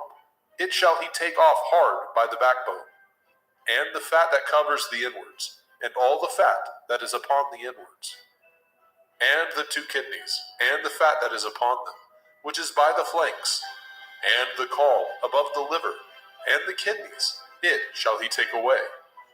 And the priest shall burn it upon the altar. It is the food of the offering made by fire unto Yahweh. And if his offering be a goat, then he shall offer it before Yahweh. And he shall lay his hand upon the head of it, and kill it before the tabernacle of the assembly. And the sons of Aharon shall sprinkle the blood thereof upon the altar round about. And he shall offer thereof his offering, even an offering made by fire unto Yahweh, the fat that covers the inwards, and all the fat that is upon the inwards, and the 2 kidneys, and the fat that is upon them, which is by the flanks, and the caul above the liver, with the kidneys, it shall he take away. And the priest shall burn them upon the altar. It is the food of the offering, made by fire for a sweet savor. All the fat is Yahweh's. It shall be a perpetual statute for your generations throughout all your dwellings, that ye eat neither fat nor blood. Vaikra, Leviticus chapter 4. And Yahweh spoke unto Moshe, saying, Speak unto the children of Yasharel, saying, If a soul shall sin through ignorance against any of the commandments of Yahweh concerning things which ought not to be done, and shall do against any of them, if the priest that is anointed do sin according to the sin of the people, then let him bring for his sin, which he has sinned, a young bullock, without blemish unto Yahweh, for a sin offering. And he shall bring the bullock unto the door of the tabernacle of the assembly before Yahweh, and shall lay his hands upon the bullock's head, and kill the bullock before Yahweh. And the priest that is anointed shall take of the bullock's blood, and bring it to the tabernacle of the assembly. And the priest shall dip his finger in the blood, and sprinkle of the blood 7 times before Yahweh, before the veil of the sanctuary. And the priest shall put some of the blood upon the horns of the altar of sweet incense before Yahweh, which is in the tabernacle of the assembly, and shall pour all the blood of the bullock at the bottom of the altar of the burnt offering, which is at the door of the tabernacle of the assembly. And he shall take off from it all the fat of the bullock for the sin offering, the fat that covers the inwards, and all the fat that is upon the inwards, and the 2 kidneys, and the fat that is upon them, which is by the flanks, and the caul above the liver, with the kidneys, it shall he take away. As it was taken off from the bullock of the sacrifice of peace offerings, and the priest shall burn them upon the altar of the burnt offering. And the skin of the bullock, and all his flesh, with his head, and with his legs, and his inwards, and his dung, even the whole bullock shall he carry forth without the camp, unto a clean place, where the ashes are poured out, and burn him on the wood with fire. Where the ashes are poured out shall he be burnt. And if the whole assembly of Yasharel sin through ignorance, and the thing be hid from the eyes of the assembly, and they have done somewhat against any of the commandments of Yahweh, concerning things which should not be done, and are guilty, when the sin which they have sinned against it is known, then the assembly shall offer a young bullock for the sin, and bring him before the tabernacle of the assembly. And the elders of the assembly shall lay their hands upon the head of the bullock before Yahweh, and the bullock shall be killed before Yahweh. And the priest that is anointed shall bring of the bullock's blood to the tabernacle of the assembly. And the priest shall dip his finger in some of the blood, and sprinkle it 7 times before Yahweh, even before the veil. And he shall put some of the blood upon the horns of the altar, which is set before Yahweh, that is in the tabernacle of the assembly, and shall pour out all the blood at the bottom of the altar of the burnt offering, which is at the door of the tabernacle of the assembly. And he shall take all his fat from him, and burn it upon the altar. And he shall do with the bullock as he did with the bullock for a sin offering, so shall he do with this. And the priest shall make an atonement for them, and it shall be forgiven them. And he shall carry forth the bullock without the camp, and burn him as he burned the first bullock. It is a sin offering for the assembly. When a ruler has sinned, and done somewhat through ignorance against any of the commandments of Yahweh, Elohiah, concerning things which should not be done, and is guilty, or if his sin, wherein he has sinned, come to his knowledge, he shall bring his offering, a kid of the goats, a male without blemish, and he shall lay his hand upon the head of the goats, and kill it in the place where they killed the burnt offering before Yahweh. It is a sin offering. And the priest shall take of the blood of the sin offering with his finger, and put it upon the horns of the altar of burnt offering, and shall pour out his blood at the bottom of the altar of burnt offering. And he shall burn all his fat upon the altar, as the fat of the sacrifice of peace offerings. And the priest shall make an atonement for him, as concerning his sin, and it shall be forgiven him. And if any one of the common people sin through ignorance, which he does somewhat against any of the commandments of Yahweh, concerning things which ought not to be done, and be guilty, or if his sin, which he has sinned, come to his knowledge, then he shall bring his offering, a kid of the goats, a female without blemish, for his sin which he has sinned. And he shall lay his hand upon the head of the sin offering, and slay the sin offering in the place of the burnt offering. And the priest shall take of the blood thereof with his finger, and put it upon the horns of the altar of burnt offering, and shall pour out all the blood thereof at the bottom of the altar. And he shall take away all the fat thereof, as the fat is taken away from off the sacrifice of peace offerings. And the priest shall burn it upon the altar for a sweet savor unto Yahweh. And the priest shall make an atonement for him, and it shall be forgiven him. And if he bring a lamb for a sin offering, he shall bring it a female without blemish. And he shall lay his hand upon the head of the sin offering, and slay it for the sin offering in the place where they killed the burnt offering.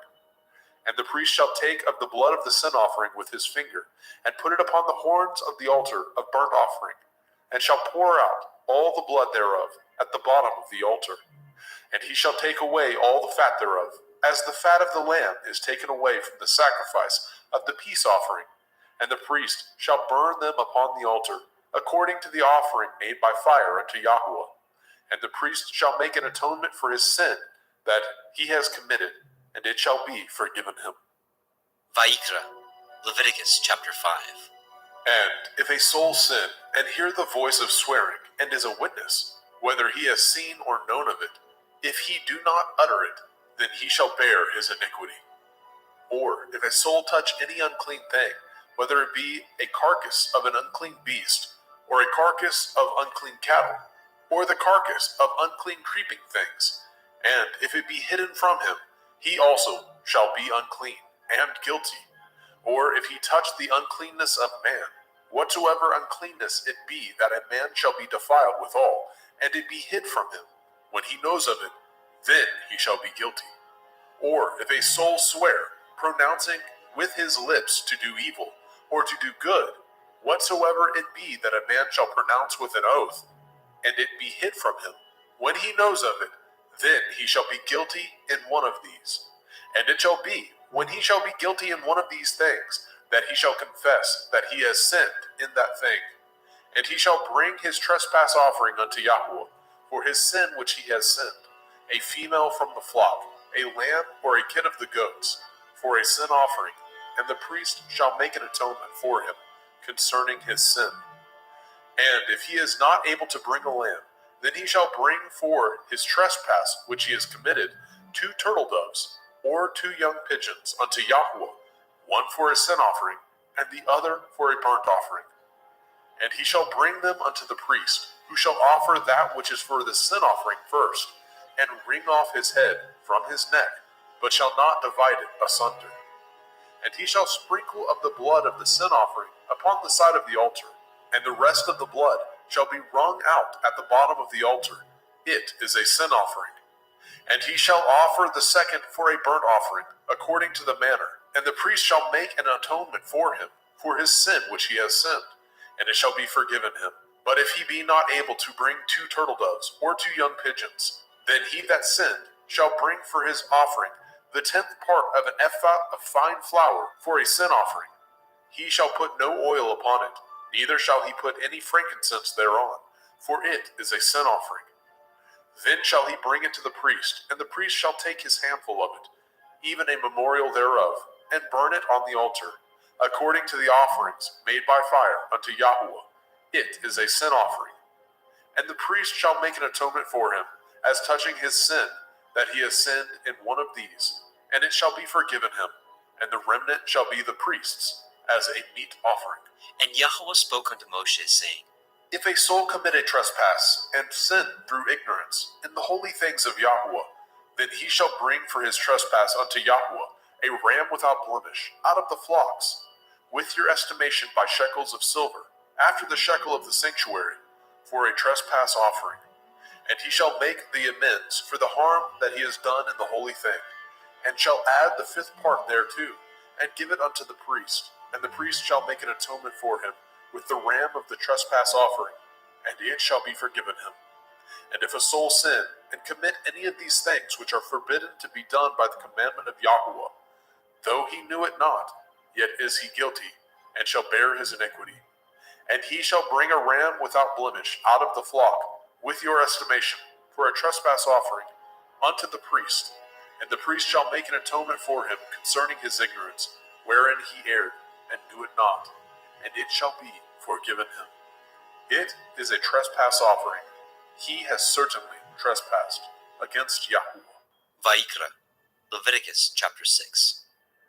And Yahweh spoke unto Moshe, saying, If a soul sin, and commit a transgression against Yahweh, and lie unto his neighbor, in that which was delivered him to keep, or in fellowship, or in a thing taken away by violence, or has deceived his neighbor, or have found that which was lost, and lies concerning it, and swears falsely, in any of these that a man does, sinning therein, then it shall be, because he has sinned and is guilty, that he shall restore that which he took violently away, or the thing which he has deceitfully gotten, or that which was delivered him to keep, or the lost thing which he found, or all that which he has sworn falsely, he shall even restore it in the principal, and shall add the 5th part more thereto, and give it unto him to whom it appertains, in the day of his trespass offering.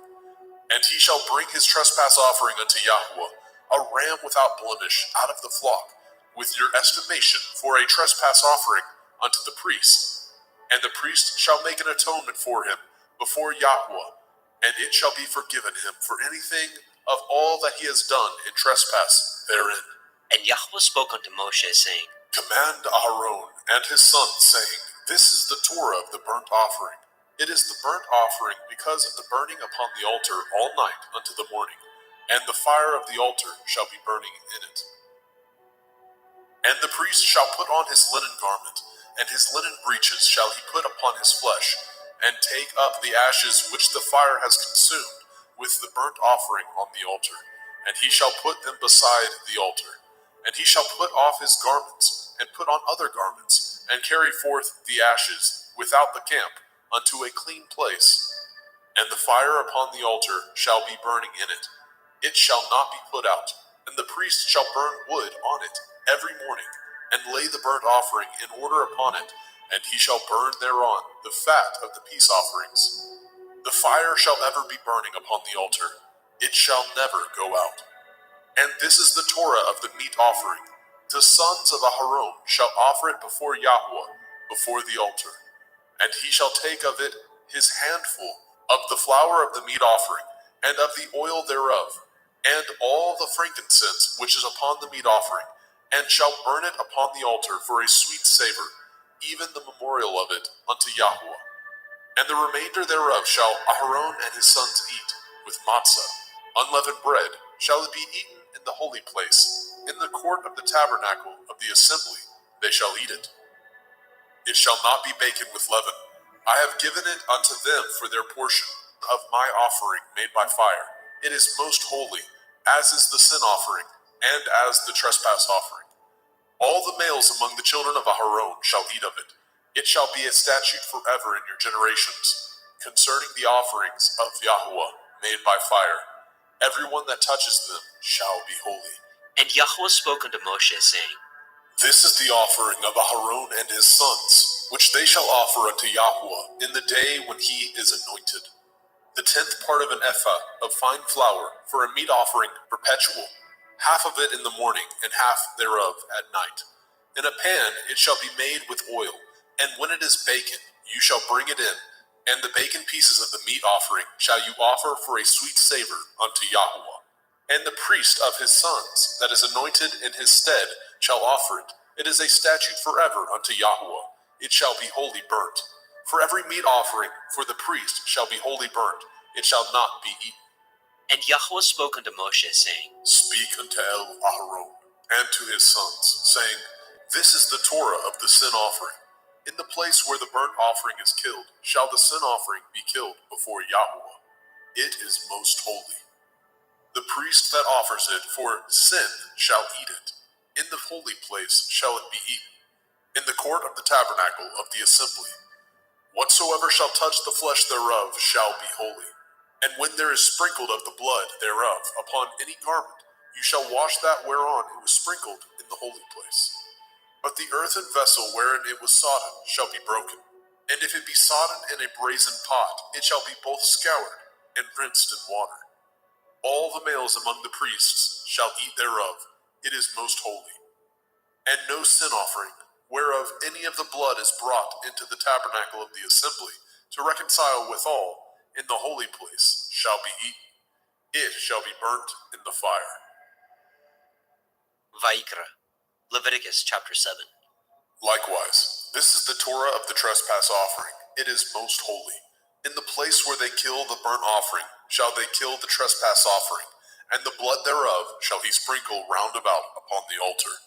And he shall offer it of all the fat thereof, the rump, the fat that covers the inwards, and the 2 kidneys, and the fat that is on them, which is by the flanks, and the caul that is above the liver, with the kidneys it shall he take away.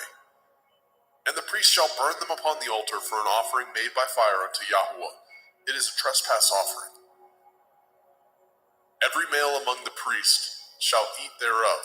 It shall be eaten in the holy place. It is most holy. As the sin offering is, so is the trespass offering. There is one Torah for them. The priest that makes atonement therewith shall have it. And the priest that offers any man's burnt offering, even the priest shall have to himself the skin of the burnt offering which he has offered. And all the meat offering that is baken in the oven, and all that is dressed in the frying pan, and in the pan, shall be the priest's that offer it. And every meat offering mingled with oil, and dry, shall all the sons of Aharon have, one as much as another. And this is the Torah of the sacrifice of peace offerings, which he shall offer unto Yahweh. If he offer it for thanksgiving, then he shall offer with the sacrifice of thanksgiving matzah, unleavened cakes, mingled with oil, and matzah wafers, anointed with oil, and cakes mingled with oil, of fine flour, fried. Besides the cakes, he shall offer for his offering hametz, leavened bread, with the sacrifice of thanksgiving of his peace offerings. And of it he shall offer one out of the whole oblation, for a heave offering unto Yahweh, and it shall be the priest that sprinkles the blood of the peace offerings. And the flesh of the sacrifice of his peace offerings for thanksgiving shall be eaten the same day that it is offered.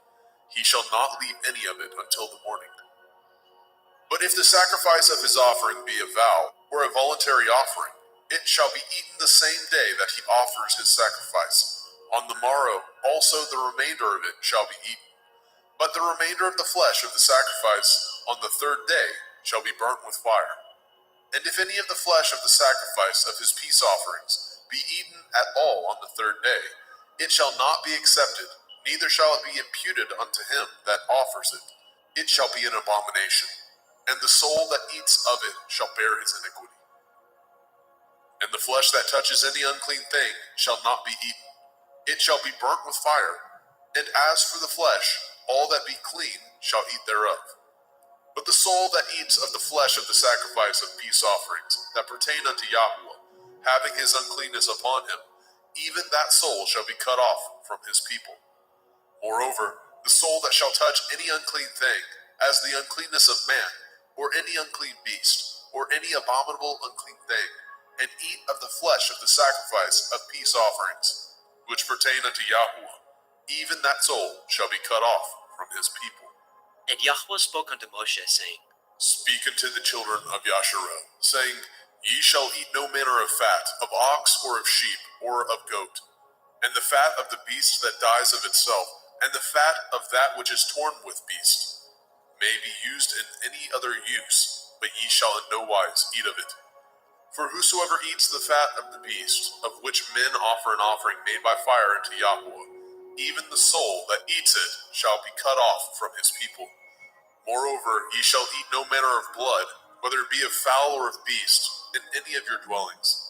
Whatsoever soul it be that eats any manner of blood, even that soul shall be cut off from his people. And Yahweh spoke unto Moshe, saying, Speak unto the children of Yasharel, saying, He that offers the sacrifice of his peace offerings unto Yahweh shall bring his oblation unto Yahweh of the sacrifice of his peace offerings. His own hand shall bring the offerings of Yahweh made by fire. The fat with the breast it shall he bring, that the breast may be waved for a wave offering before Yahweh. And the priest shall burn the fat upon the altar, but the breast shall be Aharon's and his sons'. And the right shoulder shall ye give unto the priest for a heave offering of the sacrifices of your peace offerings. He among the sons of Aharon that offers the blood of the peace offerings and the fat shall have the right shoulder for his part. For the wave breast and the heave shoulder have I taken of the children of Yasharel from off the sacrifices of their peace offerings, and have given them unto Aharon the priest, and unto his sons by a statute forever, from among the children of Yasharel. This is the portion of the anointing of Aharon, and of the anointing of his sons, out of the offerings of Yahweh made by fire, in the day when he presented them to minister unto Yahweh in the priest's office, which Yahweh commanded to be given them of the children of Yasharel, in the day that he anointed them, by a statute forever throughout their generations.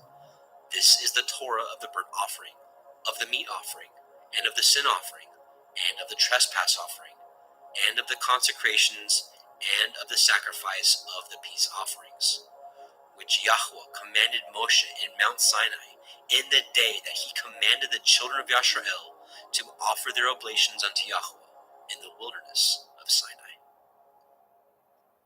Vayikra, Leviticus chapter 8. And Yahweh spoke unto Moshe, saying, Take Aharon and his sons with him, and the garments, and the anointing oil, and a bullock for the sin offering, and 2 rams, and a basket of matzah, unleavened bread, and gather all the assembly together unto the door of the tabernacle of the assembly.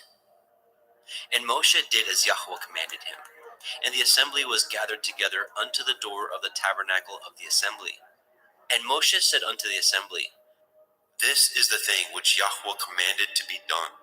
And Moshe brought Aharon and his sons, and washed them with water. And he put upon him the coat, and girded him with the belt, and clothed him with the robe, and put the ephod upon him. And he girded him with the belt of the ephod, and bound it unto him therewith. And he put the breastplate upon him. Also he put in the breastplate the Urim and the Tumim. And he put the turban upon his head. Also upon the turban, even upon his forefront, did he put the golden plate, the holy crown, as Yahweh commanded Moshe. And Moshe took the anointing oil, and anointed the tabernacle, and all that was therein, and sanctified them. And he sprinkled thereof upon the altar 7 times, and anointed the altar and all his vessels, both the laver and his foot, to sanctify them. And he poured of the anointing oil upon Aharon's head, and anointed him, to sanctify him. And Moshe brought Aharon's sons, and put coats upon them, and girded them with belts, and put bonnets upon them, as Yahweh commanded Moshe. And he brought the bullock for the sin offering, and Aharon and his sons laid their hands upon the head of the bullock for the sin offering, and he slew it. And Moshe took the blood, and put it upon the horns of the altar round about with his finger, and purified the altar, and poured the blood at the bottom of the altar, and sanctified it, to make reconciliation upon it. And he took all the fat that was upon the inwards, and the caul above the liver, and the 2 kidneys, and their fat, and Moshe burned it upon the altar. But the bullock, and his hide, and his flesh, and his dung, he burnt with fire without the camp, as Yahweh commanded Moshe. And he brought the ram for the burnt offering, and Aharon and his sons laid their hands upon the head of the ram, and he killed it. And Moshe sprinkled the blood upon the altar round about. And he cut the ram into pieces, and Moshe burnt the head, and the pieces, and the fat. And he washed the inwards and the legs in water, and Moshe burnt the whole ram upon the altar. It was a burnt sacrifice for a sweet savor, and an offering made by fire unto Yahweh, as Yahweh commanded Moshe. And he brought the other ram, the ram of consecration, and Aharon and his sons laid their hands upon the head of the ram, and he slew it. And Moshe took of the blood of it, and put it upon the tip of Aharon's right ear, and upon the thumb of his right hand, and upon the great toe of his right foot. And he brought Aharon's sons, and Moshe put of the blood upon the tip of their right ear, and upon the thumbs of their right hands, and upon the great toes of their right feet. And Moshe sprinkled the blood upon the altar round about. And he took the fat, and the rump, and the fat that was upon the inwards, and the caul above the liver, and the 2 kidneys, and their fat, and the right shoulder. And out of the basket of matzah that was before Yahweh, he took 1 matzah cake, and a cake of oiled bread, and 1 wafer, and put them on the fat, and upon the right shoulder. And he put all upon Aharon's hands, and upon his sons' hands, and waved them for a wave offering before Yahweh. And Moshe took them from off their hands, and burnt them on the altar upon the burnt offering. They were consecrations for a sweet savor. It is an offering made by fire unto Yahweh. And Moshe took the breast, and waved it for a wave offering before Yahweh. For of the ram of consecration it was Moshe's part, as Yahweh commanded Moshe.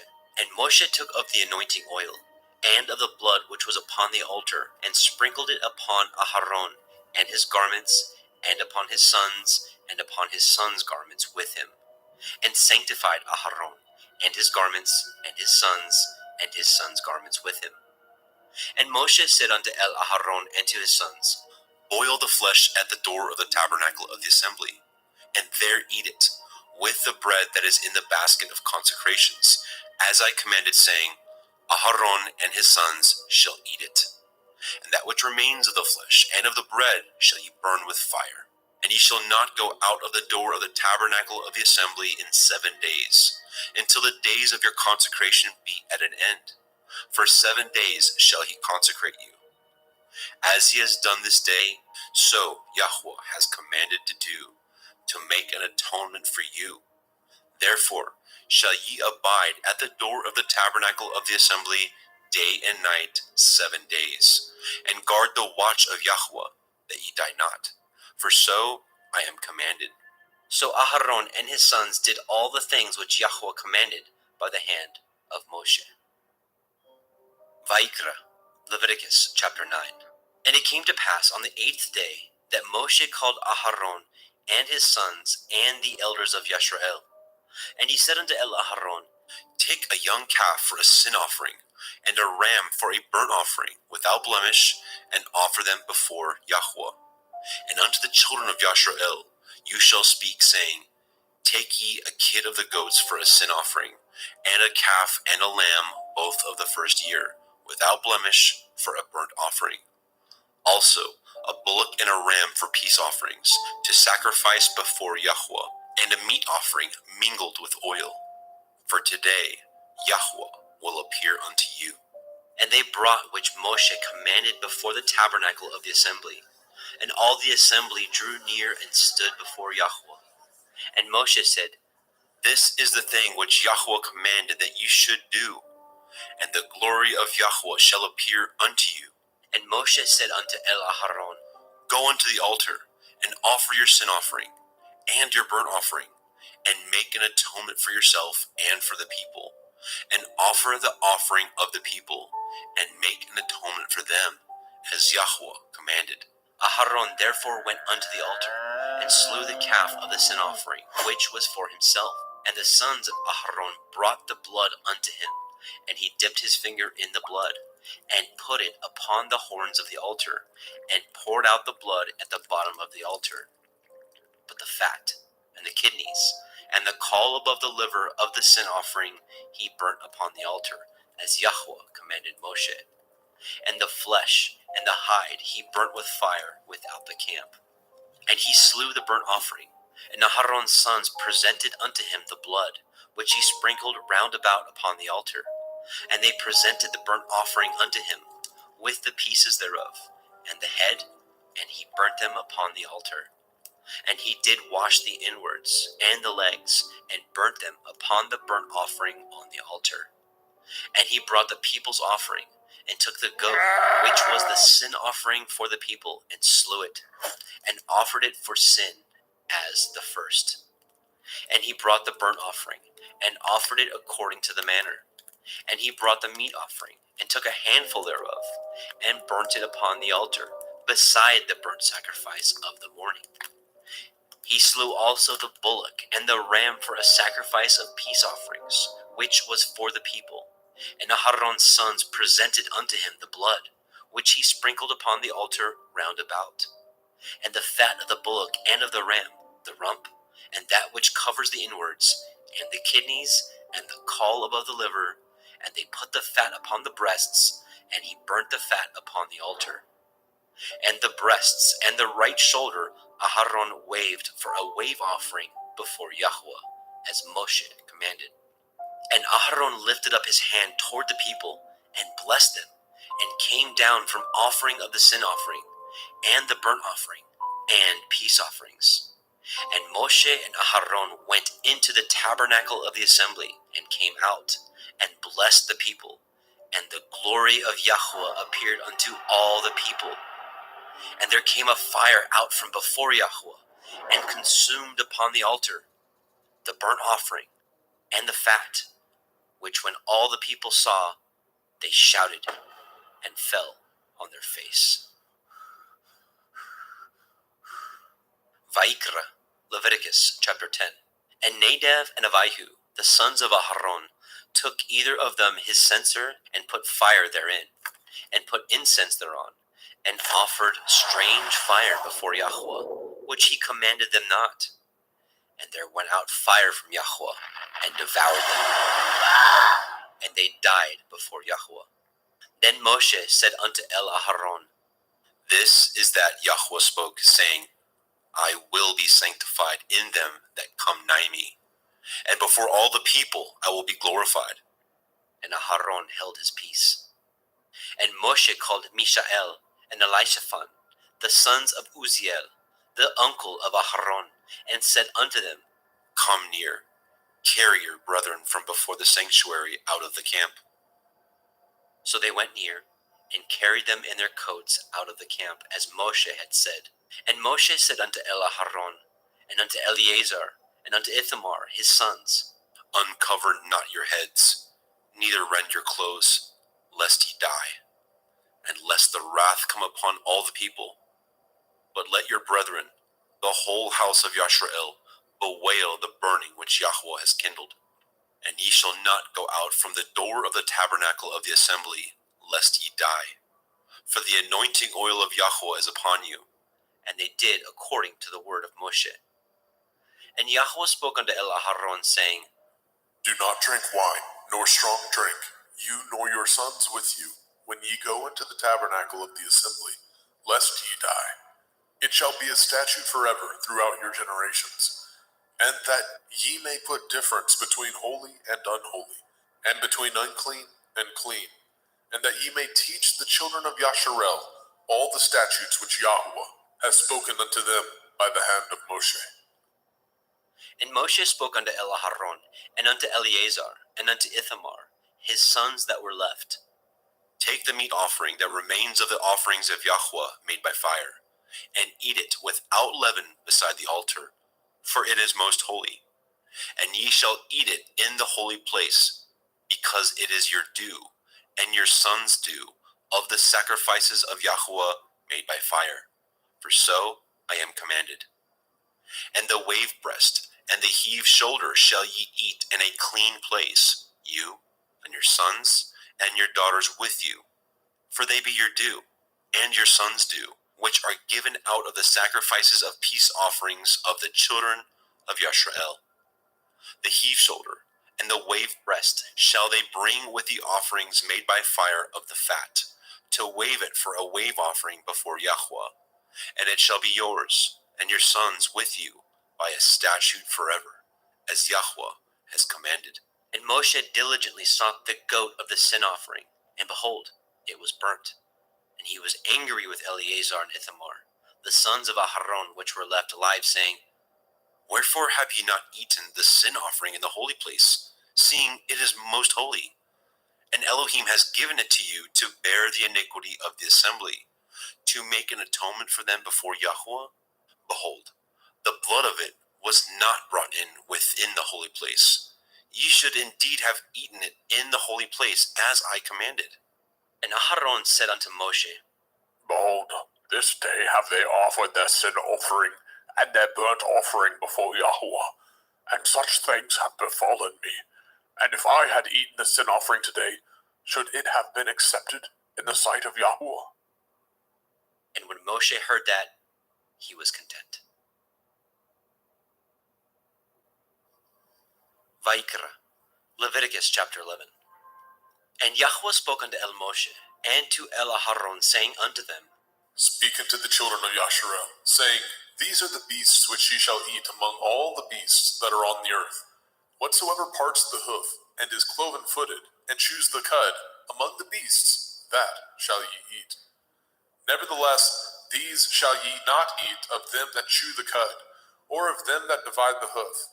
As the camel, because he chews the cud, but divides not the hoof, he is unclean unto you. And the coney, because he chews the cud, but divides not the hoof, he is unclean unto you. And the hare, because he chews the cud, but divides not the hoof, he is unclean unto you. And the swine, though he divide the hoof, and be cloven-footed, yet he chews not the cud, he is unclean to you. Of their flesh shall ye not eat, and their carcass shall ye not touch, they are unclean to you. These shall ye eat of all that are in the waters. Whatsoever has fins and scales in the waters, in the seas, and in the rivers, them shall you eat. And all that have not fins and scales in the seas and in the rivers, of all that move in the waters, and of any living thing which is in the waters, they shall be an abomination unto you. They shall be even an abomination unto you. Ye shall not eat of their flesh, but ye shall have their carcasses in abomination. Whatsoever has no fins nor scales in the water, that shall be an abomination unto you. And these are they which ye shall have an abomination among the fowls. They shall not be eaten. They are an abomination: the eagle, the ossifrage, and the osprey, and the vulture, and the kite after his kind, every raven after his kind, and the owl, and the nighthawk, and the cuckow, and the hawk after his kind, and the little owl, and the cormorant, and the great owl, and the swan, and the pelican, and the gier eagle, and the stork, and the heron after her kind, and the lapwing, and the bat. All fowls that creep going upon all four shall be an abomination unto you. Yet these may ye eat of every flying creeping thing that goes upon all four, which have legs above their feet, to leap withal upon the earth. Even these of them ye may eat, the locust after his kind, and the bald locust after his kind, and the beetle after his kind, and the grasshopper after his kind. But all other flying creeping things, which have 4 feet, shall be an abomination unto you. And for these ye shall be unclean. Whosoever touches the carcass of them shall be unclean until the evening. And whosoever bears aught of the carcass of them shall wash his clothes, and be unclean until the evening. The carcass of every beast which divides the hoof, and is not cloven-footed, nor chews the cud, are unclean unto you. Every one that touches them shall be unclean. And whatsoever goes upon his paws, among all manner of beasts that go on all fours, those are unclean unto you.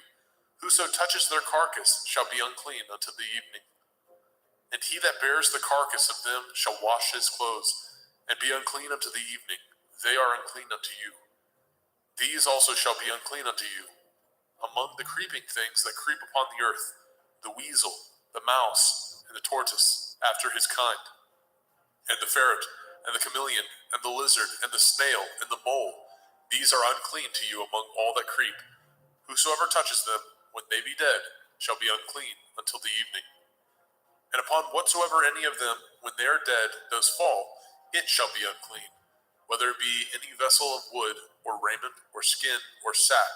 Whatsoever vessel it be, wherein any work is done, it must be put into water, and it shall be unclean until the evening, so it shall be cleansed. And every earthen vessel, where into any of them that falls, whatsoever is in it shall be unclean, and ye shall break it. Of all meat which may be eaten, that on which such water comes shall be unclean, and all drink that may be drunk in every vessel shall be unclean. And everything whereupon any part of their carcass falls shall be unclean, whether it be oven or range for pots, they shall be broken down, for they are unclean, and shall be unclean unto you. Nevertheless, a fountain or pit, wherein there is plenty of water, shall be clean, but that which touches their carcass shall be unclean. And if any part of their carcass falls upon any sowing seed which is to be sown, it shall be clean. But if any water be put upon the seed, and any part of their carcass fall thereon, it shall be unclean unto you. And if any beast of which ye may eat die, he that touches the carcass thereof shall be unclean until the evening.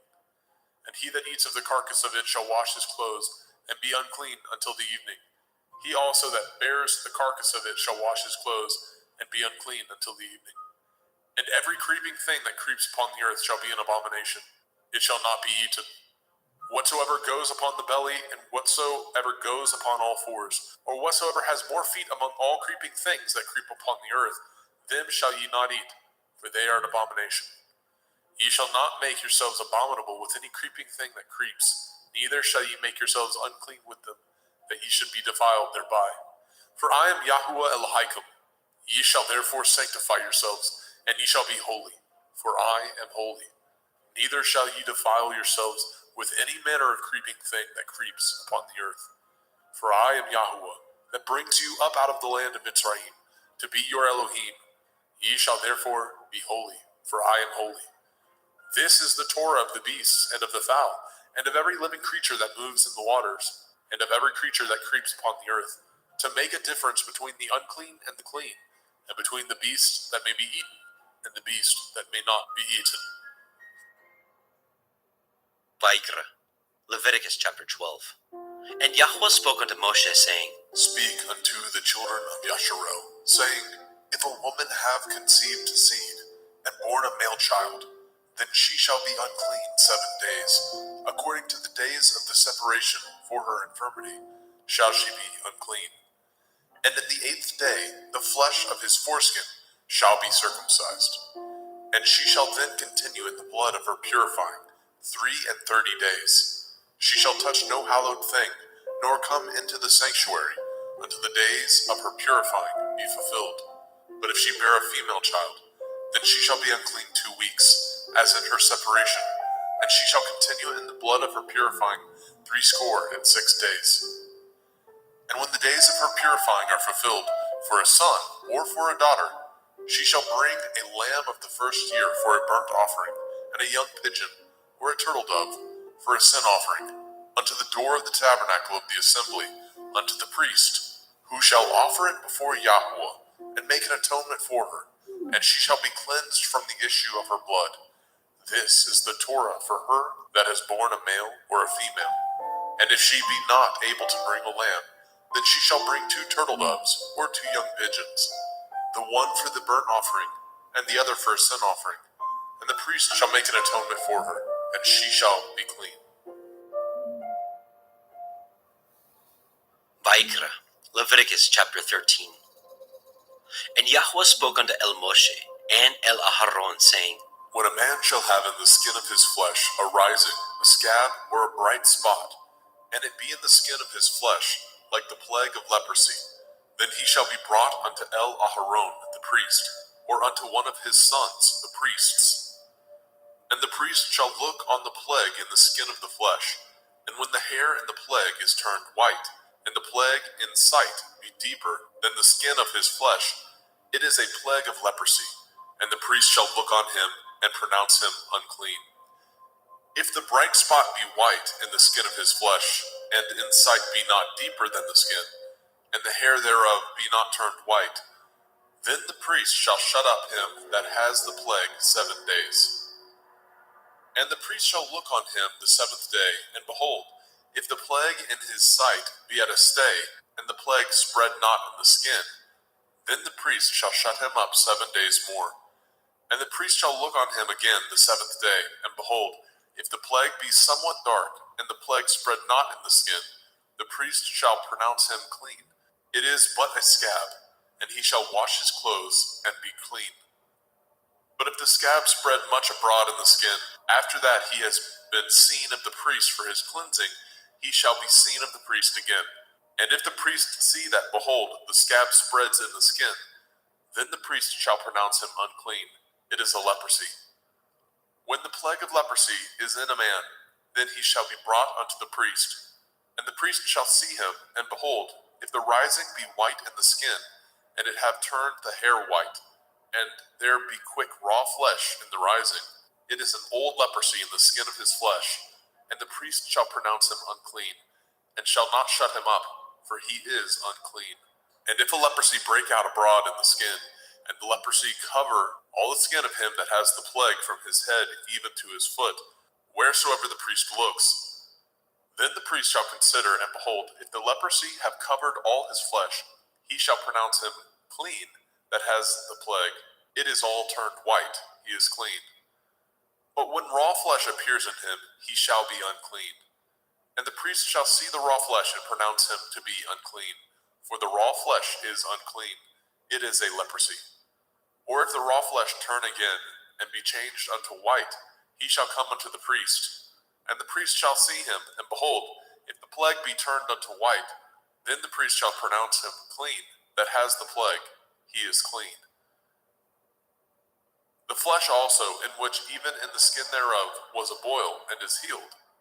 And in the place of the boil, where there be a white rising, or a bright spot, white, and somewhat reddish, and it be showed to the priest. And if, when the priest sees it, behold, it be in sight lower than the skin, and the hair thereof be turned white, the priest shall pronounce him unclean. It is a plague of leprosy, broken out of the boil. But if the priest look on it, and behold, there be no white hairs therein, and if it be not lower than the skin, but be somewhat dark, then the priest shall shut him up 7 days. And if it spread much abroad in the skin, then the priest shall pronounce him unclean. It is a plague. But if the bright spot stay in his place, and spread not, it is a burning boil, and the priest shall pronounce him clean. Or if there be any flesh in the skin whereof there is a hot burning, and the quick flesh that burns have a white bright spot, somewhat reddish or white, then the priest shall look upon it, and behold, if the hair in the bright spot be turned white, and it be in sight deeper than the skin, it is a leprosy broken out of the burning, wherefore the priest shall pronounce him unclean. It is the plague of leprosy. But if the priest look on it, and behold, there be no white hair in the bright spot, and it be no lower than the other skin, but be somewhat dark, then the priest shall shut him up 7 days. And the priest shall look upon him the 7th day, and if it be spread much abroad in the skin, then the priest shall pronounce him unclean. It is the plague of leprosy. And if the bright spot stay in his place, and spread not in the skin, but it be somewhat dark, it is a rising of the burning, and the priest shall pronounce him clean, for it is an inflammation of the burning. If a man or woman have a plague upon the head or the beard, then the priest shall see the plague, and behold, if it be in sight deeper than the skin, and there be in it a yellow thin hair, then the priest shall pronounce him unclean. It is a dry skull, even a leprosy upon the head or beard.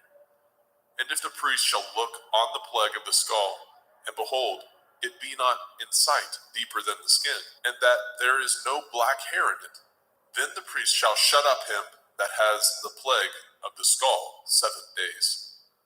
And in the 7th day the priest shall look on the plague, and behold, if the skull spread not, and there be in it no yellow hair, and the skull be not in sight deeper than the skin, he shall be shaven, and the skull shall he not shave, and the priest shall shut him up that has the skull 7 days more. And in the 7th day the priest shall look on the skull, and behold, if the skull be not spread in the skin, nor be in sight deeper than the skin, then the priest shall pronounce him clean, and he shall wash his clothes and be clean. But if the skull spread much in the skin after his cleansing, then the priest shall look on him, and behold, if the skull be spread in the skin, the priest shall not seek for yellow hair, he is unclean. But if the skull be in his sight at his stay, and that there is a black hair grown up therein, the skull is healed, he is clean, and the priest shall pronounce him clean. If a man also or a woman have in the skin of their flesh bright spots, even white bright spots, then the priest shall look, and behold, if the bright spot in the skin of their flesh be darkish white, it is a freckled spot that grows in the skin, he is clean. And the man whose hair is fallen off his head, he is bald, yet is he clean. And he that has his hair fallen off from the part of his head towards his face, he is forehead bald, yet he is clean. And if there be in the bald head or bald forehead a white reddish sore, it is a leprosy sprung up in his bald head or his bald forehead. Then the priest shall look upon it, and behold, if the rising of the sore be white reddish in the bald head or in his bald forehead, as the leprosy appears in the skin of the flesh, he is a leprous man, he is unclean. The priest shall pronounce him utterly unclean, his plague is in his head. And the leper in whom the plague is, his clothes shall be rent, and his head bare, and he shall put a covering upon his upper lip, and shall cry, unclean, unclean.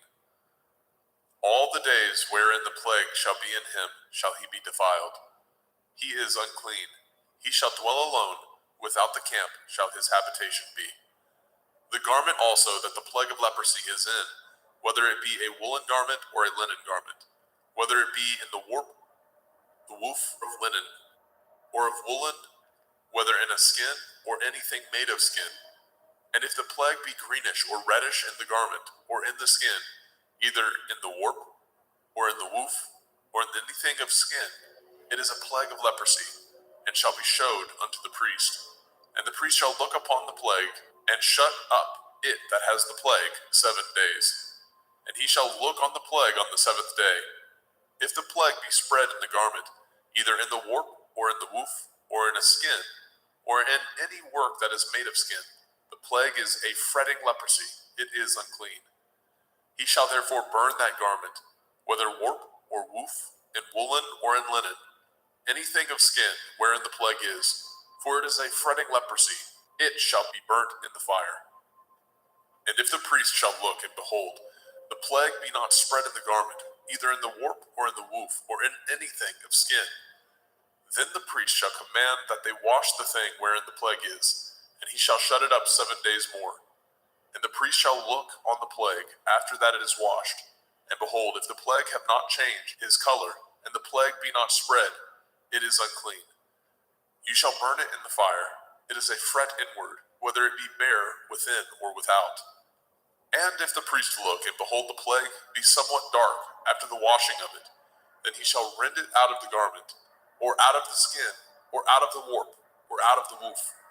And if it appear still in the garment, either in the warp or in the woof, or in anything of skin, it is a spreading plague. You shall burn that wherein the plague is with fire. And the garment, either warp or woof, or whatsoever thing of skin it be, which you shall wash, if the plague be departed from them, then it shall be washed the second time, and shall be clean. This is the Torah of the plague of leprosy, in a garment of woolen or linen, either in warp or woof, or in anything of skins, to pronounce it clean, or to pronounce it unclean. Vaikra, Leviticus chapter 14. And Yahweh spoke unto Moshe, saying, This shall be the Torah of the leper in the day of his cleansing. He shall be brought unto the priest, and the priest shall go forth out of the camp. And the priest shall look, and behold, if the plague of leprosy be healed in the leper, then shall the priest command to take for him that is to be cleansed 2 birds alive and clean, and cedar wood, and scarlet, and hyssop. And the priest shall command that one of the birds be killed in an earthen vessel over running water. As for the living bird, he shall take it, and the cedar wood, and the scarlet, and the hyssop, and shall dip them, and the living bird in the blood of the bird that was killed over the running water. And he shall sprinkle upon him that is to be cleansed from the leprosy 7 times, and shall pronounce him clean, and shall let the living bird loose into the open field. And he that is to be cleansed shall wash his clothes, and shave off all his hair, and wash himself in water, that he may be clean. And after that he shall come into the camp, and shall tarry abroad out of his tent 7 days. But it shall be on the 7th day that he shall shave all his hair off his head, and his beard, and his eyebrows, even all his hair he shall shave off, and shall wash his clothes. Also shall he wash his flesh in water, and shall be clean. And on the 8th day he shall take 2 he-lambs without blemish, and 1 ewe-lamb of the first year without blemish, and 3/10 deal of fine flour for a meat offering, mingled with oil, and 1 log of oil. And the priest that makes him clean shall present the man that is to be made clean, and those things before Yahweh at the door of the tabernacle of the assembly. And the priest shall take 1 he-lamb, and offer him for a trespass offering, and the log of oil, and wave them for a wave offering before Yahweh. And he shall slay the lamb in the place where he shall kill the sin offering and the burnt offering in the holy place. For as the sin offering is the priest's, so is the trespass offering. It is most holy. And the priest shall take some of the blood of the trespass offering, and the priest shall put it upon the tip of the right ear of him that is to be cleansed, and upon the thumb of his right hand, and upon the great toe of his right foot. And the priest shall take some of the log of oil, and pour it into the palm of his own left hand. And the priest shall dip his right finger in the oil that is in his left hand, and shall sprinkle of the oil with his finger 7 times before Yahweh. And of the rest of the oil that is in his hand shall the priest put upon the tip of the right ear of him that is to be cleansed, and upon the thumb of his right hand, and upon the great toe of his right foot, upon the blood of the trespass offering. And the remnant of the oil that is in the priest's hand he shall pour upon the head of him that is to be cleansed, and the priest shall make an atonement for him before Yahweh. And the priest shall offer the sin offering, and make an atonement for him that is to be cleansed from his uncleanness, and afterwards he shall kill the burnt offering. And the priest shall offer the burnt offering and the meat offering upon the altar, And the priest shall make an atonement for him, and he shall be clean. And if he be poor, and cannot get so much, then he shall take 1 lamb for a trespass offering to be waved, to make an atonement for him, and 1/10 deal of fine flour mingled with oil for a meat offering, and a log of oil, and 2 turtle doves, or 2 young pigeons, such as he is able to get, and the one shall be a sin offering, and the other a burnt offering. And he shall bring them on the 8th day for his cleansing unto the priest, unto the door of the tabernacle of the assembly before Yahweh. And the priest shall take the lamb of the trespass offering, and the log of oil, and the priest shall wave them for a wave offering before Yahweh. And he shall kill the lamb of the trespass offering, and the priest shall take some of the blood of the trespass offering, and put it upon the tip of the right ear of him that is to be cleansed, and upon the thumb of his right hand, and upon the great toe of his right foot. And the priest shall pour of the oil into the palm of his own left hand. And the priest shall sprinkle with his right finger some of the oil that is in his left hand 7 times before Yahweh. And the priest shall put of that oil that is in his hand upon the tip of the right ear of him that is to be cleansed, and upon the thumb of his right hand, and upon the great toe of his right foot, upon the place of the blood of the trespass offering. And the rest of the oil that is in the priest's hand he shall put upon the head of him that is to be cleansed, to make an atonement for him before Yahweh. And he shall offer the one of the turtle doves, or of the young pigeons, such as he can get, even such as he is able to get, the one for a sin offering, and the other for a burnt offering, with the meat offering. And the priest shall make an atonement for him that is to be cleansed before Yahweh. This is the Torah of him in whom is the plague of leprosy, whose hand is not able to get that which pertains to his cleansing. And Yahweh spoke unto El Moshe and unto El Aharon, saying, When ye are come into the land of Canaan, which I give to you for a possession, and I put the plague of leprosy in a house of the land of your possession, and he that owns the house shall come and tell the priest, saying, It seems to me there is, as it were, a plague in the house. Then the priest shall command that they empty the house before the priest go into it, to see the plague, that all that is in the house be not made unclean. And afterward the priest shall go in to see the house. And he shall look on the plague, and behold, if the plague be in the walls of the house, with hollow strakes, greenish or reddish, which in sight are lower than the wall, then the priest shall go out of the house to the door of the house, and shut up the house 7 days. And the priest shall come again the 7th day, and shall look, and behold, if the plague be spread in the walls of the house, then the priest shall command that they take away the stones in which the plague is, and they shall cast them into an unclean place without the city. And he shall cause the house to be scraped within round about, and they shall pour out the dust that they scrape off without the city into an unclean place. And they shall take other stones, and put them in the place of those stones, and he shall take other mortar, and shall plaster the house. And if the plague come again, and break out in the house, after that he has taken away the stones, and after he has scraped the house, and after it is plastered, then the priest shall come and look, and behold, if the plague be spread in the house, it is a fretting leprosy in the house, it is unclean. And he shall break down the house, the stones of it, and the timber thereof, and all the mortar of the house, and he shall carry them forth out of the city into an unclean place. Moreover, he that goes into the house all the while that it is shut up shall be unclean until the evening. And he that lies in the house shall wash his clothes, and he that eats in the house shall wash his clothes. And if the priest shall come in and look upon it, and behold, the plague has not spread in the house, after the house was plastered, then the priest shall pronounce the house clean, because the plague is healed. And he shall take to cleanse the house 2 birds, and cedar wood, and scarlet, and hyssop. And he shall kill the one of the birds in an earthen vessel over running water. And he shall take the cedar wood, and the hyssop, and the scarlet, and the living bird, and dip them in the blood of the slain bird, and in the running water, and sprinkle the house 7 times. And he shall cleanse the house with the blood of the bird, and with the running water, and with the living bird, and with the cedar wood, and with the hyssop, and with the scarlet. But he shall let go of the living bird out of the city into the open field, and make an atonement for the house, and it shall be clean. This is the Torah for all manner of plague, of leprosy and scald, and for the leprosy of a garment and of a house, and for a rising, and for a scab, and for a bright spot, to teach when it is unclean and when it is clean. This is the Torah of leprosy. Vayikra, Leviticus chapter 15.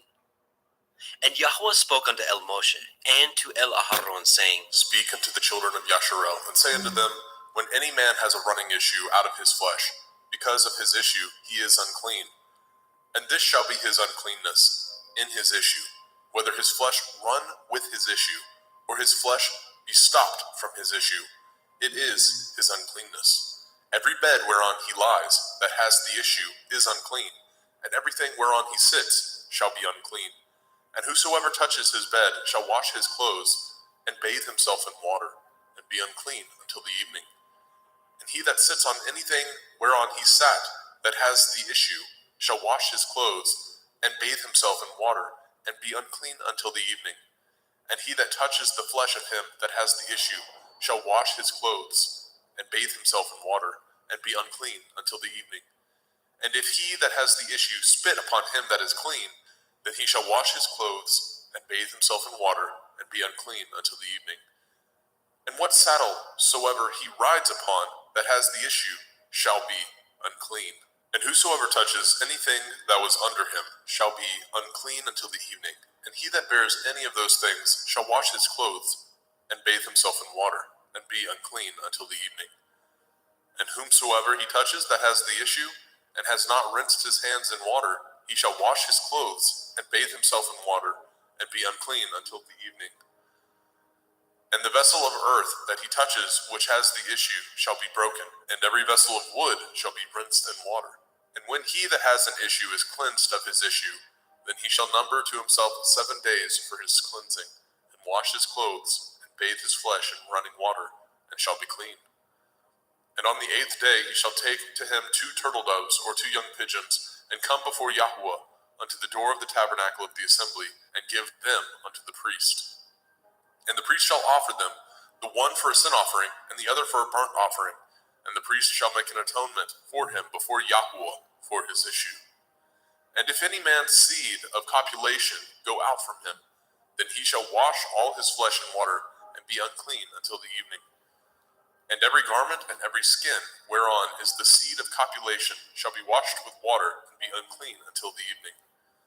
The woman also with whom the man shall lie with seed of copulation, they shall both bathe themselves in water, and be unclean until the evening. And if a woman have an issue, and her issue in her flesh be blood, she shall be put apart 7 days, and whosoever touches her shall be unclean until the evening. And everything that she lies upon in her separation shall be unclean. Everything also that she sits upon shall be unclean. And whosoever touches her bed shall wash his clothes, and bathe himself in water, and be unclean until the evening. And whosoever touches anything that she sat upon shall wash his clothes, and bathe himself in water, and be unclean until the evening. And if it be on her bed, or on anything whereon she sits, when he touches it, he shall be unclean until the evening. And if any man lie with her at all, and her flower be upon him, he shall be unclean 7 days, and all the bed whereon he lies shall be unclean. And if a woman have an issue of her blood many days out of the time of her separation, or if it run beyond the time of her separation, all the days of the issue of her uncleanness shall be as the days of her separation. She shall be unclean. Every bed whereon she lies, all the days of her issue shall be unto her as the bed of her separation, and whatsoever she sits upon shall be unclean, as the uncleanness of her separation. And whosoever touches those things shall be unclean, and shall wash his clothes, and bathe himself in water, and be unclean until the evening. But if she be cleansed of her issue, then she shall number to herself 7 days, and after that she shall be clean. And on the 8th day she shall take unto her 2 turtle doves, or 2 young pigeons, and bring them unto the priest to the door of the tabernacle of the assembly. And the priest shall offer the one for a sin offering, and the other for a burnt offering. And the priest shall make an atonement for her before Yahuwah for the issue of her uncleanness.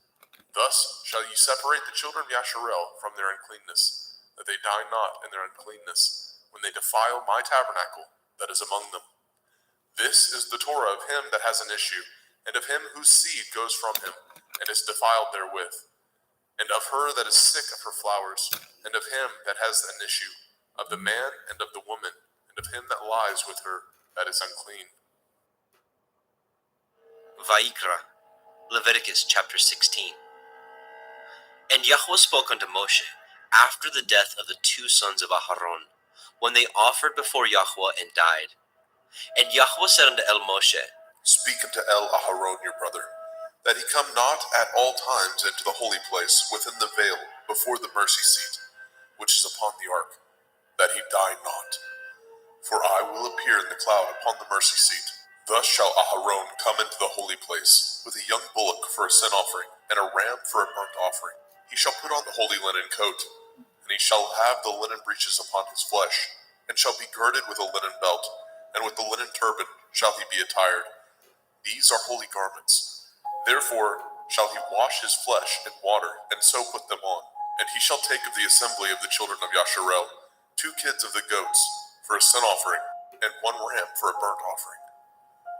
And Aharon shall offer his bullock of the sin offering, which is for himself, and make an atonement for himself and for his house.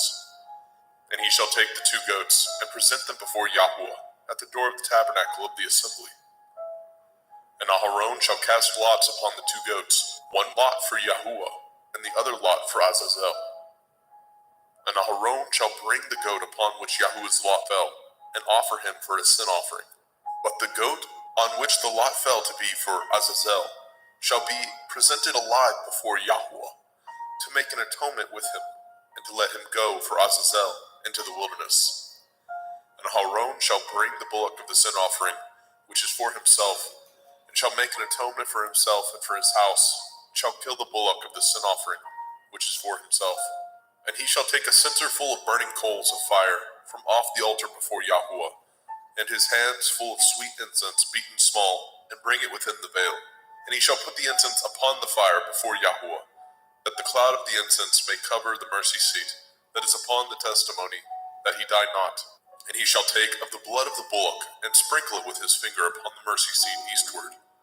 And before the mercy seat shall he sprinkle of the blood with his finger 7 times.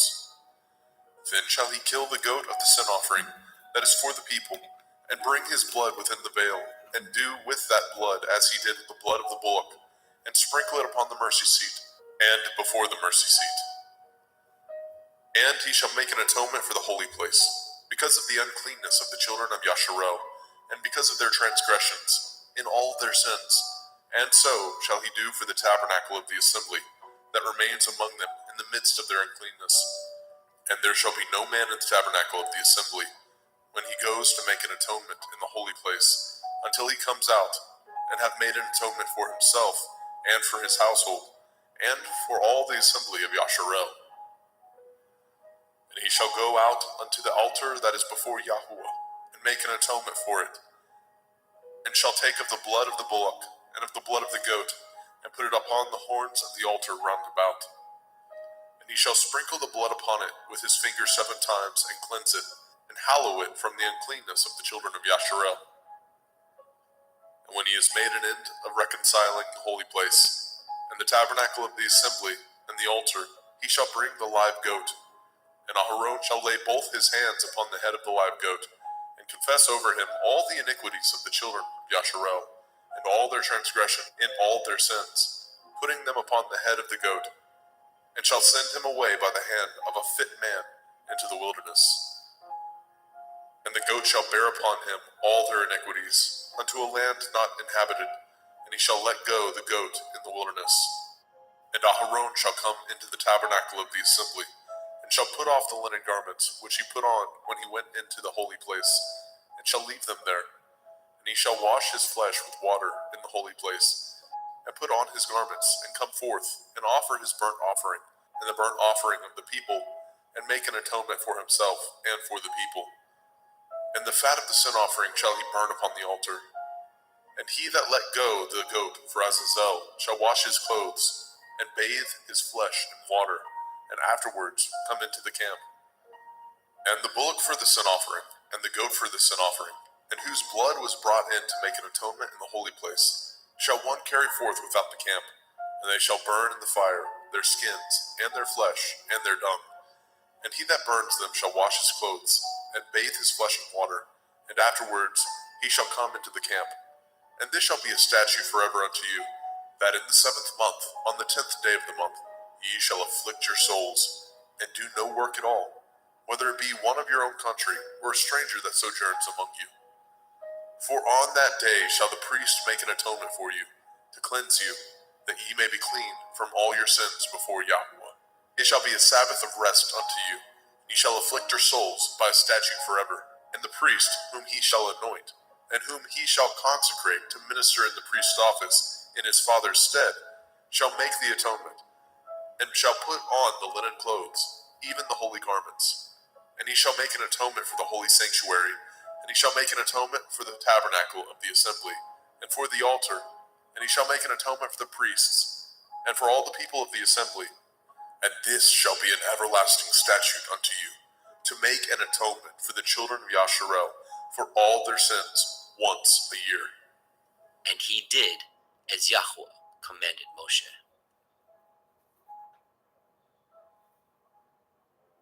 Vaikra, Leviticus chapter 17. And Yahweh spoke unto Moshe, saying, Speak unto El-Aharon and unto his sons, and unto all the children of Yasharel, and say unto them, This is the thing which Yahweh has commanded, saying, What man soever there be of the house of Yasharel, that kills an ox, or lamb, or goat, in the camp, or that kills it out of the camp, and brings it not unto the door of the tabernacle of the assembly, to offer an offering unto Yahweh before the tabernacle of Yahweh, blood shall be imputed unto that man. He has shed blood, and that man shall be cut off from among his people. To the end that the children of Yasharel may bring their sacrifices, which they offer in the open field, even that they may bring them unto Yahweh, unto the door of the tabernacle of the assembly, unto the priest, and offer them for peace offerings unto Yahweh. And priests shall sprinkle the blood upon the altar of Yahweh, at the door of the tabernacle of the assembly, and burn the